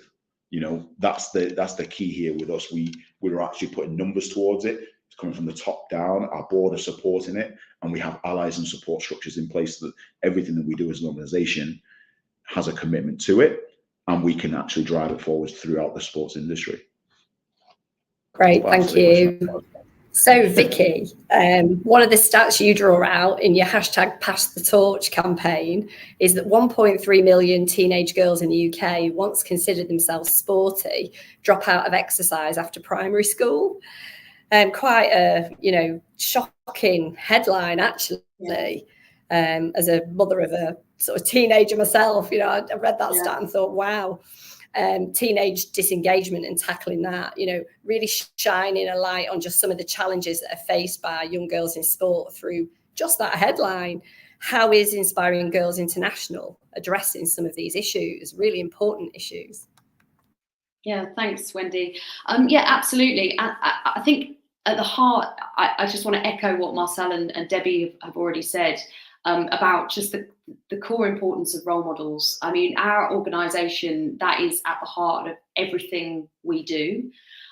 We are making a specific, as we head into one of the most, the most important and visible global moments in the sporting calendar internationally with the Olympics. We wanted to make a specific focus, or have a specific focus on women role models in sport. And we've launched, as you said, we're just about to launch our Pass the Torch campaign, which obviously takes the kind of image of the Olympic torch, but also it's really about symbolising the passing of inspiration and knowledge and empowerment from one generation of women athletes to the next. So we're gathering together, we're reaching out to as many, throughout our networks, and I'm really, really keen to have as many people as possible involved, to women athletes who are out there, who just asking them to do a very, very simple message for social media, asking them to talk about the female athletes that inspired them as they were growing up, and also what the power of sport means for them, so that we can push that out throughout the girls that look to us for that inspiration and for that messaging, and make sure it's right in front of them. Because we know, I mean, that stat that you just mentioned there, I mean, it's shocking, but it's the tip of the iceberg, really. For girls that are not involved in sport, it's kind of a reflection of what we see more generally in society, more generally, in terms of the impact of those stereotypes that Marcel mentioned. 54% of them say that they're not, that they don't participate in sport because of a fear of being watched and judged. That's sort of that kind of sense of, self, the critical kind of confidence issue that we see repeated across so many girls of that age. 41% say it's because they don't feel that they're good enough. And many more talk about some of the ways, you know, that there's a wider social issue about what we value in girls and boys. And I'm afraid that is still not only in the UK, but across all of the countries we work in, we see that replicated in terms of what is valued in young men as opposed to what is valued in young women. You know, that kind of the idea of that, you know, strength and leadership skills as opposed to bossiness, and all of that plays out, I'm afraid, within the sporting world as well. Women in sport have called it, have termed it the dream deficit, and I think that really speaks to that point about the visibility of women role models in sport, the fact that you've got to see it to be it. Debbie, you mentioned the Lionesses. I mean, hearing those women talk, and all of them, to a woman, have talked openly and loudly, and I just love them for it, about their experience, not only of, you know, the football almost feels to them to be only half the picture for me. You know, for them it's like the football, and then there's the sort of their responsibility as role models in the world to those next generation of girls coming up through the ranks, through the clubs, you know, and everything that follows behind. So I know that, and many of them have talked about the fact that when they were young, when they were asked to list their favourite footballer, they would point to a man, they would point to a male football player. And now they hope and dream, and I think it is true to say that the little girls that you see playing football now, and you ask them who their favourite football player is, you know, it is the Mary Earps, it is the, you know, it is those Lionesses. So yeah, I think we know that girls, regardless of whether they're in sport or not, think that women in sport are fantastic role models, and it speaks to more than just the physical aspects of sport. I don't know if Janae is going to touch on this as a kind of active. So I know I heard Janae speak a few weeks ago at the event. I know how passionate she is about sports. Perhaps she'll touch on this. But you know, the values that come with it, that are not just about the physical attributes, but are about everything to do with what it is to be in sport, the resilience and the leadership, and the values and qualities that come, strength that come with that. So that is at the heart of our campaign. It's an open invitation for those on the panel to participate, get involved, and we're also doing some live events in schools where we bring role models to the girls actually in person in school. We're doing a number of those in the UK over July as well. Fantastic. Sounds really exciting. I'm sure lots of people will want to get involved. So just talking about the work that you guys do at Makers, Janae, goes without saying, Allies help to amplify voices of women and non-binary people, as we know. Have you got any examples that you can share of really effective allyship that positively impacted inclusivity? Absolutely, Wendy. And I will just love to say I love being a student of experts today and listening to all of your work. It sounds like there are more partnerships brewing. So I just get right to it. The biggest moment of inclusivity, as I think about the definition of that, of being a habit or policy of including all types of people, sports does that naturally. We see the numbers, everybody has spoken to the data, but the U.S. men's soccer team and women's team formally signing equal pay agreements, watching that live, I'm like, where are all the men? What do we need to do to send a bat signal up in the air to find more men who are in rooms, who are investing in women athletes, right, on those corporate boards and on, and even in Marcel's role, right, in DE&I and what that means. And Marcel, I started my career in talent acquisition, so I understand a little bit of that work and why it's so powerful, right, to see talent through the lens of naturally the strength of who's bringing it to the table. And women are bringing that. We're seeing it in the numbers. We're seeing in how people respond to talent all over the world. And so I just say for Makers, even and helping you, Wendy, and what we do, right, is sharing sports as a lever of driving that inclusion. Every event I've been at over the past 8 years almost, right, and being a part of Makers, we've had a sports focus. And it's very clear why. Serena Williams to Billie Jean King to Ibtihaj Muhammad, just a few names of champions who have been to the Olympics and on, right? Their stories and more so how they dominated them, right? In the day-to-day, that's the hard part. It's not just what you do on the field, and we know that, but the global effect that these women have had based on the day-to-day work is why I love sports so much and why I love storytelling. So to fight for those sponsorships, to fight for, whether it's bringing new life into the world. We're seeing women who are on fields and still giving birth. I mean, that is a whole other conversation. We don't have time for it today, but we know that sports influences relationships, influences global perspectives, positive economic growth, and on. And so my goal, my work is to keep amplifying these stories and how they connect to the day-to-day work that women are doing, and particularly the allies who need to be a part of it as well.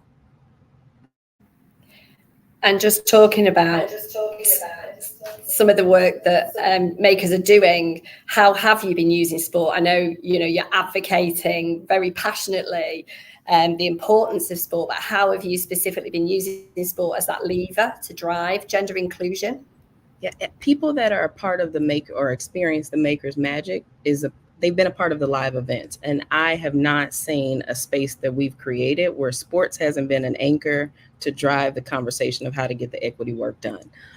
Whether it's on our stage, live events, our master classes that we're about to start, there's a sports angle connected to it. Even how we show up in London, right? Vicky and me sharing my story of not being able to particularly play soccer, basketball, or other sports well, but being a part of it and understanding teamwork, getting the job done, execution, all of those things carry with you as you lead. And so the more that we can pronounce that and showcase that in our maker spaces, the work is integrated beautifully.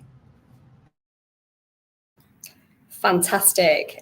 Conscious that we've just got a few minutes left until we wrap up. I'm sure we could have gone on for at least another hour. Hopefully anybody that's watching this and joining in will feel the same. Just kind of thinking about some of the key themes that we've covered there. I mean, we've covered a lot of ground. We've cantered through it as quickly as we could. But certainly for me, some of the key takeaways, role models really matter. So it's us thinking about how we ensure that we create and we amplify those role models in the workplace and beyond that. We've talked about how they help create movements. We've talked about tackling stereotypes as well. The dream deficit, loved it, Vicky. I thought that was just, a great way to think about some of the challenges ahead. How people really respond to talent and the storytelling. Janae, you just talked about the power of storytelling, and it's true even here today. Hearing each other's stories is very, very powerful. How we use that to create that movement. And sport, you're right, Janae, you just said it there in a nutshell. Sport is an anchor. It's absolutely an anchor. Deb talked about the fact that, there is no barrier within sport.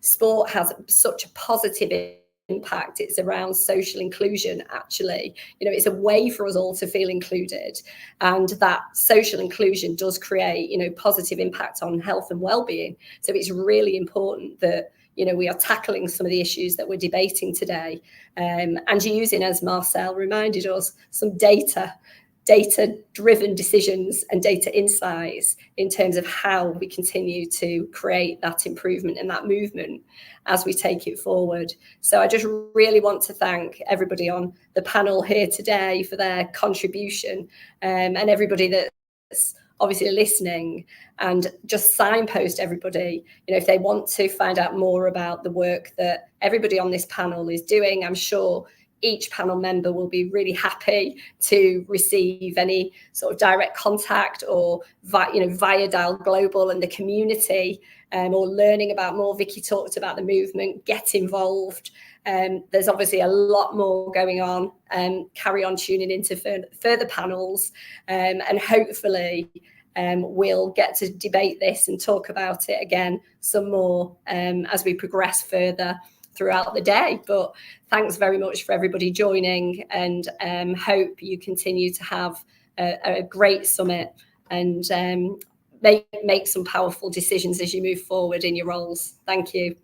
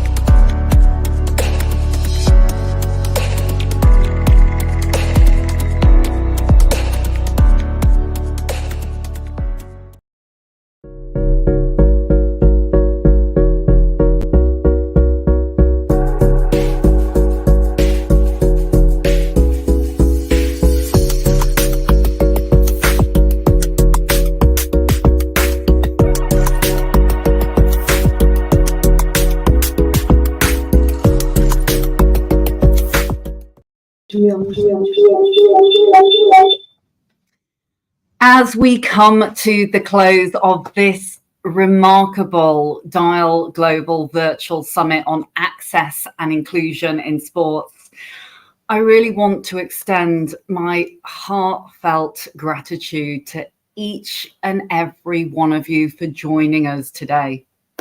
This summit has been an enlightening journey filled with inspiring stories, profound insights, and actionable strategies to drive inclusion within the sporting world.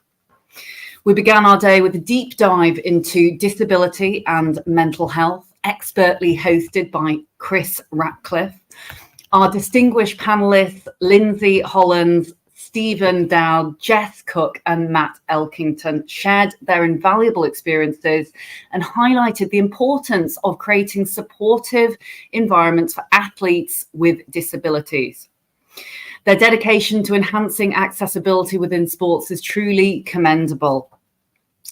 Not only creating physical, but also social environments that really bind people together. And that included everything from valuing coaches, volunteers in particular, connecting upwards, and partnerships where knowledge exchange and synergy could really happen. It was a real pleasure to chat with Caroline Julian as well for the fireside chat right next to the iconic Velodrome, home of British cycling, and to find out all about their initiatives, demonstrating their unwavering commitment to promoting inclusivity. The innovation programs that Caroline talked about, along with the forward-thinking strategies and initiatives, are really paving the way for a more inclusive future in sports. I particularly loved the lightning round questions and some of the moments there that really mattered, where we were talking about Caroline's journey to the top, the importance of real models as well as role models, and the fact that at times, if you cannot see it, then how can we envisage being it? We know that talent is everywhere, and simply put, opportunity is not. And so really going out of our way to be intentional when it comes to talent development, be that from the grassroots up or be it from our leaders who really need to set the stage to pave the future and really dismantle those blockages that prevent individuals from being able to thrive. All of these things were just fascinating to me, as well as rather the importance of inclusive frameworks. So the afternoon session as well were just superb, led by the formidable Roslyn St. Marcus of McKinsey, who brought together a thought-provoking discussion alongside Tony Burnett of Kick It Out and Amna Abdulatif of Three Hijabis. The conversation shed light on the transformative power of sports in challenging societal norms, whilst also demonstrating the fact that social media and the media can at times be a force for positive change and real activism. Fostering a culture of equality and respect is something which is absolutely key. And we really felt here as a team listening into the panel that actually this is very much about creating safe spaces, safe places, and really looking at the psychological impacts of racism in sport and within business as well. In terms of representation, data is key, especially within the football arena, pushing regulators to really accelerate availability of data and self-disclose. To become an ally within racism is key. And that means really educating yourself, number one. Number two, promoting the change within your organization. It starts with you. And thirdly, to be more authentic and really prioritize driving action. Executive level needs need to be diverse. Action has got to come from the top. Grassroots initiatives are super important, yes. However, if we don't have CEO activism, leadership buy-in, we'll never see the speed of trickle effect that we want to see for these initiatives to really spearhead and roll faster as they need to be. Finally, we were privileged to hear from an absolute powerhouse panel on gender and age in sports, chaired by our good friend Wendy Doherty of the BBC. Contributions were superb across the board from Vicky Booth, Janae Hawkins, Debbie Dubois, and Marcel from Adidas. They were both inspiring, thought-provoking, and motivating.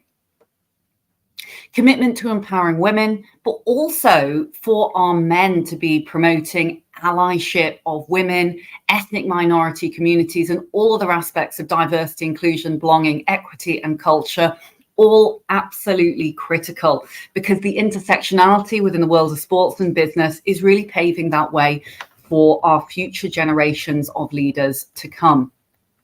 A couple of headlines that really stood out and resonated to the team and I. Adidas achieving 40% of women in leadership positions and targeting 50%, incredible. Enhancing organizations' diversity and inclusion, along with board signals, commitments, targets, employee voices, and data-driven insights, one of our very favorite subjects. Again, really pulling on the informative decision-making as well as the intentionality that we need to keep the momentum on and to keep moving the dial in the right direction. Organizations can make the impact on how athletes feel and are represented. And the dream deficit, frankly, is that we all need to be problem solving through this power of storytelling.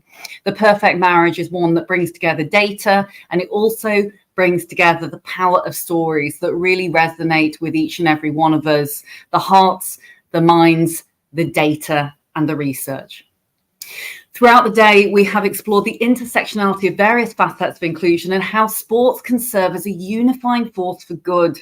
The discussions have reinforced this idea that cultural inclusivity in sports and in business is not just a goal, but it is an unwavering journey that requires collective action, effort, innovative thinking, and a continuous evolution on the journey.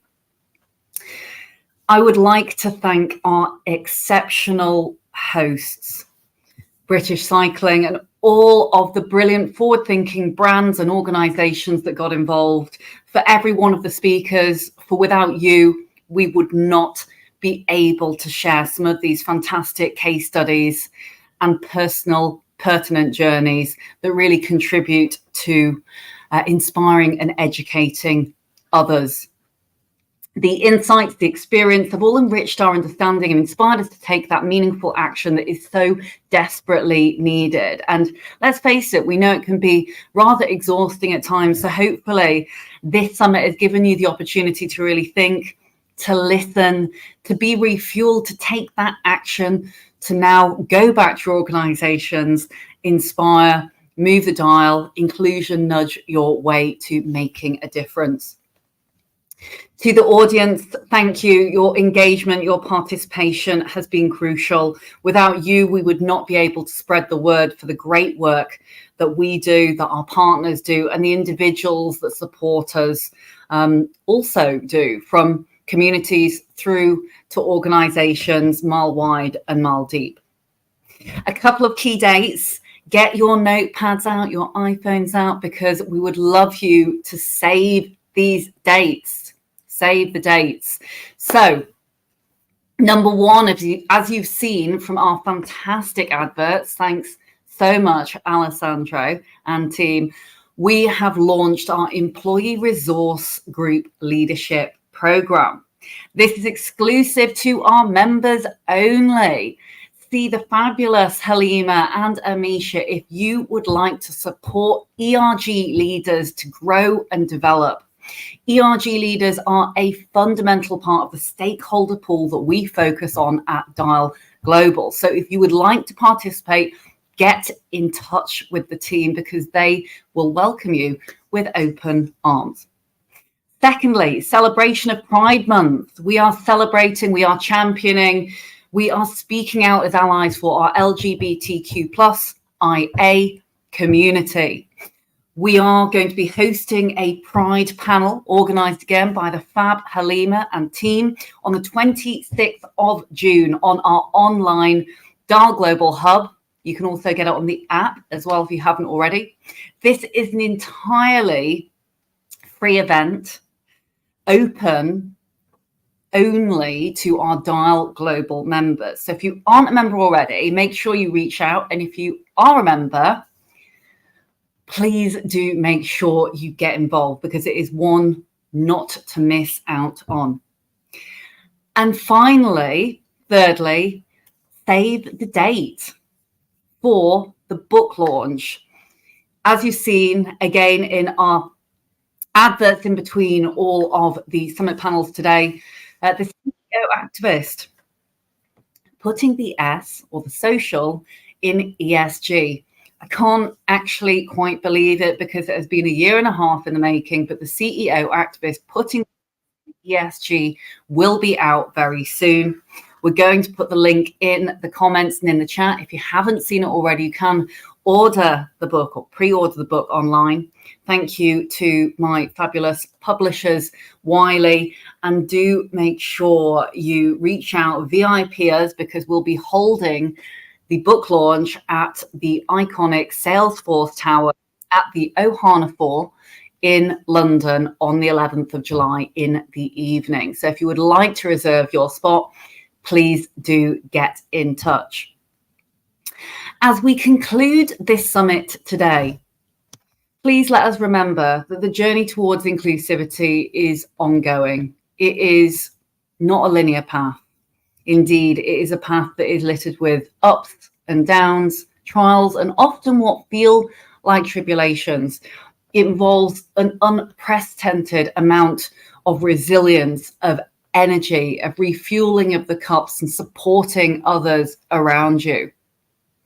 Together, we can create a sporting world and a business wider world where everyone, regardless of their background or their abilities, feels valued, connected, included, and ultimately like they belong, because everyone deserves to feel that they belong.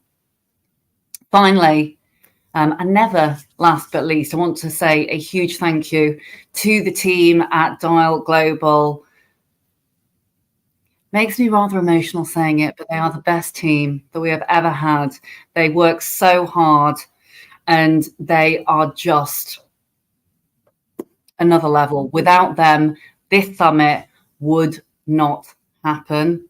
And a lot of work goes into these things. So a huge thank you from me to the team for everything that you do to make this company something to be proud of. Thank you again, everyone. That's it from me. Let's continue to work together to make sport a beacon for the industry, for inclusivity and equality for all. Take care and see you very soon.